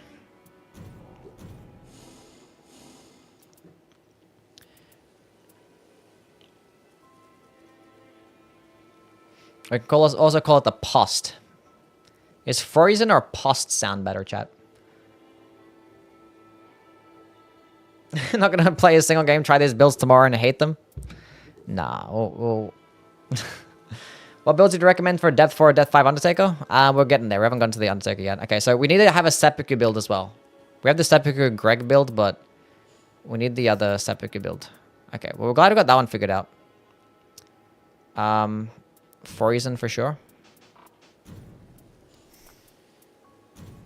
Okay, so. Where are my Seppuku relics? I don't really care to run Seppuku in Deeper Night. Oh, Seppuku with katana attack power? What do we have? Okay, so Seppuku with katana attack power. Seppuku with Everjail. Seppuku with starting inflicts blood loss. We want Frost though, so... that one is good. Seppuku with katana attack power. We cannot go wrong. Okay, now we need... Imbued with Frost. Which I think we have some good ones. Taking attacks is fine. What do we got going on here? Okay, partial HP, Crystallian. We might as well go with the Everdoc, Caligo. Defeating enemies. No. I think the Caligo one makes the most sense here. Taking attacks is nice though. I kind of like it taking attacks. And I have Everjail, but we don't run that shit no more, so I think the Invis and the damage negation is more valuable than the taking attacks. I like the Invis, it's fantastic. So Seppuku, Invis, and we gotta run damage up against frostbitten enemies. For surezies. And yeah. The hell am I doing? This is the wrong shit. I need actions.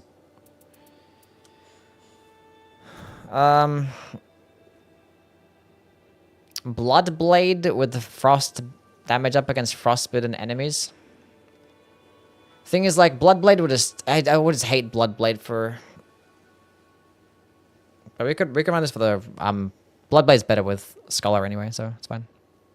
Unless you're hitting it with that point-blank range. Long stream today? No, we just started later, because normally I don't stream today. Anyway.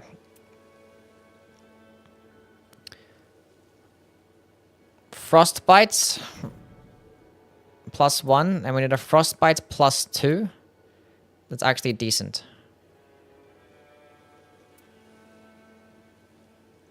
Not repeated evasions. That one's probably the best one so far. And yeah.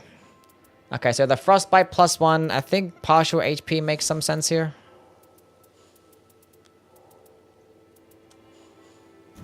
Save some more flasks, I guess. Physical attack up is fine. I don't want the build up below max HP, and I already have one. Ugh.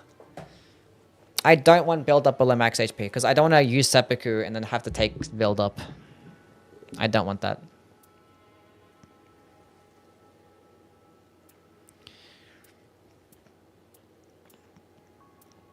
Physical attack up is not going to benefit as much because a Frost Infusion also does magic damage. See, lower attack below max HP kind of sucks as well. But like, I can just heal back up again. Like, I'm just going to use seppuku then heal. Something to regenerate my ult quickly would be nice. Because my ult is a healing flask. So I can just seppuku a few times and then pop my ult. So I think something for ultimate regen, defeating enemies. The guarding wouldn't be too bad either, but like bringing out your character skill sucks because it removes seppuku. Defeating enemies, something good, please. I'll have the guarding. I wish like bringing out your character skill didn't remove the fucking seppuku buff.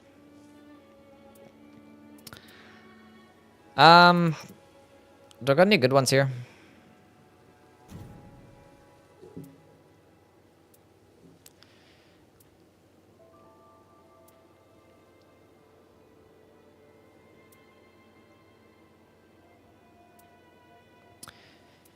Do I have a defeating enemies +1?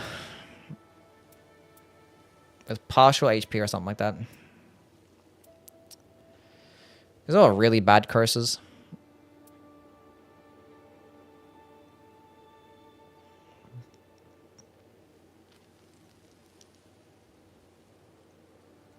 Why am I rocking that? Initial standard attack is kind of like, it's fine, I guess.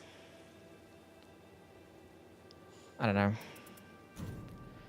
I think the defeating enemies is probably better here.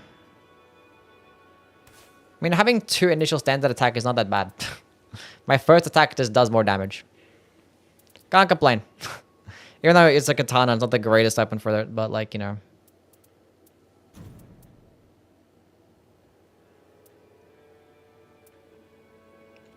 Whatever. I like to rock that for the guarding, but that's fine.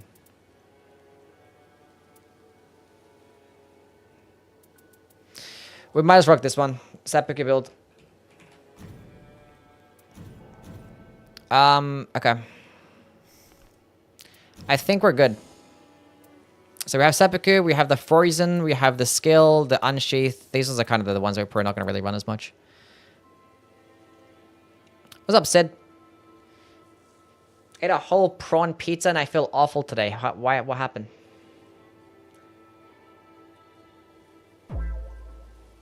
My New Year's been good though. Chocolate Tower. Thank you for the follow. Okay, we've got 2 more characters left, chat. We've got the Scholar and we've got the Undertaker.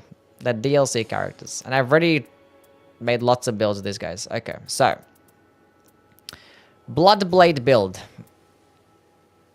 Okay, we have a bunch of Bloodblade relics. I think that one is probably the best one that we have. We have a bunch of really good ones, though. So we have the Scholar with the continuous damage. We have the Bloodblade with the Frostbite.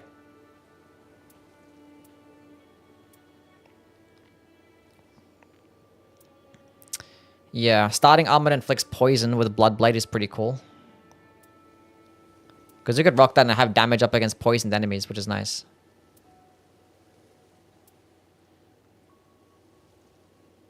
Then we have the Bloodblade and damage up against frostbitten enemies. But like, I think we should run one for teams and solo. So this one's going to be for the teams because we need the character skill to boost the allies. The physical attack up is fine because, you know, Bloodblade does physical damage. And we have damage up against frostbitten enemies and poisoned enemies. This is not too bad to get damage up against frostbitten enemies because we're pretty likely to find the frozen needle.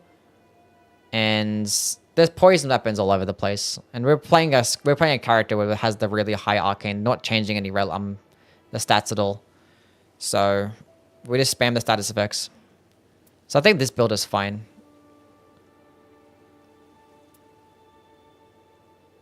Doesn't have the worst taking. You have 2 taking damage causes rot buildup, which I don't like having 2 of the same of that. Do I have a better physical attack up for this slot? I don't like the build up below max HP because we have Bloodblade.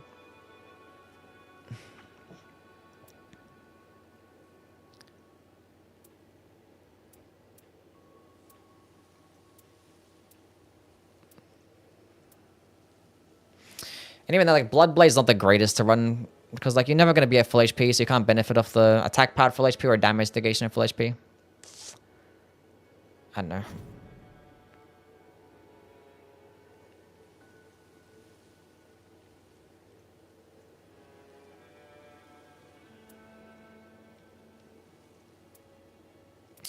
Yeah, no, we don't have anything better really. Don't have anything better. Unfortunate. If I want to play Dragon Cult build on Rev, is it worth using a single Dragon Cult relic over the affinity attack up and some quality of life stat? I get what you're saying. Because you probably have a lot more like affinity attack ups that actually have some decent stuff alongside with it. Is what I'm guessing. It depends what you have. Like the positive, like because Dragon Cult incantations is 12%. And affinity attack up +2 is 10%. And affinity attack up +2 is always going to come alongside some downsides. So my lightning build just prioritizes the Dragon Cult incantations. Because I actually have some decent stuff with it as well. Because there's no downsides with them. And it's 12% damage. You can go lightning attack up +4. Like it just depends what your relics are. So you're either running Dragon Cult. I mean, an ideal situation, you can actually get both the Dragon Cult incantations with affinity attack up +2 or lightning attack up +4. That's like your ideal scenario. But you look at your Dragon Cult incantations first, being that you can guarantee starting off with Lightning Spear, wherever it is. If you don't have anything good, then the next thing you look at will be lightning attack up +4. And then the affinity attack up.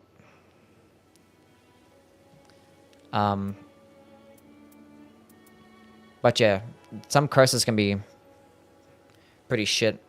One very good death relic, otherwise I feel like I just don't have enough hours in to get multiple decent rares. Yeah, that's fine. You just run what you can. But yeah, either one of those 3 that I mentioned is probably your best bet. Seen him beating Death 4 even without relics when he's playing on PlayStation with the viewers. I mean, yeah, I've done like no relic depth 5 run before. I've done a depth 5 level 1 run. Okay, I think we want a Bloodblade build for solo. So let's go rock the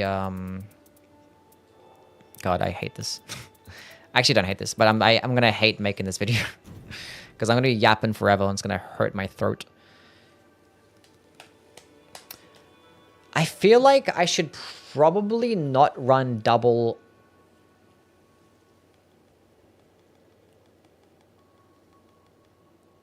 I probably shouldn't run double balancer here and probably just run 1 because I feel like I'd rather have a frost infusion.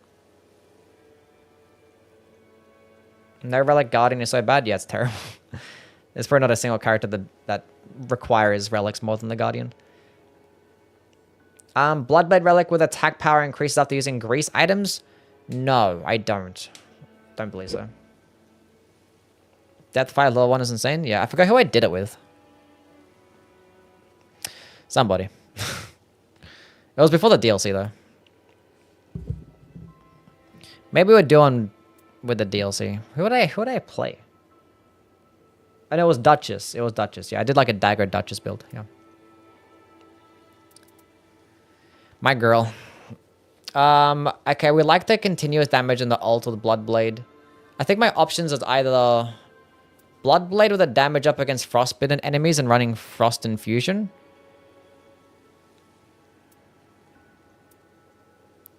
Or we go with a Poison Infusion. So Bloodblade Poison Infusion and damage up against poisoned enemies.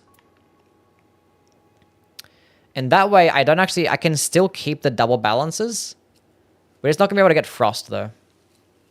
If we do this.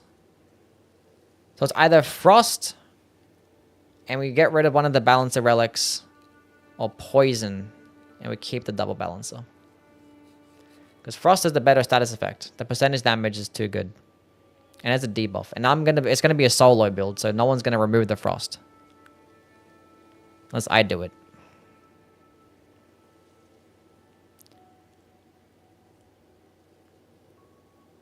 Dark Knight of the Fathom to offset the damage taken. Dark Knight of the Fathom. Oh, is that the health regen one? I don't know.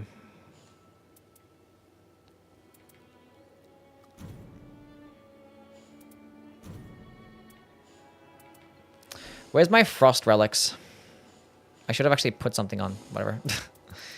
Imbue Frosts. What do we have here?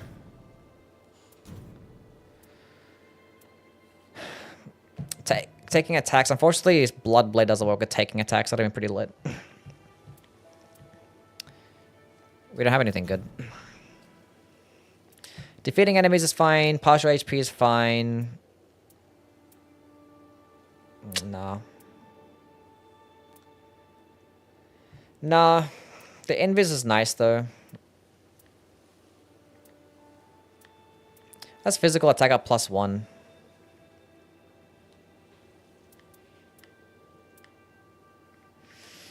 I think we run the Poison. The Poison sounds pretty cool. Because it's a really good relic.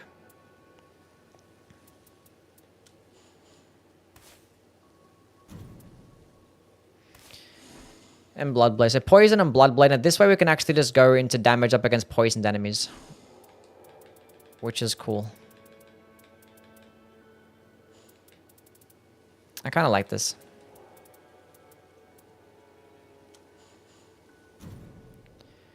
So we have... We don't need that shit. So we can put a +1 here. So +1 poison. Do you have +1 poison with physical attack up? That could be pretty cool. Or even I'm using a grace as well.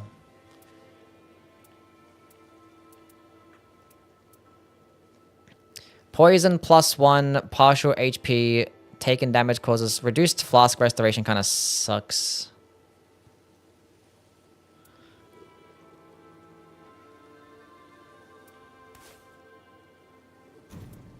Do I have anything better? Magic attack up is no.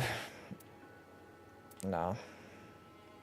We don't really have anything better. The HP restored when using medicinal boluses actually could be a play.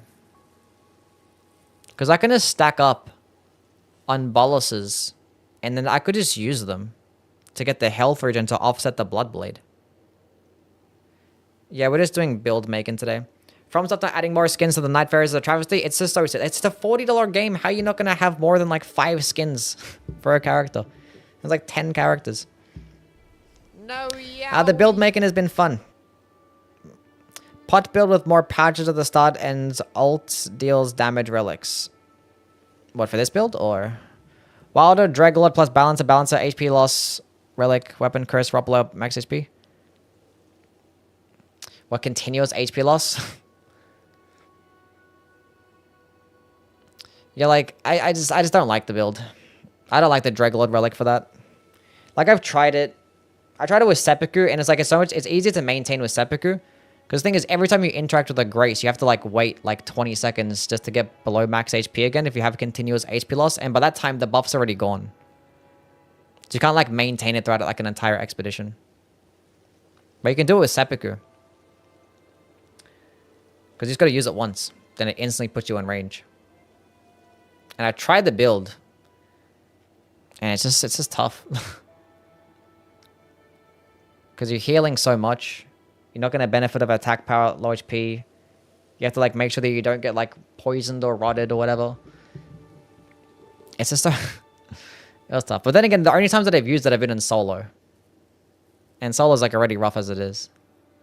Raider's good with the Dreg. I just don't think the Dreglord Relic's that good. I did make a build with the Raider, with the Dormant Fists and the Arcane Relic. And like, you know, the damage boost that you... Because it can give you up to 45% damage if the status bar is on the screen. But the status bar has to be on the screen for 3 minutes straight.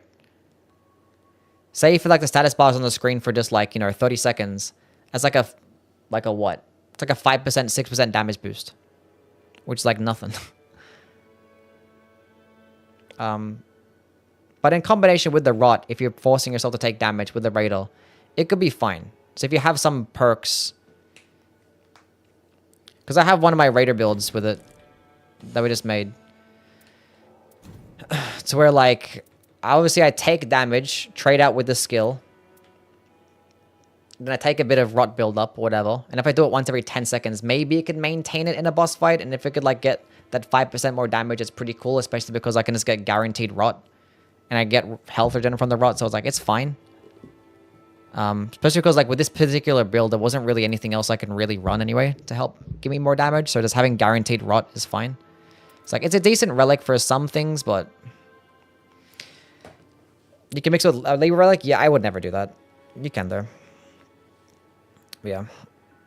But I talked about it like, I don't know, I made a video about it like a month ago, whenever like the DLC. It was like the first video that I made on the DLC, talking about this relic and the Balancer Relic. And talked about all the things that you could use. Like Seppuku and Libra Relic and stuff, and then yeah, I still just don't recommend it. It's just hard.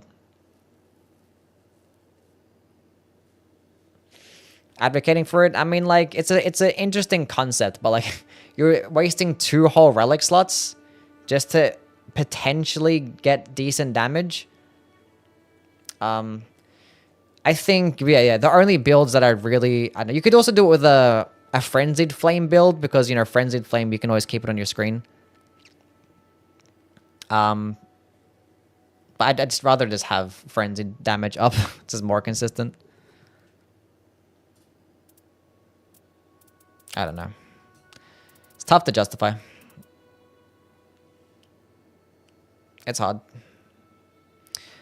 But I would never recommend the Labor Relic under any circumstance at all. You gotta like sit down and then use it, which like wastes so much time. And you also gotta try to not proc yourself with the madness. You gotta like leave it at, you know, almost full, and it's gonna drain down by itself passively. And then when it's about to drain down, you gotta make sure that you do it again and reapply it, which sometimes might happen mid-fight, because if it drains mid-fight, then it just goes away. Then like, you know, you probably end up getting like ×2 on the buff, which is only like 5-6% damage, because like every 20 seconds it goes up like 2% or 3% more damage. And if that 20 seconds is up and the status bar is not on the screen, the damage just goes away. So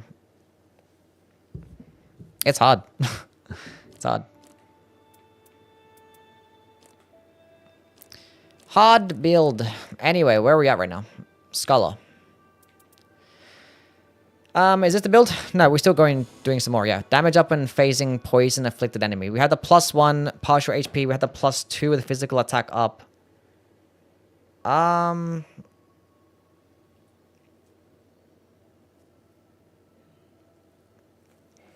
Okay, so I have a max and Night 3 if you're patient.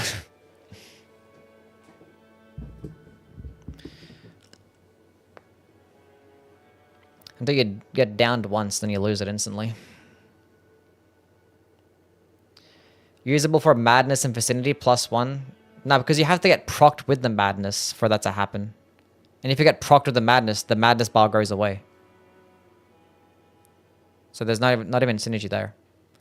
Drag Relic is only practical with Rob Blow Max Seppuku. Find Seppuku, you won't lose any of your stacks the entire run. Yeah. I've done a run with it twice. I did one like, you know, like a month ago when I made that video. And I did one again. Like this is the exact build here that I was using. Then I did it again like 2 days ago. I didn't win. I was on like Everdark Gladius. And my damage was dog shit. Even when I had +10. Because I was relying on status effects and like it did this super status resist. So like it was tough. So it's probably not the best for like a status effect character, but like seppuku is the easiest way to maintain it. Because obviously the Dreadlord Relic's not going to boost the damage of status effects. It's just going to boost, you know, the damage itself. And I had these, I don't know. Your base damage is really bad, especially if you have 2 status effects, which we had Bleed and Frost. But seppuku makes up for it, I guess, and I don't know. It was just... I could never. I could never recommend it.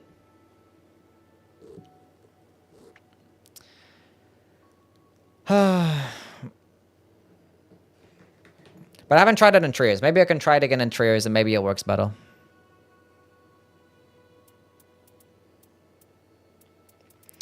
Anywho.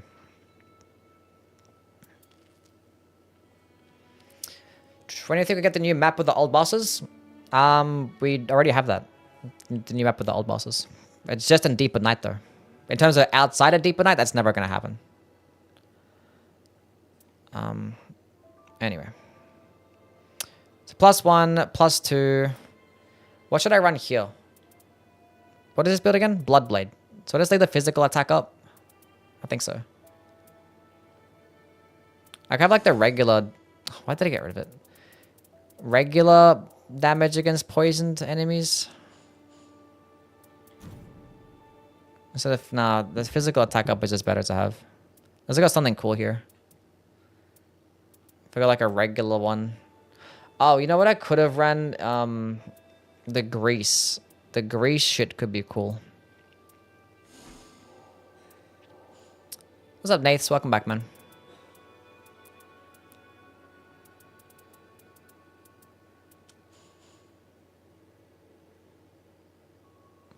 Having a Scarlet Rot.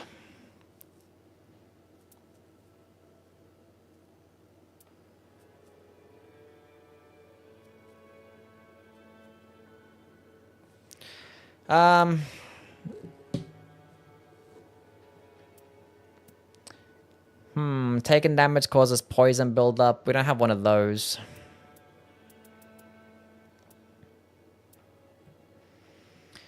I think we just go rock this shit. I don't know. It could be cool. Would I rather have this or the physical attack up +3? Because physical attack up +3, I can benefit throughout the entire expedition. Long and hard. Whereas the grease, it's like 30% more damage, right? If I use a grease. Pretty better in like the day 3 boss fight. If I had physical attack up with the... I'm not sure if you can roll them together. I don't think so. I don't think you can. But that's okay. Physical attack up is fine. Came with physical damage negation +2. Can't complain. This is the Bloodblade Solo. This was my curved sword build, which was pretty cool. Writing Scholar again? We're just making builds for every character.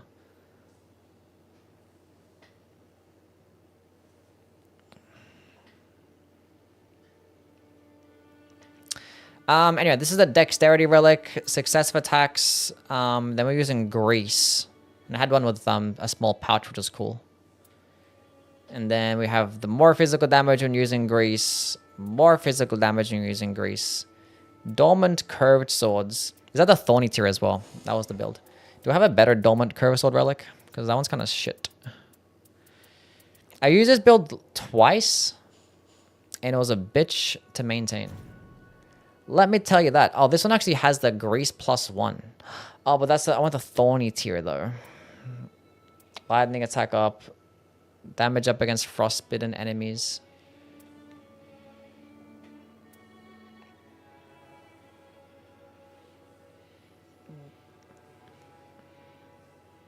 Am I even gonna have access to frost anywhere? Maybe. I don't know. Might put that on.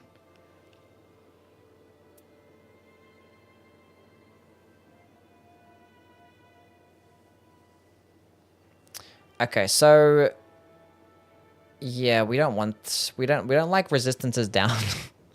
But the relic is so good though. Feasible to make an intelligence build for the Wilder. I mean, you can make one. It's just not going to do that well. You can make one though. But his damage is going to be very, very mediocre. Okay, Thorny Tier. Because the thing is, a level 2 Thorny Tier can get up to 70% more damage. So here's the thought process, right? We just find 2 curved swords. Physical damage and curved swords. And then we power stance it. Because being that they attack really quickly, it can get the successive attacks up very nicely, which is 35% more damage. And we obviously have the Dexterity Relic, which can make it do respectable damage. And then we have a bunch of physical attack up when using Grease. So I use a Grease. Then I can get up to like 50% more damage just by using Grease. And if I have a Thorny Tier, which I'm going to have 2 in this instance, I can get up to 70% more damage with that. So like 50%, 35%, 70%. All together. With Power Stance Curve Swords. Can be nice. All my best relics have reduced max HP when downed. I hate that shit so much.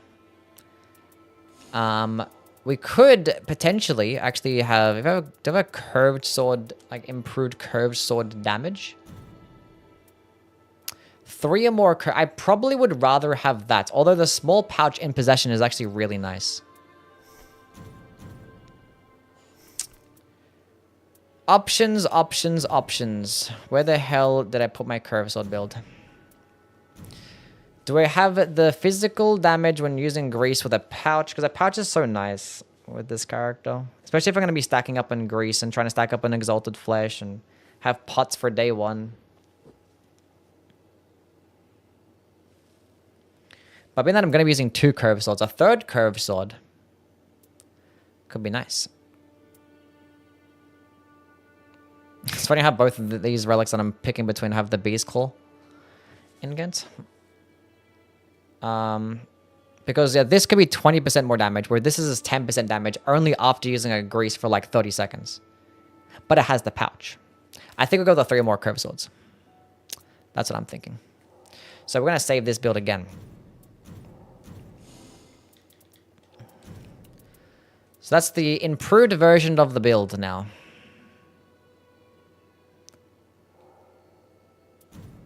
I still hate the resistances down on this, very much so. But it has a Thorny Tier with it.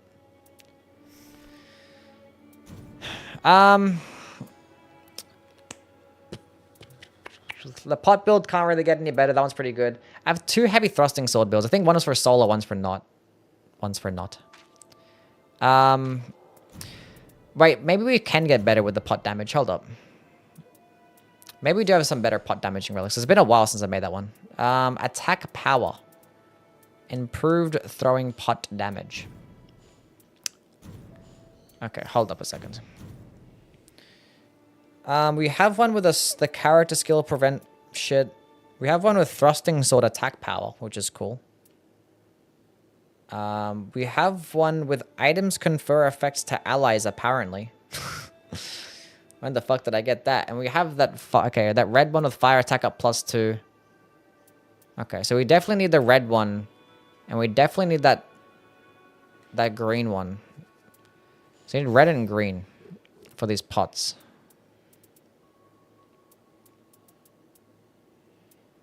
Bruh. Okay. Well, looks like the red and green one has to be here. We're redoing that pot build. Top 3 characters for Deep Night in your opinion? Probably Wilder, Aranai, and Duchess, I guess. Okay, so we need the items confer effects to allies, and we have the fire attack up +2 with the throwing pots. And that is lightning attack up +1.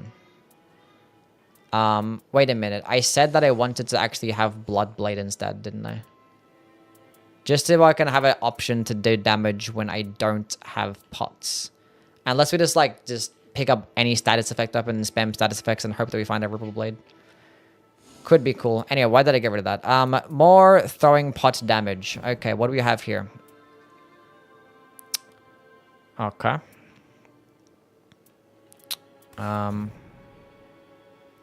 Throwing pot damage with fire attack up +4 is nice. And unfortunately, damn, that sucks. I don't have a throwing pot damage +1. This has infinity attack power +1, which is cool. What's the damage difference again? I feel like it's like a decent damage difference, isn't it? Relic effects.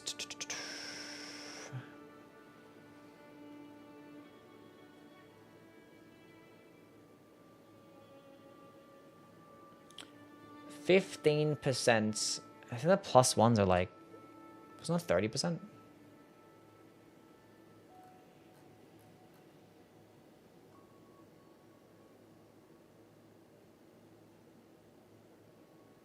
%30%. Damn, that's like, it's just so much better when you have the +1 version.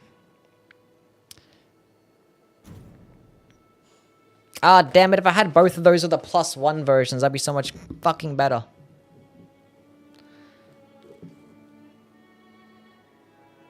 God damn it.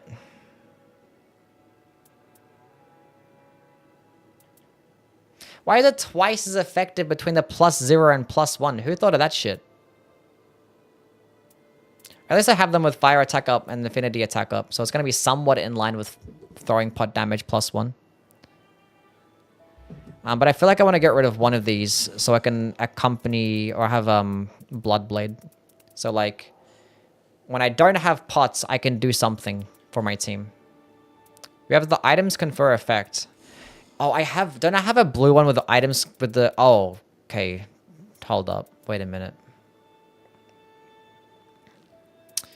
What am I looking for again? Skill. Bloodblade. Don't I have one with the damage boosting my allies? It's not blue. That's so sad. What color was it? It was yellow. It was yellow. Shame. That's fine though. We done with the damage up against frostbitten enemies, obviously. Magic pots at the start of an expedition is cool. Increase the rune acquisition for self and allies. That could be fine because more runes means that we can buy more pots. Or should we start off with magic pots? Wraith Calling Bell? You know what? Wraith Calling Bell could be a play because Bloodblade is gonna drain my health. It's probably more risky. I already have Bloodblade. Yeah, we don't want that for this game, but that might be better. Might be better. I think I have a Wraith Calling Bell with like a pouch or some shit.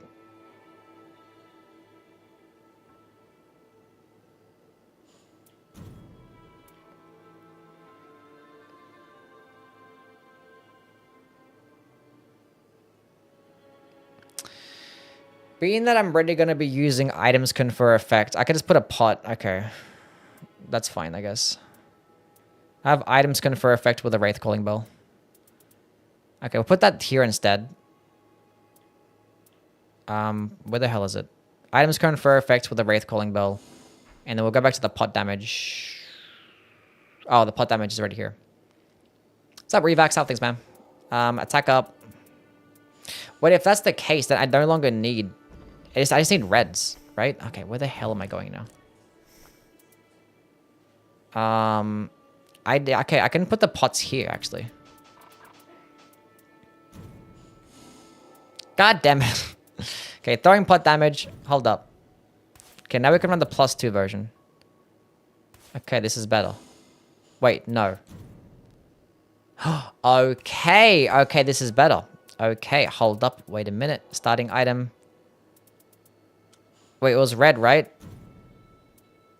It is. Cool. Okay, this is fantastic. I love this shit. Okay, so we have the Wraith Calling Bell, items confer effect, pot throwing damage.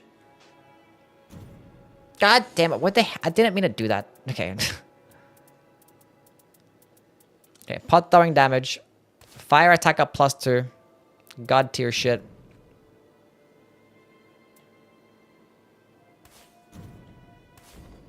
What is my controller doing?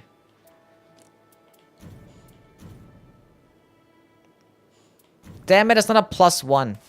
Oh my, how hard do I have to click the button? Where is the +1 throwing pot damage game? Oh my god. Okay, so. Allies boosted was yellow. Yeah, but that was for Bloodblade. We're not doing Bloodblade, so it's fine.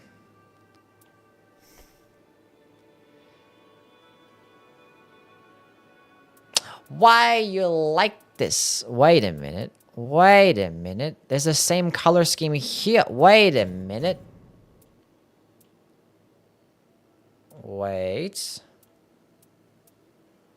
Wait.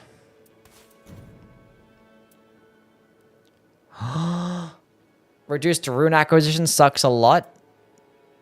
I hate that for this build. But rune discount? Wait. Oh. Oh. It actually worked out. Oh my god. Who designed that color combination? I want to give them a kiss right now. Holy shit. Thank god we actually redid this build. Okay, so now we have pot damage with prevent slowing character skill. We have items confer effect and Wraith Calling Bell for when we don't actually have pots, and we can still boost our allies. I'm just realizing items confer effects to allies is useless with this. And Wraith Calling Bell kind of sucks with this. I'm just realizing. No, we don't want that. I take it back. Because Wraith Calling Bell is going to take up a slot, and items confer effect to allies is useless when I have all my slots be fucking pots. Never mind. But pot throwing damage and fire attack up +2, throwing pot +1, +1, and +1 with the rune discount. The rune acquisition probably ends up being worse than the rune discounts, but whatever. I think instead what we run would be a pouch. Do we have a pouch with a pot throwing damage? We have a pouch with a increased rune acquisition. Oh, throwing knife damage. Oh, fuck you, game.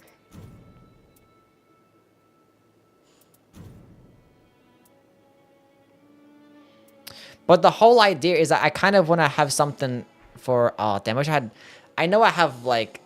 whatever. Okay, whatever. So if we don't have fire bombs, we're screwed, okay? That's it. If we don't have fire bombs, we're screwed. I think I kind of want to get a pouch, though. I think it's more important than the 15% more damage. Having 3 more slots.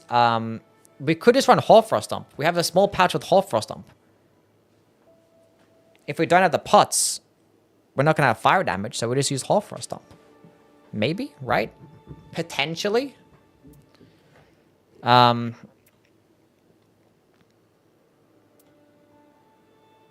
I don't want the increased rune acquisition.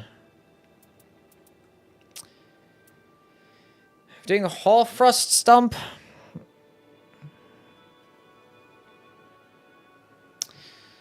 Why not use the Dex Relic?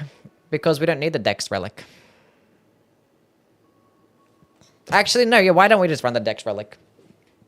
True. That way we can actually do damage anyway. At least we can get some damage in. Good point.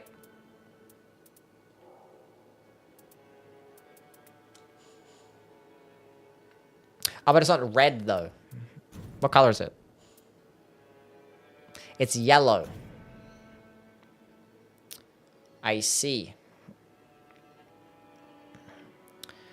Should we just run that anyway? So at least we can get some decent damage with our weapons if we run out of pots. Use the yellow with the 2 pouches.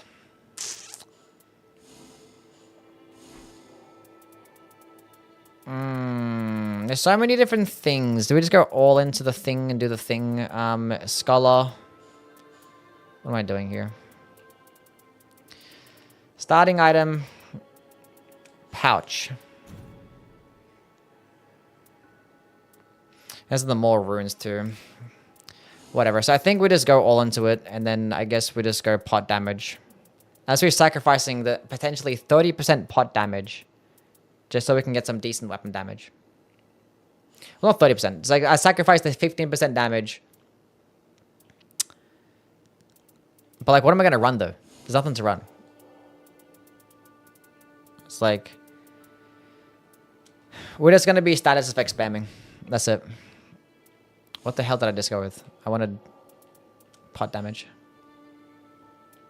That's still fine. That's okay. Okay. So we have pouches, we have pots, and we have good damage. It was looking exciting for a little bit, but that's fine. Pot build. It is what it is. Offset the rune loss, yeah. That's fine. Then we go to this pot build. Yeah. Okay, so we have the pot, we have the curve sword build, we have the Bloodblade solo, Bloodblade regular. We have two, I think the heavy thrusting builds, thrusting swords are the last things to use, right? That's it. This curve sword build is not even damage boosting my allies either.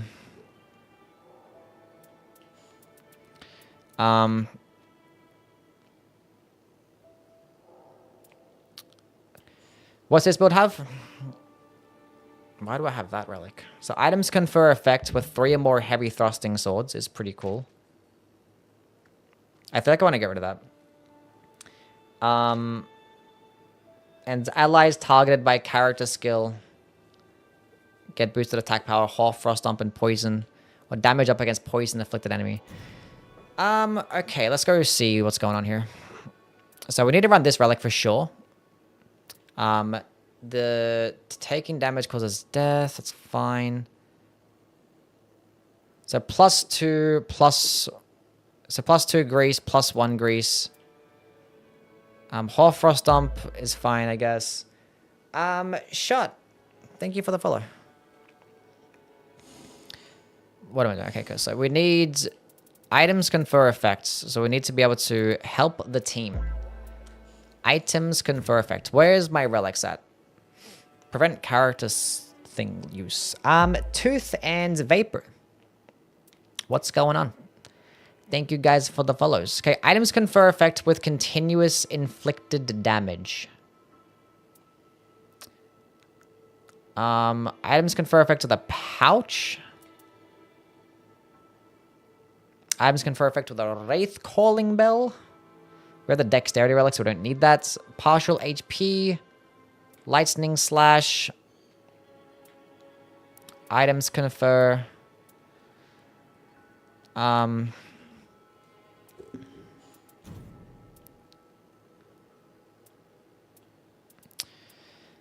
think I don't want the 3 or more heavy thrusting swords. I kind of hate that. Having to have 3 heavy thrusting swords. Taking up half my stuff for 20% damage. I don't think I like that. I feel like I'd rather have the pouch. So we'll go with the pouch instead with the items confer. And then we also need to rock the allies boosted. So what options do we have here? We have it with Bloodblade, but we're not doing Bloodblade.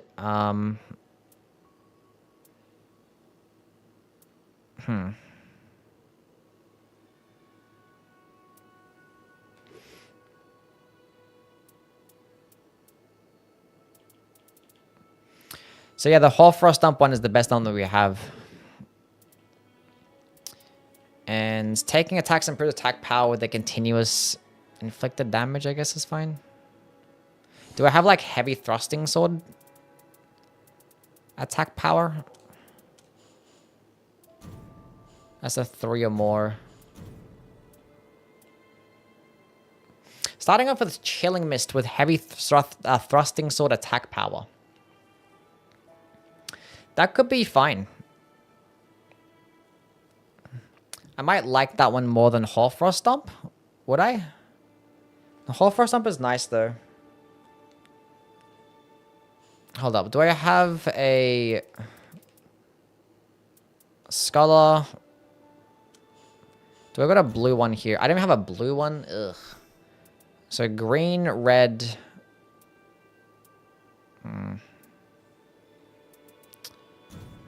Wait a minute.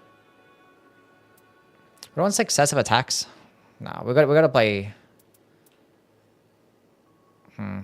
That's fine. And then we just have the grease shit. So basically the idea is that we're just always going to be finding the Bloody Hellas, because the Bloody Hellas is the only purple heavy thrusting sword. And it's a dexterity arcane weapon. So with the Scholar and that dexterity relic, he's going to get pretty good damage with that weapon. Where the hell did I just go? I went past it, didn't I? So we can pretty much almost guarantee the Bloody Hellas every single game, because it's the only purple option. And yeah, C scaling and arcane, B scaling and dexterity. Get a C scaling and strength. I guess one... Okay, wait, where's the actual character himself? Where's my guy? So yeah, with that relic... 156 damage. Compared to a Rivers of Blood. So it's more than a Rivers of Blood. And the speed difference is about the same. And it gets piercing damage too. But another reason why we want to run it is because it gets pure physical damage. And with pure physical damage, we're actually going to benefit the most of the physical attack power increases after using Grease. So we stack up in Grease, and then we just spam it throughout the fight with the Bloody Hellas. Get decent damage. And we still have the damage boosting stuff for the allies, so... Because this build it only requires your deep relics for it to do good damage. I mean, I did get pretty much a god roll here because I got the dexterity with the dormant heavy thrusting swords. And therefore I could actually afford to run +2 and +1 together. Which was nice. I kind of want to change up this one though, because it has... That's a waste. Because it doesn't stack with this one. And then this I can just leave for just support items confer effects. Damage boosting, and I have Hoarfrost Stomp too, which is nice, so... Okay, not change Gub. I like this build. I do want to switch off that one, though. Do I have a better one of those? We need a +1. +1. No, we don't really have anything better. We don't have the near death, you know. Unfortunately, there is nothing better. We don't reduce rune acquisition. We don't the resistance is down. Nah. Whatever. That's fine. Can buy a small pouch from any merchant? Yes, you can.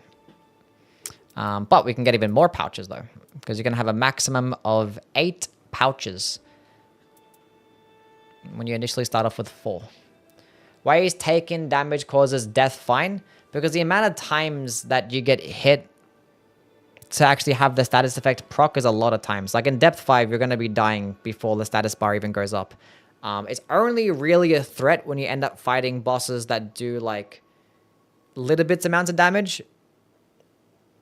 And they hit like a lot of times. So like roaring attacks and stuff. So like when Hjolster does like the roar attack, or when like Libra does his roar attack, it does like a little bit of damage, but it hits like 20 times. And that can get you messed up. Or against like Kaligo with all those ice crystals on the ground. Those are like the only times where it's going to be an issue. If you're a Guardian as well. No, they changed that though. When you're blocking damage with those relics, you no longer take the status build up. Even if it's elemental damage. They changed that, thankfully. Because yeah, like Guardian was like dog shit. If it just had those perks.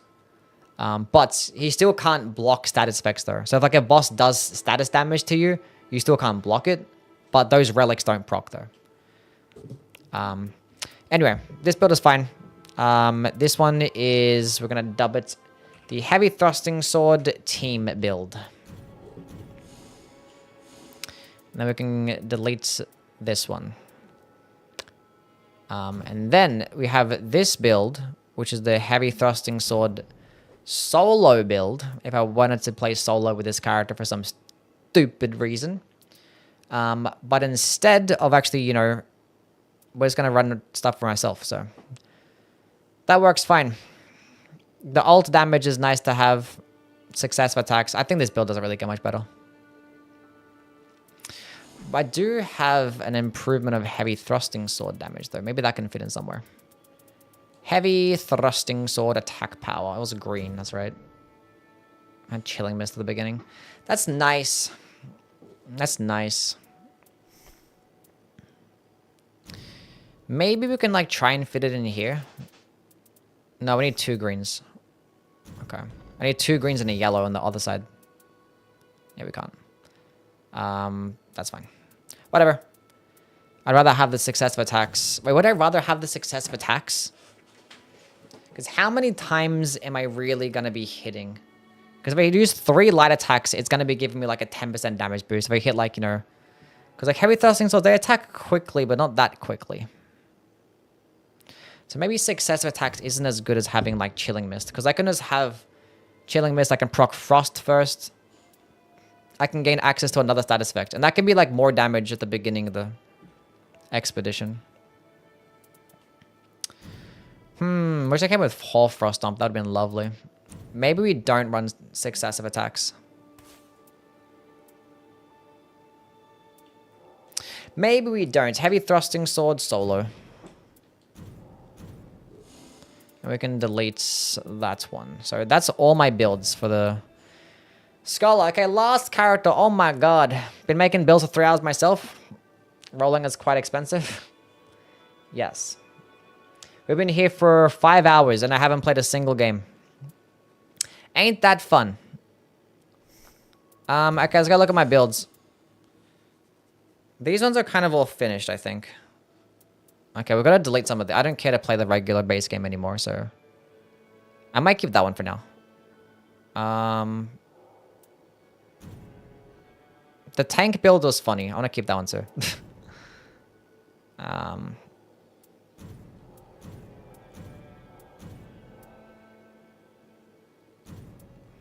Okay. Deleted all those. Don't give a shit about that. Okay, spell-based build. Go look at this one first. So, improved minds...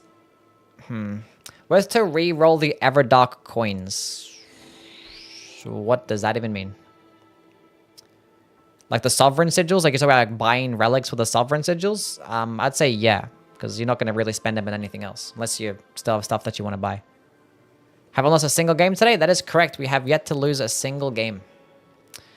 Mind and Faith. What do we have?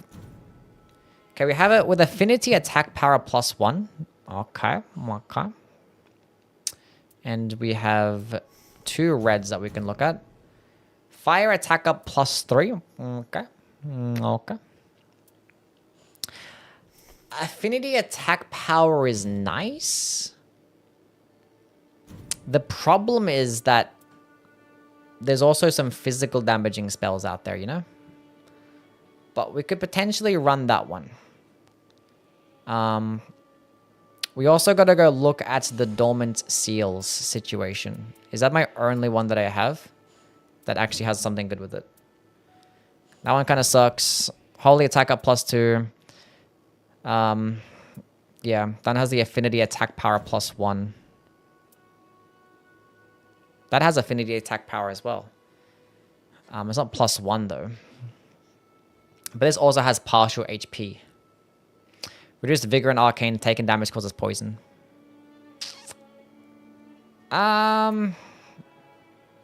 Okay.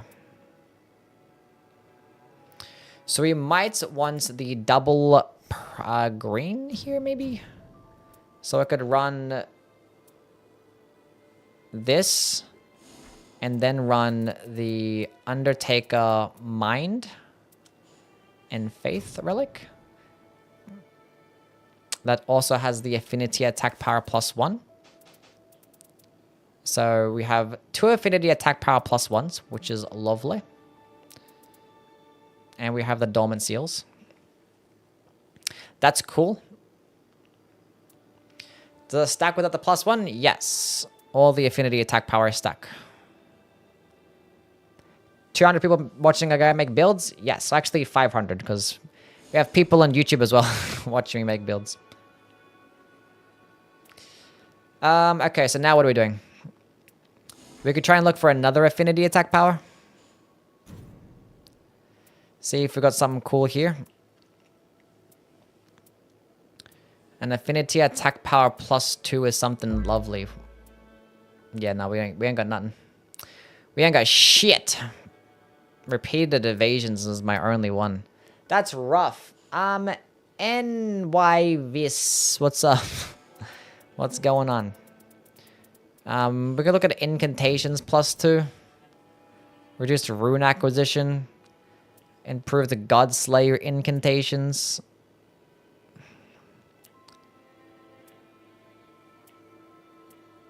Bro, what is all these dog shit ass builds? Come on now. You gotta help me out here, game.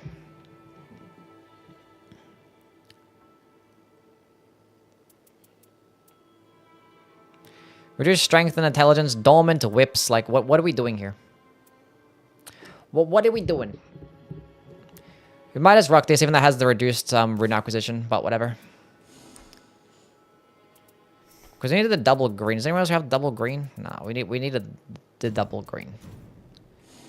Now, the question is, what are we running here?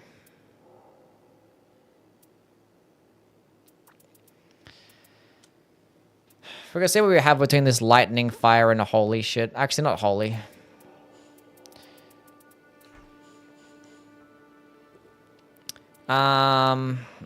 Godslayers with fire attack up. I don't wanna have to be doing this, going all into...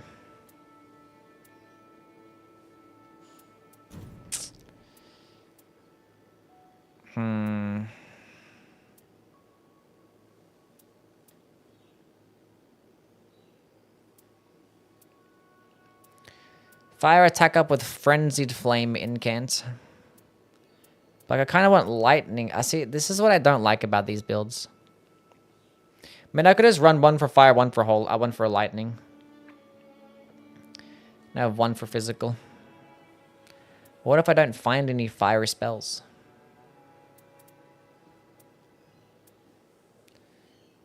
Because I have affinity attack power here. Incantations. This is why it's so much easier to build around sorceries, because you can just go magic attack power. It's simple. This one's not as simple. This has fire attack up and dragon cult, so I can benefit both.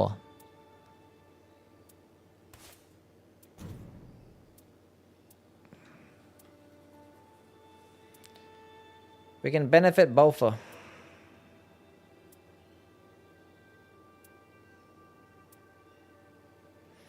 Fire attack up and frenzied flame.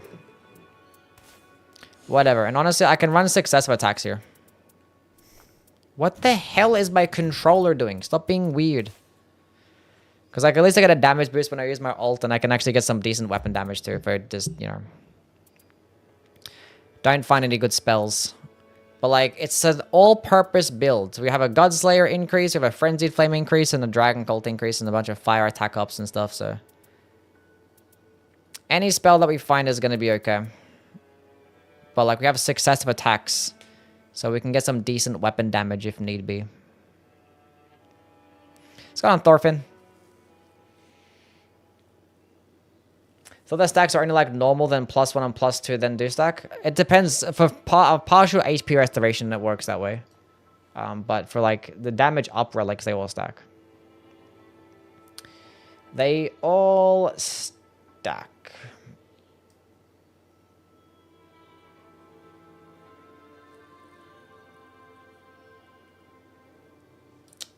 Yes.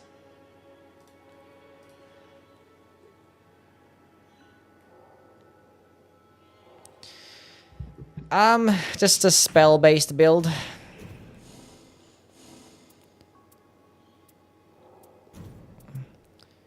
So, like, it's just an all-purpose spell build.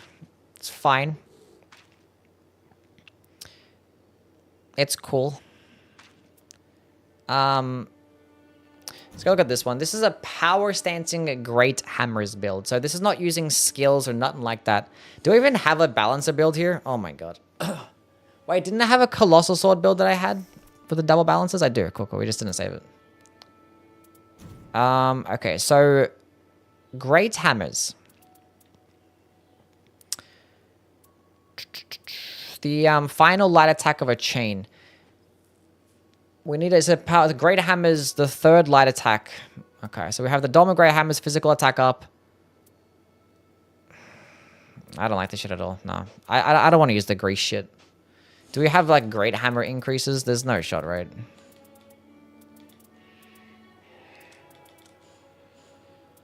Oh, it's red. Oh, it's fantastic. That's all. It's just...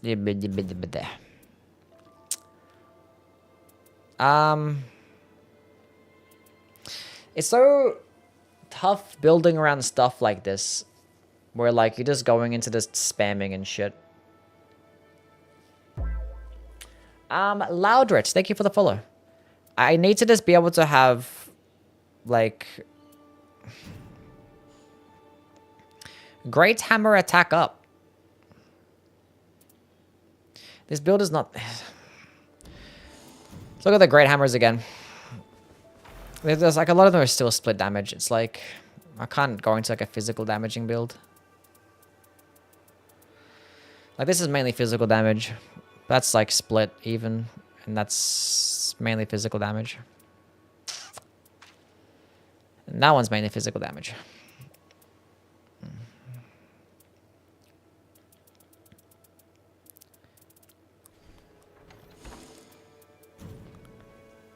Because the reason why I have this build is because I just want to make something to where, like, you don't have to use skills, you don't have to use spells, you're just, like, spamming and shit, you know? Don't have to change up your stats or nothing like that.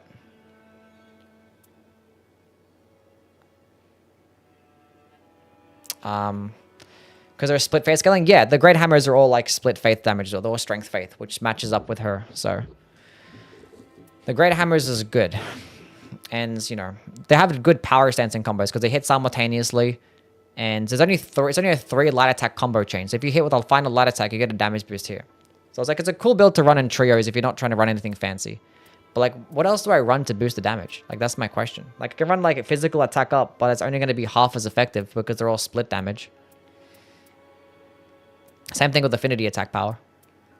It's like, what do I even have here? You know what I can do? Just a good old generic strategy that's good for basically everybody. Oh, I could use this. Because stamina recovery is nice. Initial attacks is also good. Taking attacks... Initial attacks is really good. You're right. We're probably not going to play a game today, no. Do we have something decent here, though?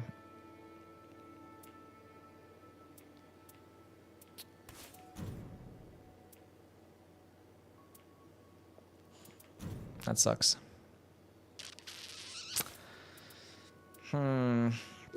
What's up, Frosty?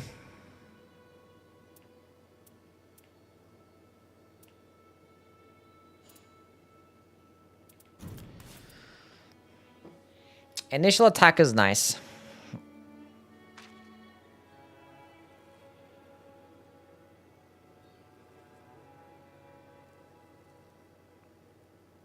How much damage this boosted by again? This actually also has stamina recovery and attacks. Okay, we're good. We don't actually need the other one then.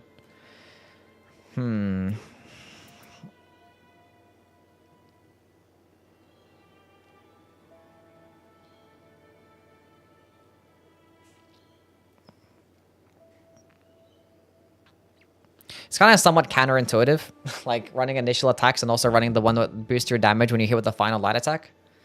But it's only 3 though. It's like even if you're spamming over and over again, like a third of the time, you're gonna get. So it's like this is really only boosting it by 15% because like I have 3. Well, it's not even that. How much is a initial attack? It's like 13% or something like that. And with 3 of them, it's like close to 40% or whatever. So let's just go with another initial attack. And don't worry about the final light attack. But that was the entire reason why I wanted to run this. Was for that relic.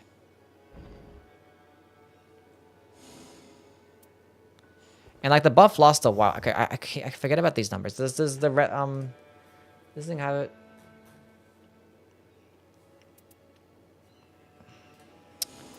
Can we just like no?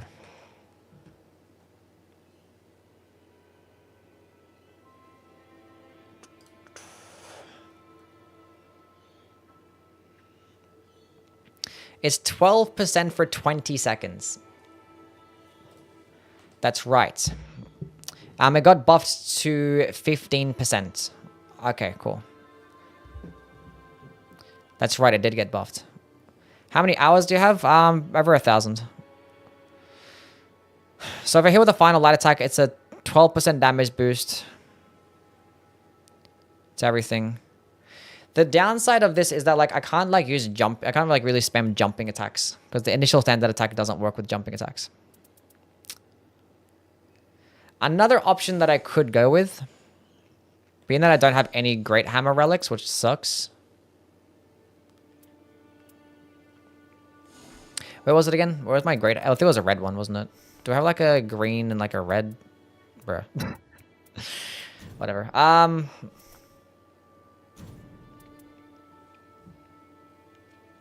Another option that I could go with instead of initial standard attack would be like...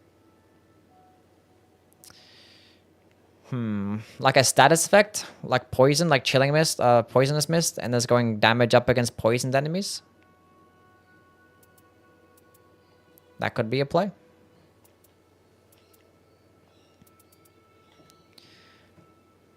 But that means my damage is going to be reliant on poison, which we don't want that. 15%. We could just cave this build. Power, stancing, great hammers. We'll cave this build. Could be cool. Might not be cool. We'll see. But it's like a basic generic build that's going to work. Little RNG involved. And all you got to do is click the light attack button. That's it. That is it. Let's go look over this double balances build. So we have double balances with colossal swords.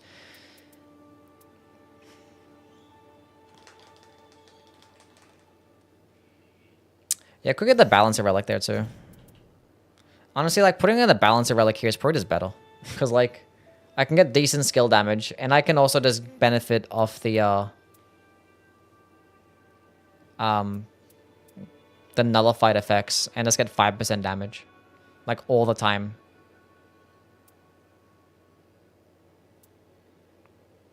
What a silly relic that is. This thing is not that good. Like 12% damage for 20 seconds if I hit with the final light.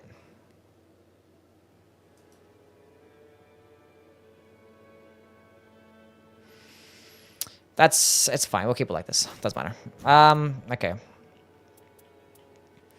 Anyway, this is a Dormant Colossal Swords build. And we have the Dexterity Relic? Yes. So we have the Dexterity Relic. Surely we've got a better Dexterity Relic.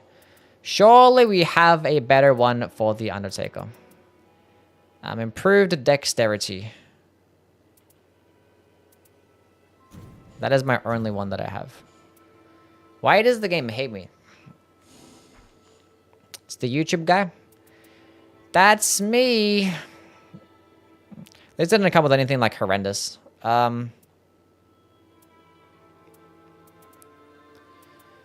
we're skill spamming here. That's basically the build. One thing I would like to know is if the Undertaker gets more damage with colossal weapons.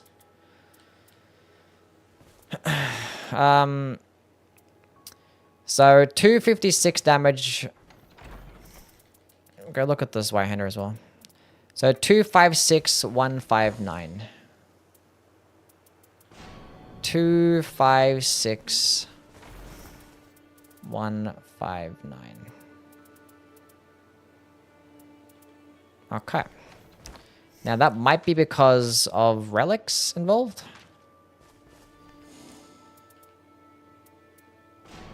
With the Dexterity relic, she's getting some pretty solid damage. I had like one affinity attack power and physical attack up, but that wouldn't have made much of a difference.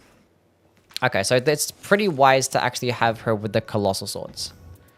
So that's good. And the Colossal Swords have some really good skill-based options. So that's also a good thing. Resistance is down. Do I have another Colossal Sword? Hold up. Do I have... Let's see what we've got going on here. Dormant Colossal Swords with only guard counters. Ugh. What's my green one looking like? Dormant Colossal Swords with incantations +1. Taking damage causes death buildup. And yeah. That's so cool. Activating ultimate art increases attack power. Would have been great to have if I had the Colossal Sword damage. But I couldn't even fit it in this slot anyway. So that's fine. Should I buy this game? Is it worth playing? Yes, I would say so. The game is really fun. So, okay, double that. We have the activating ultimate art. We have it with physical attack up +2, which is cool. We have the dexterity relic with some bullshit. Yeah, so like there's nothing really to run here. We have partial HP and we have the grease. So if I use grease, I get a damage boost. And it's going to only be like a little bit of a damage boost. So nothing else really that I want to run.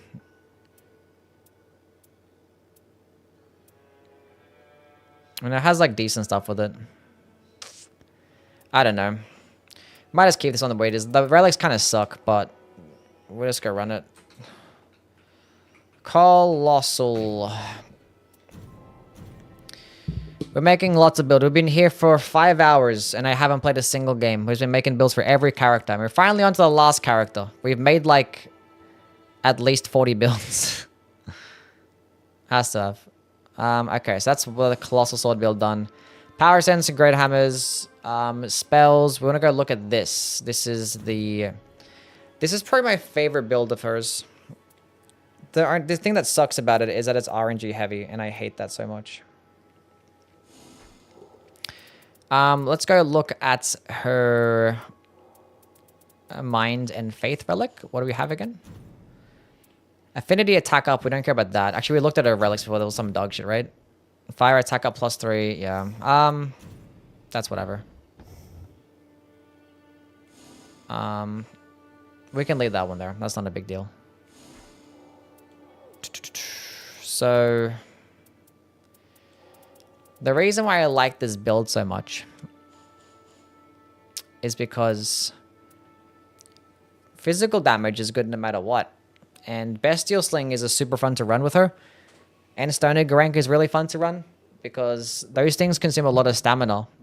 And typically you can't really spam it as often as you'd like. But with the Undertaker and her skill, you can effectively like double her stamina bar and you can just keep spamming forever. Not forever, but a lot longer. And it feels good.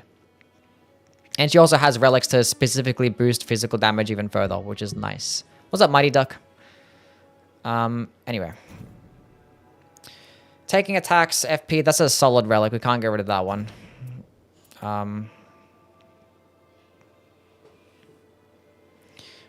That's a 15% damage boost for a minute. We actually do have a Bestial with physical attack up. And no Bestial incants here. But we need to run the... Because any physical damaging spell would work fine. Not work fine, but we do want to get Bestial Sling for sure. So physical attack up, reduce damage negation after evading. Okay, do I have... Right, let's go back to the Mind Relic, because...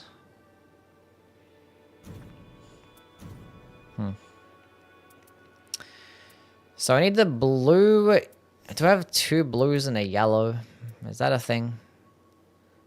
2 blues and a red.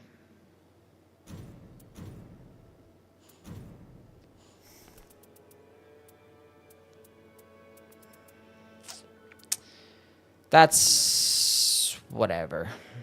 That's okay. This thwarted by shitty-ass relics. Bad relics. Partial HP, physical attack up, dormant seals, and affinity attack up. I forgot about dormant seals. Holy attack up. Come on, man. Same thing with both of my spell builds just suck because of shit relics. With this character.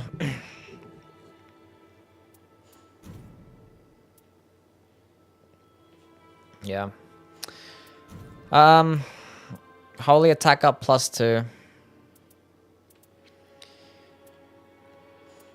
If you had physical attack up here instead, it'd be lovely, but that's fine. We got both partial HP restorations.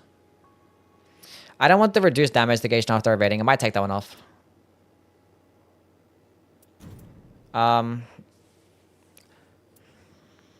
Do I have another +4 physical attack up? That doesn't have some bullshit.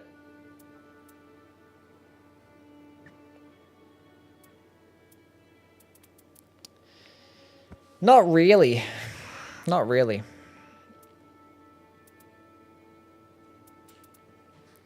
I mean, like, that one is... But it has nothing else with it. Whereas, like, at least this one... Poison and frost buildup is whatever.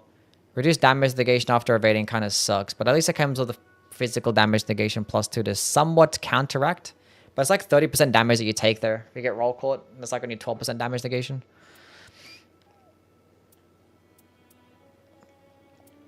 So do I want to have the damage negation? Game Bats, thank you for the follow.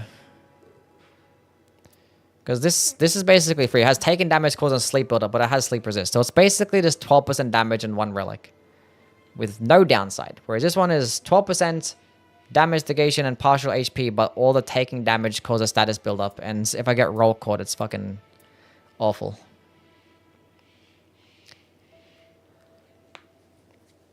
Have both skill relics and roll an extra wilder skill, taking attack of his attack power. Don't have his optimal though. That's good now. Sounds solid. One thing that I would like to have here is when I use my ult, I get a damage boost. So like, if I just had good relics, this would be not a problem.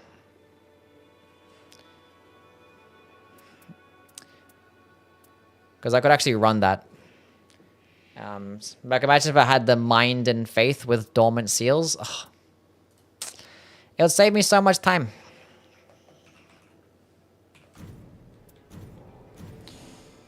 It's not really bestial, it's more like physical damage, so... Whatever. Call it bestial anyway. Let's go look at the Deep of Night's Fist build.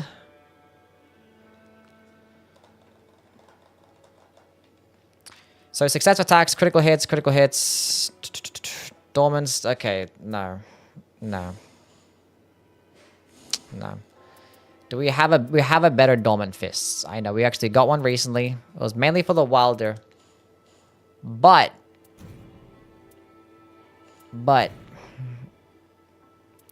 we can rock that shit. There she is right there. So this one's better. And then we can actually have critical attacks here.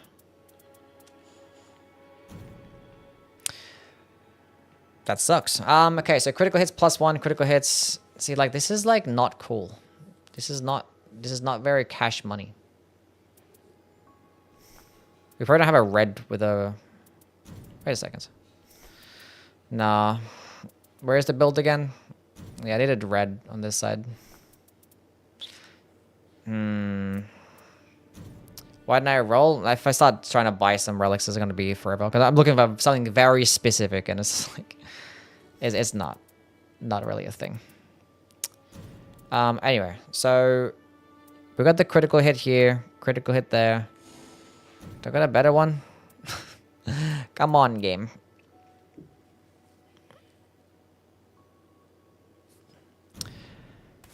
This sucks. Once again, thwarted by shit relics. I would never run this build because this is better on the Wilder. My Wilder has much better relics. But I'll still keep it though. We can maybe improve it.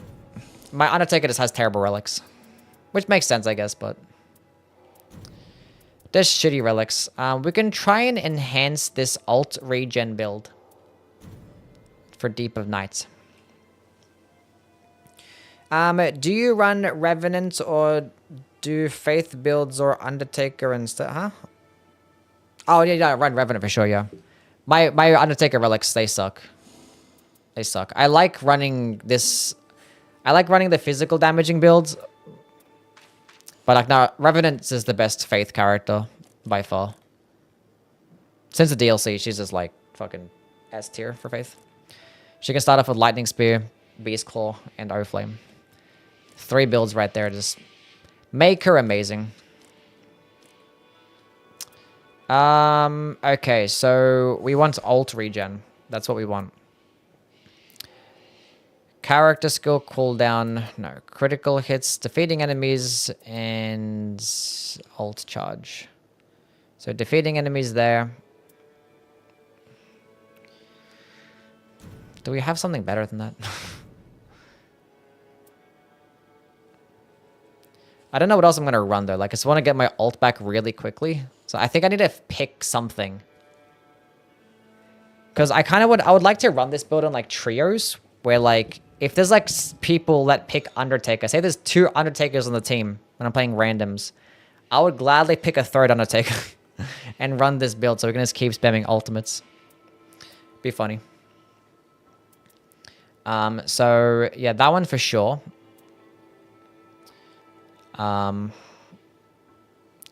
Defeating enemies, added affinity. Lightning Spear, fundamental. No, Lightning Spear is a Dragon Cult incantation. Dragon Cult is lightning. So, every single lightning spell in the game is just Dragon Cult. Fundamentalist is the holy-based spells. Only some of them, though. Like 4 or 5 of the holy spells are fundamentalist. Some holy spells are just not. Physical attack up. I think it would boost the ult damage. Maybe. Can try it out. In trios, I'm not going to really be getting the critical attack, so I don't think I mess with that one. Is there a better defeating enemies? Like, what would I run here? This has... Damn, this is like an all-purpose ultimate regen. Look at that shit. This is like this is one that you buy. As critical hits fill the odds gauge, defeating enemies, and ult charge +3. I'll put that one on instead. That's a shop relic? Okay, cool. Because like, there's no way. Okay, defeating enemies...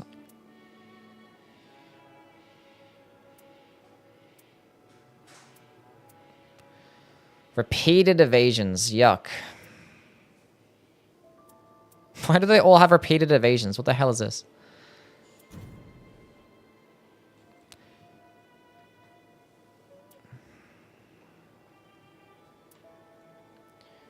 We need defeating enemies +1 with not some bullshit. Lancaster, thank you for the follow. Best builds to play solo consistently. I like the critical attack build with the Wilder with the fist weapons. Feels good for solo.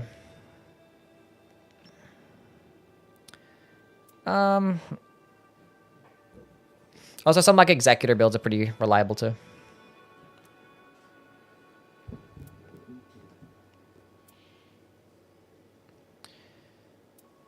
Can I get something decent here? Yeah, like ultimate odd charging impaired is not ideal for my ultimate regen build, huh? It's probably like the last curse that I wanted. Okay, surely the yellow is not gonna let me down. Surely yellow doesn't let me down. Okay, so for that one.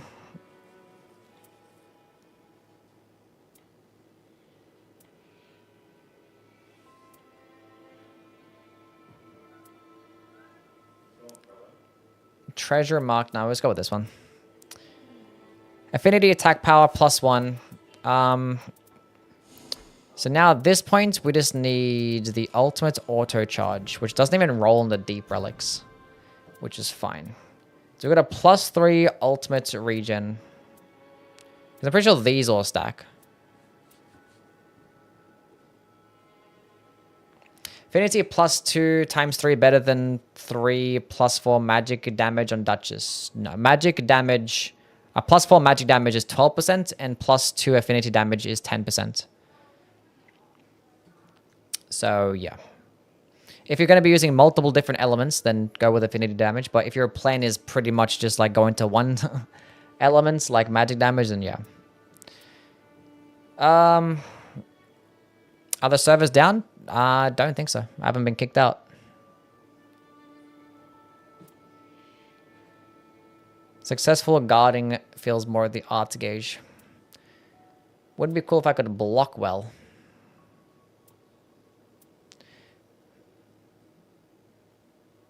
I got kicked out? Oh, did you? Interesting. Maybe I'm gonna get kicked out soon. A Europe problem?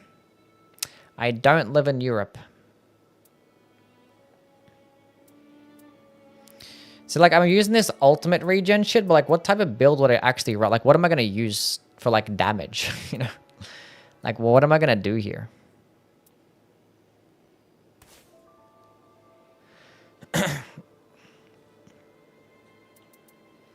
We're not playing any games today.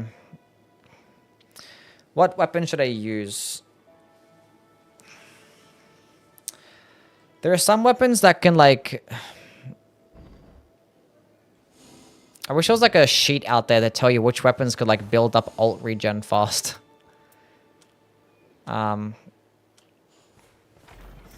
I've heard that, a Gargoyle's Black Blade can, like, regen ult quickly with the skill.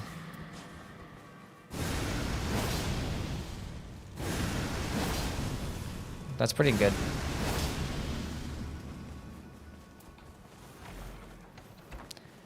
How good is a hammer? 1, 2, 3. What if I had, like, a fist weapon, let's say?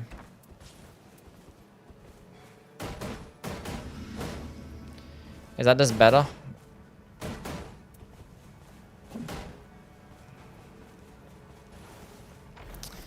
Seems like it. I think so. Obviously, power stancing just does it nicely. So I think power stancing is on the menu. What if we actually just do the the curve sword build? What if we do the curve sword build? Try the charge stacks. We'll get there. And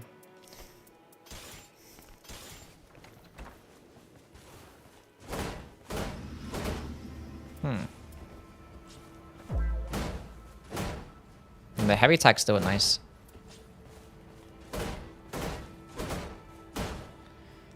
Misiki, thank you for the follow.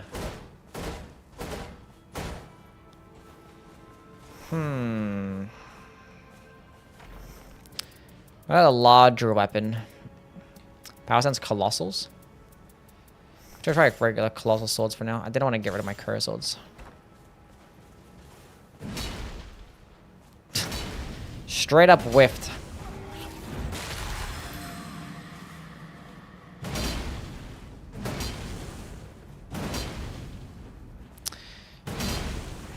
I wonder if that's faster or not. I need to, like, just sit down and get a timer and just, like, go at it.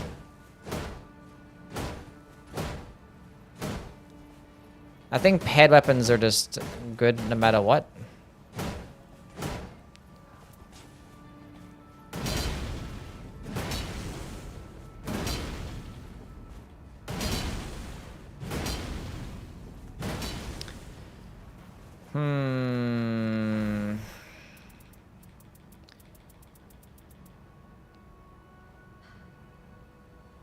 What if I, like, do, like, straight swords? I don't know. Longest time viewer, literally use your ranking vids, random shit to sleep. Number 2 on my YouTube rewinds? Nice. Hell yeah. Glad you like the content.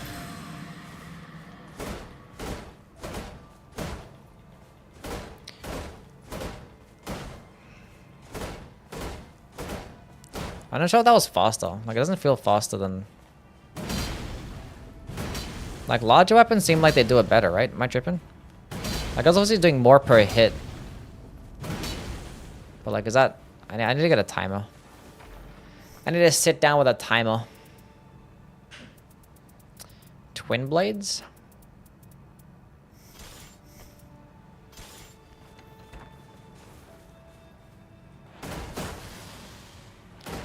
I thought that was gonna do way more. It kind of sucks.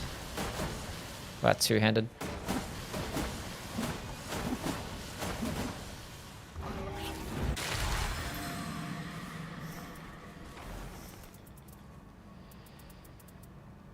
It's kind of booty cheeks.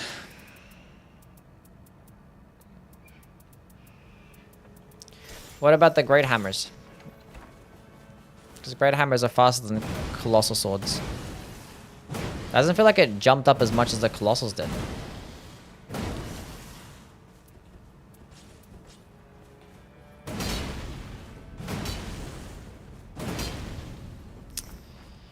I don't know, dude.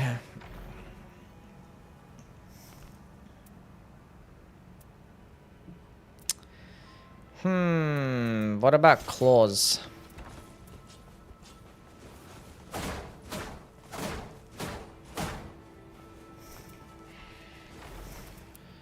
What about straight swords?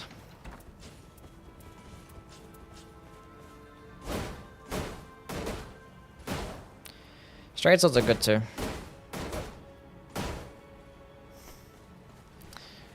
Do I have the dexterity relic equipped? Thing is, if I use like larger weapons, like I would not necessarily have to use the dex relic. Radahn goes insane. That is true. Radahns would actually build up super fast.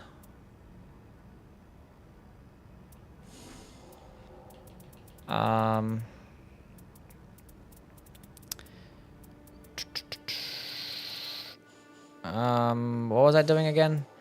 The dexterity relic, Undertaker. Wait, I don't have a good one, do I? I don't even have one. Whatever. Guess we just rock that one. We have the alt regen shit.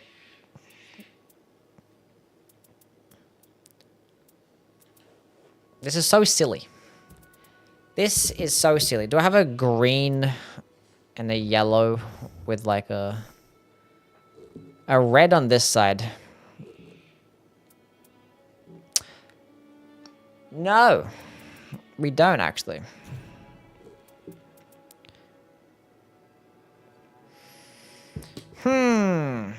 So if we're running dexterity, see, like, I don't have to run the dexterity relic. So should I just run larger weapons? What about like colossal weapons? What about those? Because if the colossal swords are good, then surely the colossal weapons are going to be just as good. And this way I don't actually have to run no dexterity relic.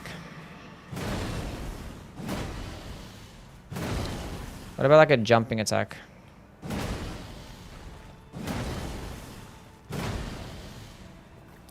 Unfortunately, it's slow, so the success of attacks and the damage isn't going to be the best.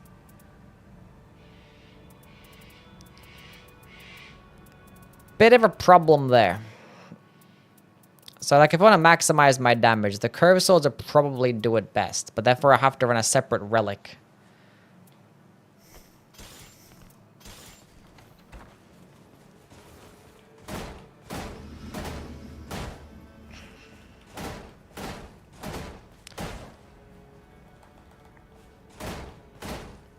But then again, I had to find two. Whereas like I think a paired weapon would just do better. I think a paired weapon would probably just do better.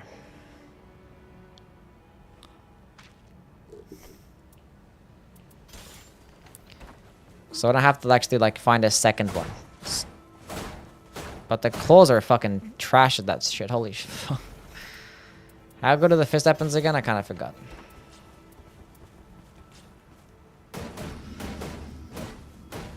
Kind of just as bad, but like the heavy attacks did way better. Heavy attack spam was decent. But that's if you find the Star Fist or the Iron Balls. If you don't find them, then...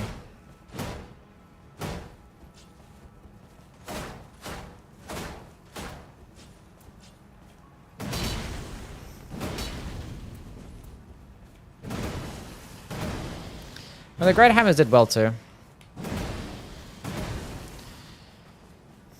Maybe we could go dormant to Great Hammers again.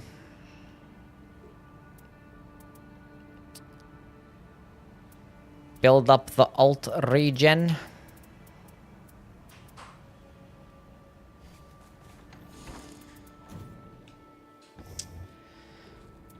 Then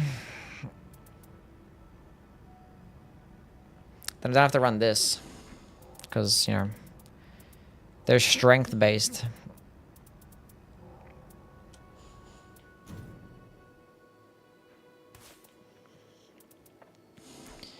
And then we go ultimates.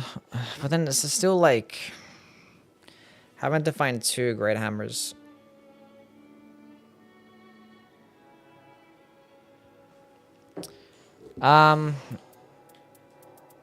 I'm like never gonna run this build. I don't even know why I'm trying.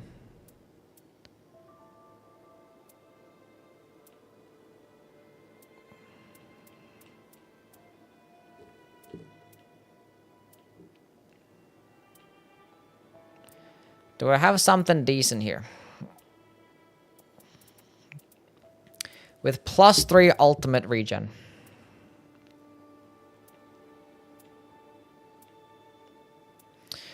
Correct, that one that has like, if I get a... Nah, it's not worth it.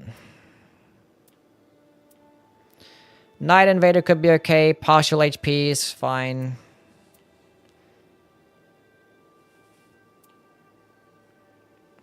Stamina recovery and attacks with the guarding. Maybe I can just block some shit sometimes and maybe I can get my ult back.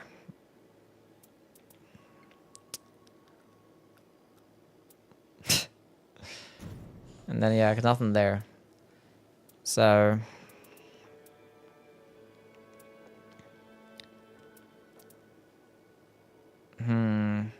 Prioritize Night Invader or physical attack? I'd rather have physical attack. I don't run Night Invader or Evergale anymore. I mean, like, Night Invader is better. Because, like, you can get up to, like, 28% more damage in just 1 perk. I just don't run them anymore. I don't care.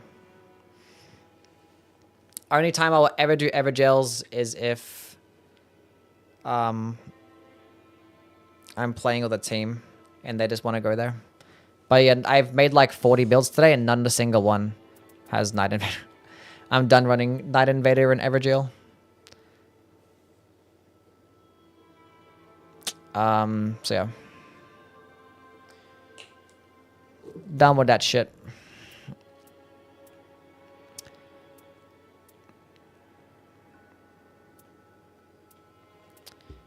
I am done. Okay, what do I want to do now?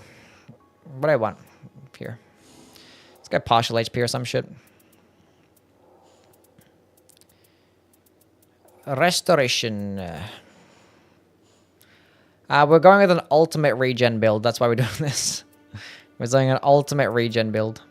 Trying to get our ult back as fast as possible so we can keep spamming it. So trying to use weapons that, you know, get my ult back quickly. Which power stance and great hammers is pretty good. And doesn't mean, and it also means I don't have to actually run a separate relic. Okay, defeating enemies +1. Yeah. Regular defeating enemies. I could do like critical hits +1. But like I'm never gonna, I don't know, we can try and find it. Critical hits +1. Do I have something like that with like partial HP?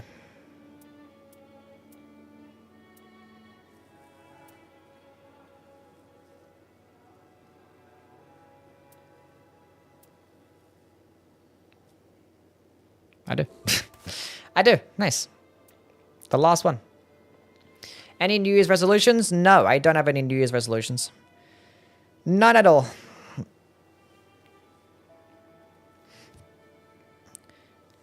Every day's the same. If I want to get something done, I just go do it now. I don't wait to the new year to do it. Or to change up my life if I have a problem with it. Okay, alt regen. This one is funny. I might, if I ever go play with a team, I might force the Undertakers to also run some alt regen stuff. So we can just all spam our ults as fast as possible. It'll be hilarious. And the damage is not going to be bad here at all. Because, you know, power sets and great hammers is fine. And we have successive attacks.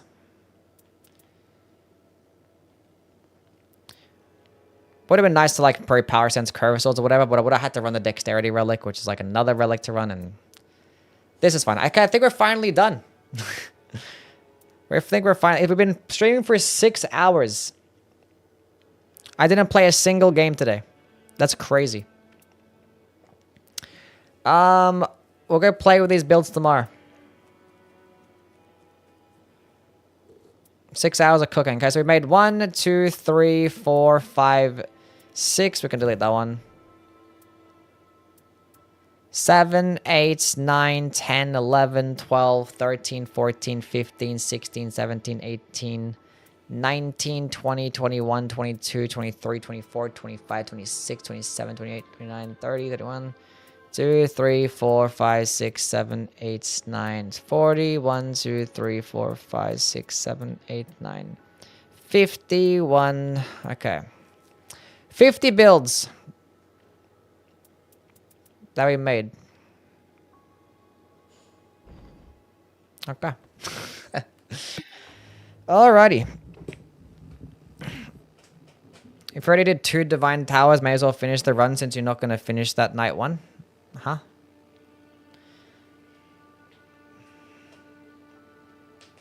Oh, yeah. If you're talking like just farming and shit, yeah. Yeah, just... You might as well clear it out. Might as well finish it off. I mean, you could, like, the earliest you can do it would be, like, at the beginning of day 2. Because, like, I've done both jails. I've done both divine towers. And I did, like, one in day 1 and one, like, at the beginning of day 2. But I had, like, a broken build as well. So I have me get there.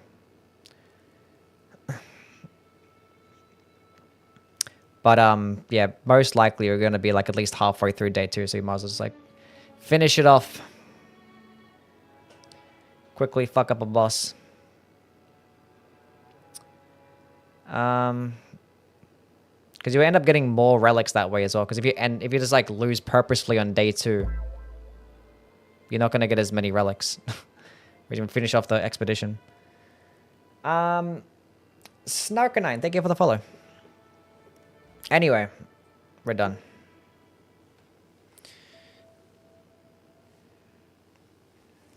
We are done. We made 50 builds today. We'll go test them out tomorrow. I was going to go yap about them all today, but like this is going to take a while to yap about. So we'll yap about them tomorrow and then make the video tomorrow. So therefore I can actually like play with some of these builds because I'm kind of curious to how some of these work.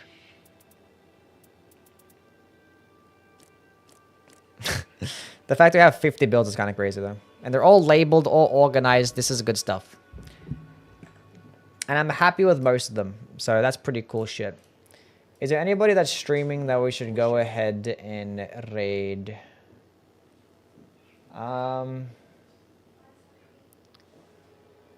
Anybody that we can go ahead and raid?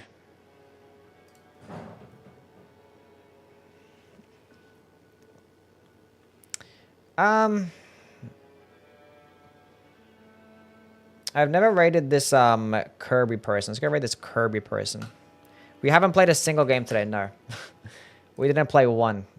Our Kirby 808.